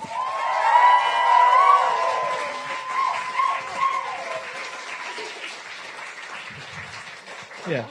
Hiya. Hey, mate. How you doing, buddy? That was a really nice introduction. Got to be said, got to be done. So, right, Andy McDonald's resignation. What's your reaction? Well, first of all, I just want to express my full solidarity with Andy. I know how much that brief meant to him and how much work that he did in it. And it's absolutely disgraceful that he felt that he had no choice but to resign over, as you say, and as Keir said during the leadership election, such a basic demand, a minimum wage of £15 an hour. I think Keir's words were, they're not asking for the earth. It's a minimum in the 21st century, and I couldn't agree with him more. On statutory sick pay, this is something that the whole party has been fighting for, and Andy's been right at the front of that.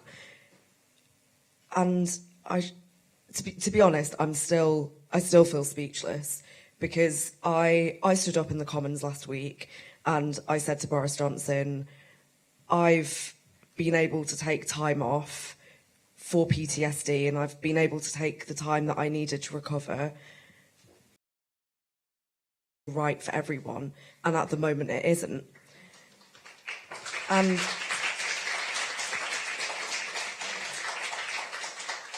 unsurprisingly, when I asked Boris Johnson whether he'd commit to raising statutory sick pay to at least a real living wage, he refused to. But I never in a million years thought that we would be in a position where the Labour Party was not fighting for the most basic of workers' demands.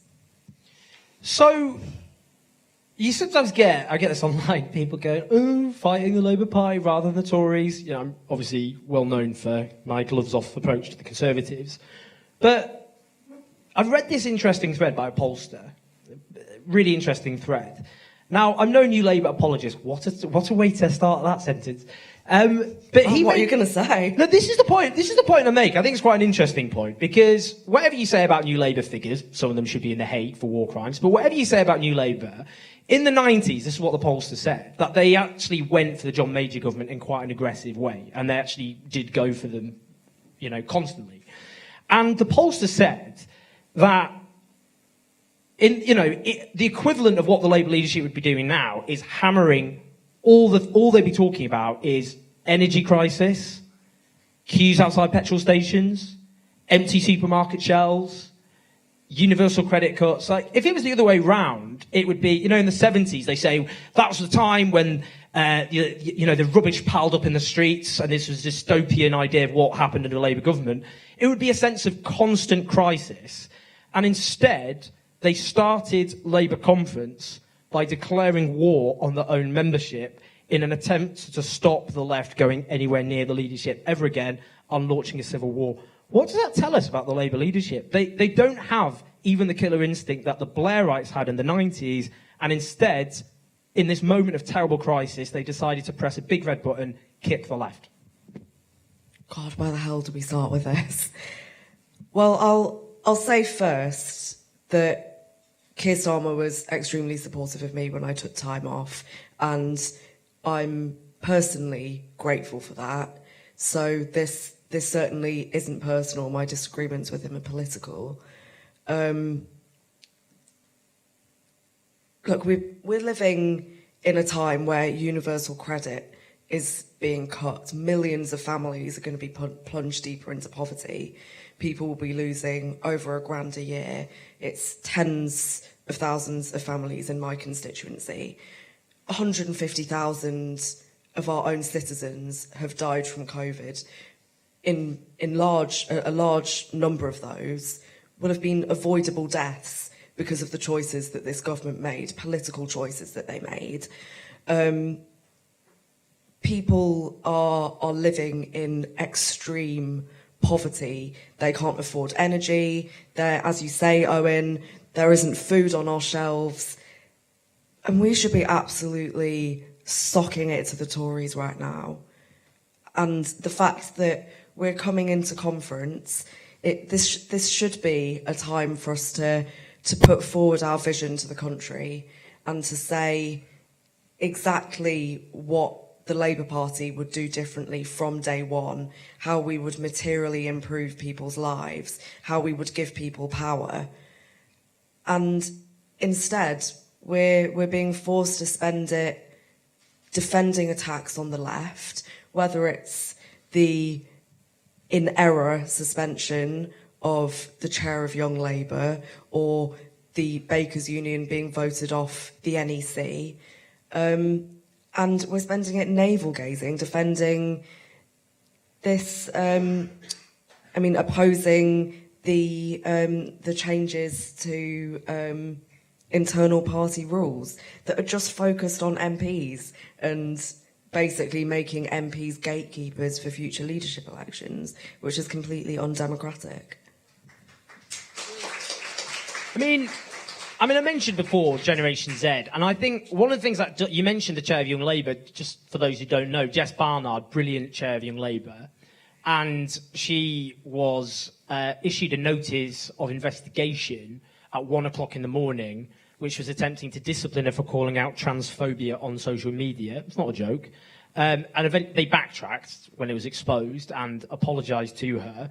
But several other cases, including all of your colleagues in the Parliamentary Labour Party, had a notice of investigation. No big deal, not like Labour's disciplinary process hasn't become a massive issue in the media for several years and they've been in charge of the party for a year and a half. But the fact that, you know, you speak to so many, and I've spent the day speaking to young members, and they're really pissed off. They believe actually whatever, you know, in the Corbyn era, that the issues that they cared about, their values, but the everyday problems they faced, that was being listened to, and now they feel the door's being kind of slammed in their faces. Well, yes, that is how young members feel, because young members are being disillusioned and disenfranchised, and it's wrong on multiple levels. It's a huge mistake for the party not to be listening to young members and not to be embracing us and empowering us and respecting us, not just as foot soldiers to knock doors during elections and to hand out leaflets, but as organisers and activists in our own right with political agency. And as you say, I think there's a very sort of cruel irony of Jess being given this notice of investigation for opposing transphobia, and in doing that she was standing up for her members when transphobia, the party just clearly has not got a grip on it. On that, and by the way, can we get the audience to ask questions? Is that possible? Yeah, great. Okay, so I can ask one more, and then I want to bring in people from the floor. That issue of transphobia, I'm really glad you raised that, and it's something you've been really courageous and outspoken in fighting. I don't think it's courageous. Yeah, it's literally just the bare minimum. Exactly, and that's a really good point, a very, very good point. It is the bare minimum, which brings me on to that point. The Labour leadership is not doing the bare minimum. This has become, you know, young trans members are quitting in droves. They're posting their resignation letters on social media. They feel the Labour Party is becoming a hostile environment for trans people. We have one Labour MP who is deliberately trolling trans people and also went on national radio to troll bisexual people by suggesting that bisexual men calling themselves queer were appropriating gay culture.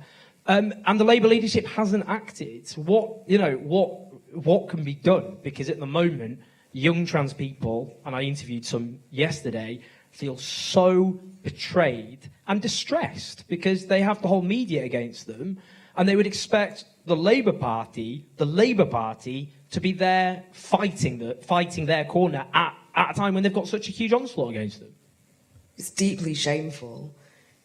Young trans members, and in fact all trans members, are leaving the party in droves because they don't feel safe in the Labour Party, and we should all hang our heads in shame because this party should be one that stands not just for equality but for liberation of all people, including trans people, and in fact at the moment especially trans people, because they're under attack from the right-wing media all over the world. I think the situation that we're seeing in the Labour Party really is just the tip of the iceberg, and that's why the change that we need goes far beyond one person. When I've spoken to trans members, I think we're in agreement that to deal with transphobia, that's a political problem, just like anti-Semitism, misogyny, any other form of bigotry, and it needs to be dealt with through political education foremost, because it's not an issue that can just be expelled out of the party and then it disappears. But that dialogue and political education should not be never-ending. If transphobia continues, then disciplinary measures have to be taken, and that's for any member in the party, whether it's an MP, a councillor, or any other member. And an important thing to say is that when we talk about dialogue, I don't mean a debate, because trans rights should not be a matter for debate. No fundamental right should be. This is not about debating whether people should have the right to exist, basically, and the right to safety and freedom. It's it would be like debating whether disabled people should earn the minimum wage or whether people of colour are some kind of latent threat.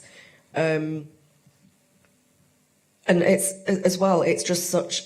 I think the thing that makes me so angry is that while people are whipping up this moral panic and hysteria around things like toilets, we're ignoring the real issues, which is the fact that trans people are waiting on waiting lists for basic healthcare treatment for years.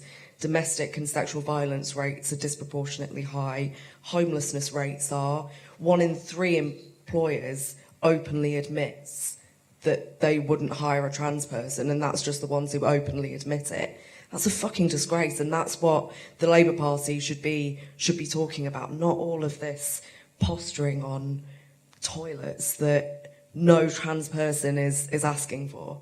Amen.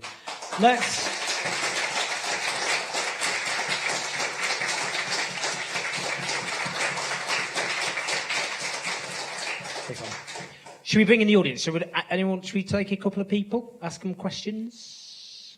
Don't be shy. We're very intimidating, as you can see. Oh, yes. Comrade at the back. Comrade at the back.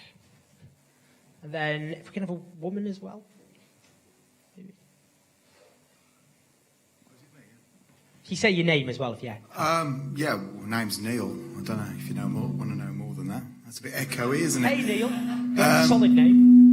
Well, I've lived in Brighton 20 years, but I'm from the Midlands. But yeah, I was at a debate earlier, and Clive Lewis and Richard Seymour and Sarah Jaff, I think her name was, Sarah Jaff, they were asked, should Rosie Duffield be expelled from the Labour Party? And I think their answer was that they're obviously appalled with what she was saying, but they didn't think that she should be expelled. So what's your opinion on that? Should we take someone else? A woman, preferably? Yes. Go for it. Thanks. Cheers, Neil, by the way. Hi, I'm Anna. I was just wondering, maybe a difficult question, but I think an important one.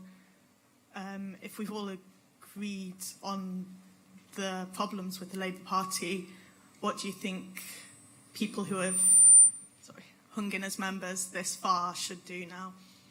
Yeah. And just quickly on the question of Rosie Duffield, and it's really important because obviously both me and Nadia are cis, so it's very important we don't ventriloquise. But I'm just pointing out that LGBT Labour, by no stretch of the imagination on the left, by the way, LGBT Labour, their politics are loyal to the leadership, but they have called to Rosie Duffield's the whip to be withdrawn. But the point that I'd make about when I've interviewed trans members is they think it's important that it doesn't become this issue the Rosie Duffield show, because the issues of transphobia are widespread and structural within the Labour Party. And, you know, it's dangerous that this becomes a kind of drama centering on one person when there's far more pervasive and problematic issues with the trans members who I've met feel unwelcome and unsafe often in their own constituency Labour parties and in online left-wing spaces. But I'll let Nadia answer those two as well. Yeah, I strongly agree with that. I think that the problem of transphobia in the party is so deep-rooted that this is just the tip of the iceberg, and it needs to be dealt with in a way that's structural and goes out to every member. On your specific question, so I think that in the first instance, political education is the way to deal with all of these issues, but there comes a point that we're running out of options. And I have reached out to Rosie and asked to meet with her. That hasn't happened. I've met with Keir Starmer and have spoken with him about this, and to his credit, he's been good on this issue, but that solidarity needs to be matched with action. I would say as well that I put out on Twitter the other day a call to trans members and former members to reach out to me about their experiences in the party so that I can amplify them and fight for them. And I've received messages from, I think, over 100 people, and again, it's shameful that we as a party have created a hostile space for trans people and that we're allowing that to continue through inaction. And that second question about... Oh, sorry. That's all right. About, and that's a really important question. That's what we're going to... And that's why I'm glad you asked that question, because I said we're taking the scenic route, but now maybe we begin the arc of hope. That's so poetic. Yeah, very poetic. This is a massive question. I think, well, firstly, looking at TWT in this weekend, I think this has been a massive cause for hope. This is exactly what the Labour movement should be. It's exciting, it prioritises political education, coming together in solidarity, debating ideas, that it's fine to disagree, we disagree as comrades, and debating issues that aren't just ones that are electorally popular. Like there was a panel the other day on decriminalisation of sex work and drugs. I think that's extremely important, and that's an issue that we shouldn't be shying away from in the Labour movement. The first, in particular, decriminalisation of sex work, is a workers' rights issue, and that's one that young members particularly have been very vocal on.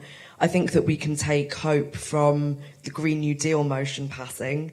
It was only a couple of weeks ago that was ruled out of order by the Conference Arrangements Committee, and it was thanks to hard campaigning, particularly from young members who have driven the agenda on climate change, that was heard on conference floor and now passed. And that's the kind of bold, ambitious climate policy that we should have, one that talks about transferring capital and power to workers, one that talks about scrapping all the anti-union laws and sees workers' justice and climate justice as being necessarily intertwined.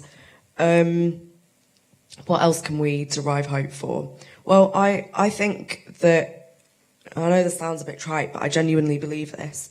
I think that our generation across the globe, as time goes on, I really do think we're going to change the world, and I think that we have to stick at it in the same way that not just Jeremy Corbyn, John McDonnell, Diane Abbott stuck at it during the Blair years, but all of those members whose names we don't know stuck at it, and it's because of them that the Corbyn movement happened. And I think even though, you know, we feel defeated and we feel fatigued, and that's okay, we need to stick at it so that we've got levers of power to inherit so that we can control them in the future in a democratic way. And on that, I just want to add, because I don't want to go a bit when I was a lad, but as a geriatric millennial, when I was a lad. No, but it is... I think the millennial hating's really sad, by the way, and I've started to feel it now that we, in the late 90s, get hated on by people born after 2003, and it's not nice, and I just want to say I'm really sorry to all the millennials who I have personally hurt. I saw this thread some Zoomers did about millennials, about how we misuse emojis. Oh, like the crying laughing face. Yeah, and which is fine, that's your right. I was reeling when I read it, to be honest with you, Nadia. Reeling. I was traumatized. I had to go went for a long walk. That's something that millennials say, isn't it? Grovel. This is a bit baited. I've been millennial baited by Nadia Whitten. Bleak. When I was a lad... Honestly, some of my best friends actually are millennials.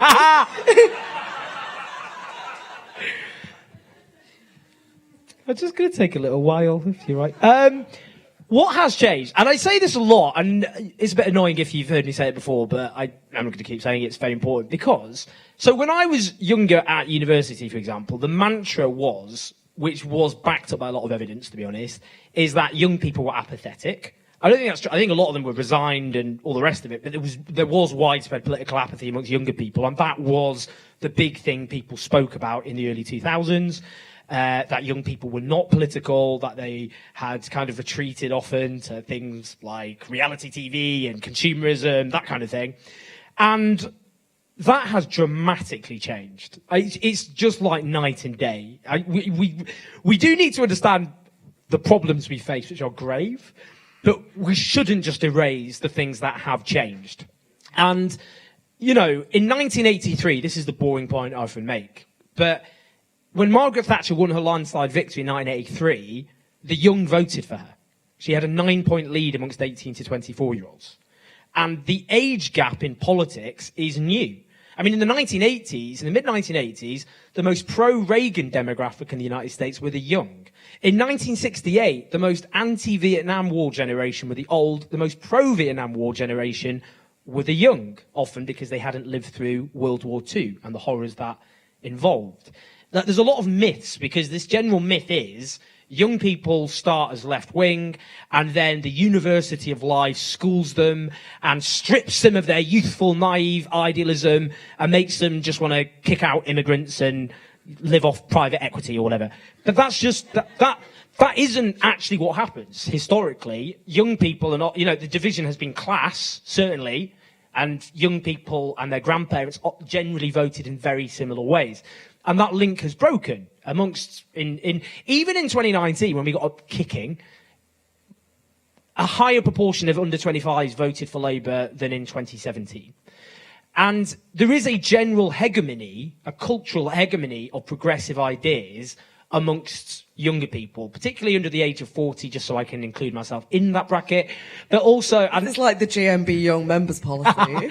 I'm going to be a young member for like the next 20 years. Probably like under 60. But it's absolutely the case that younger people, in a broadest possible sense, have become more politicised and are drawn... I think the reasons is neoliberalism promised young people freedom, that they would be freed from the dead weight of the state and collectivism, and through their hard effort and graft, they would rise to the top. And that freedom has, in practice, been lived as insecurity, and insecurity is not freedom. Insecure jobs, insecure housing, insecure living standards, saddled with debt for daring to dream for a university education, plus their progressive social values.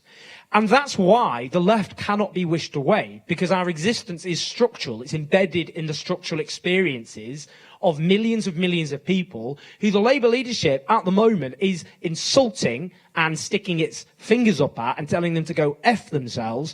But they can't be taken for granted, younger people. And that those ideas, that burning passion that exists amongst younger people, that's where we still draw our strength from. And that's only going to get bigger.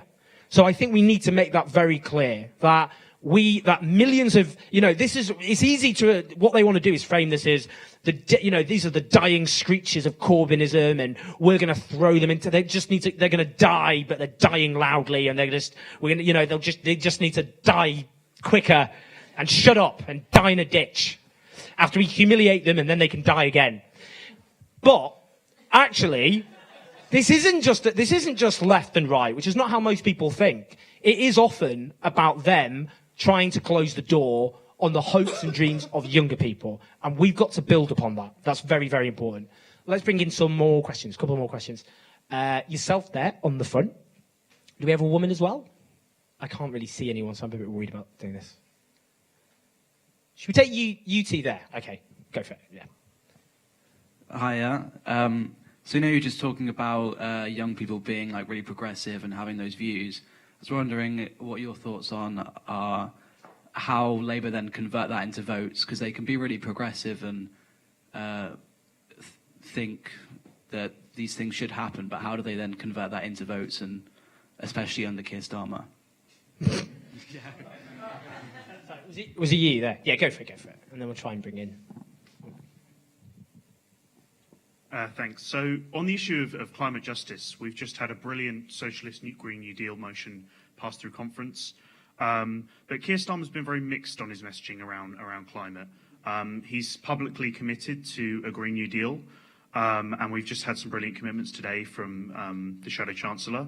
But At the same time, he's backed down from public ownership, and just the other day he was filmed ignoring young members on the streets, literally pleading with him to commit to climate justice. What can we realistically expect from Keir Starmer on climate?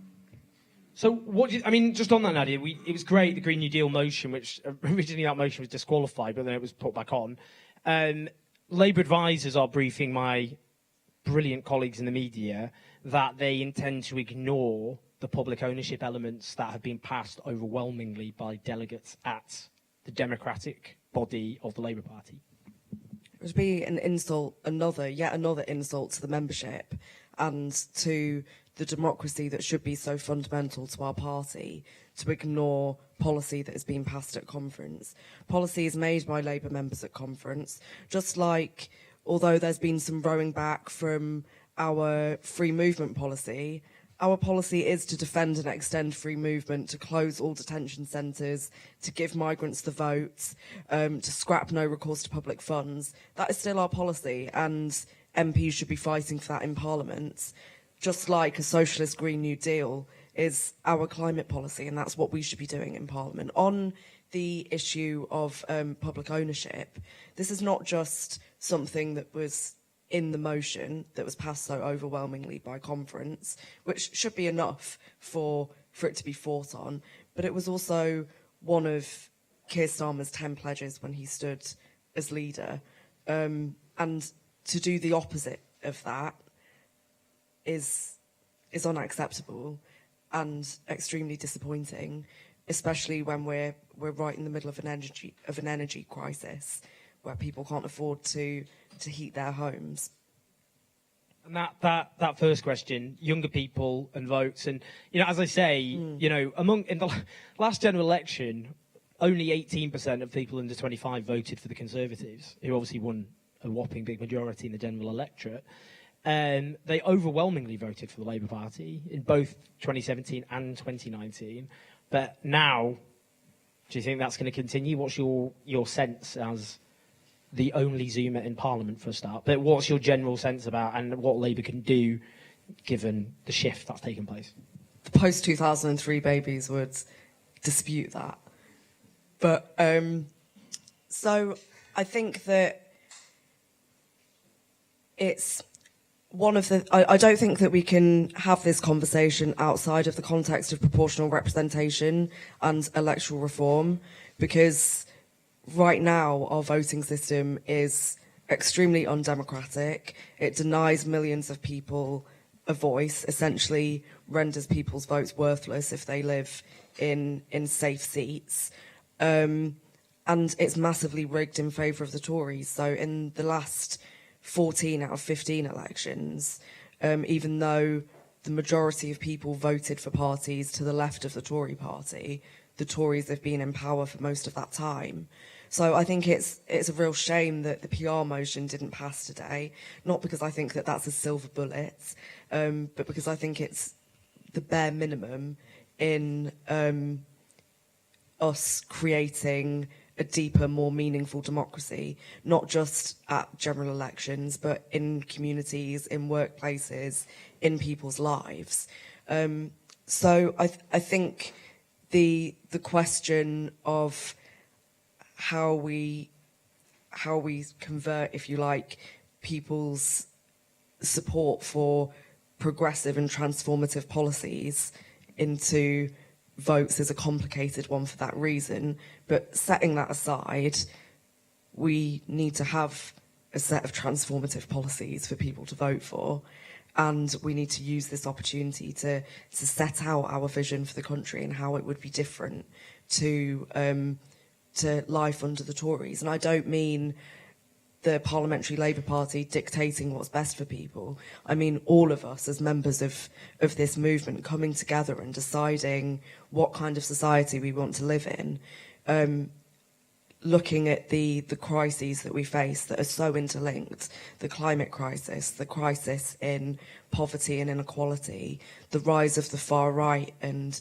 racial injustice, and asking how do we tackle those.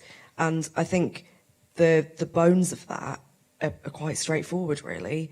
A Green New Deal that creates at least 1 million green jobs that are well paid and secure.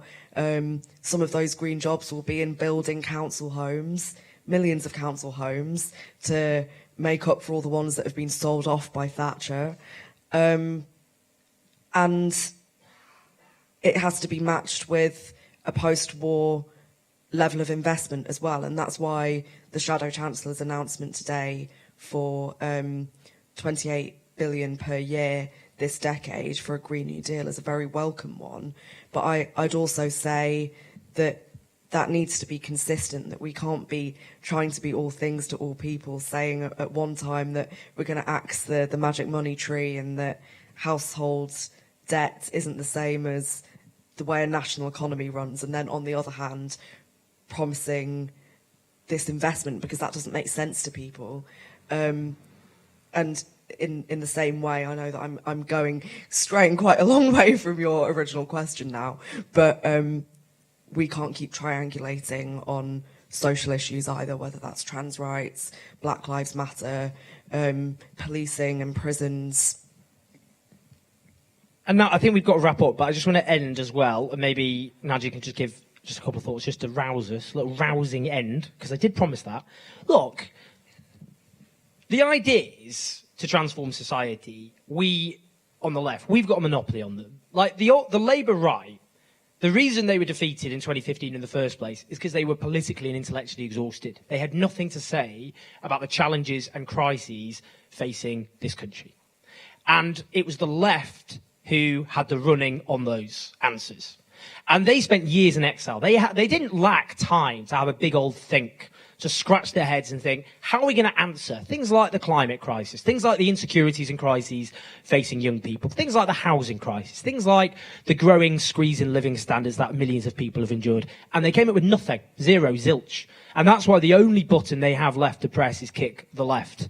And they thought to themselves, you know, if that was really going to work, and I spoke to some journalists, funnily enough, broadcast journalists, who agreed with this point, they think to themselves, well, actually, we've got to stitch up the leadership election because by defining ourselves against the left, that's how we'll win popularity. But the biggest possible kind of nuclear button they could have pressed to do that was to kick the former leader out of the Labour Party, and that did nothing to increase Labour's polling whatsoever. So why on earth do they think that floating voters across the country are going to go, I wasn't going to vote for Labour, but now they've increased the leadership threshold by MPs to 20%.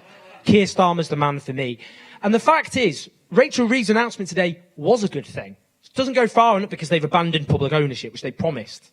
Okay? It doesn't go far enough. But it is a good thing.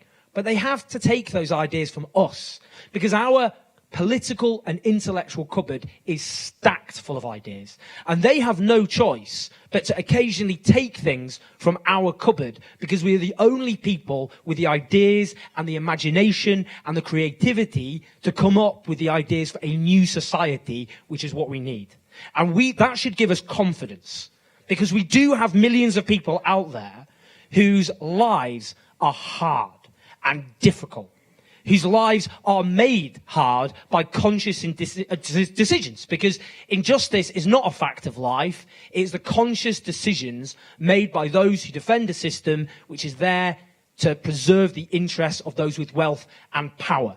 And we are the ones with the hopes and aspirations of millions behind us and the ideas to solve those crises.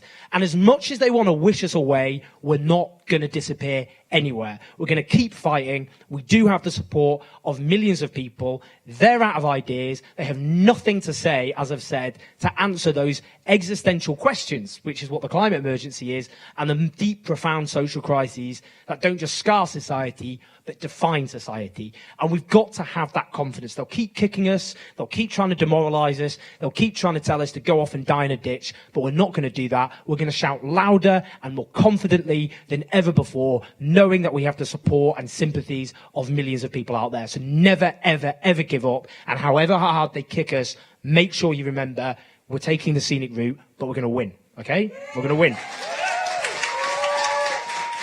And Nadia, quick last rousing words. Quick last rousing words. Well, how can I follow on from that? Right, we've got a liar as the Prime Minister. We're a generation that has been defined by insecurity, whether it's not being able to get a house, not being able to get a secure job, a job that pays well. We've got a planet that's literally on fire. So we're running out of options, and the only thing that's going to save us, because all of these things are a crisis of capitalism, the only thing that's going to save us is radical, bold ideas. It's socialism.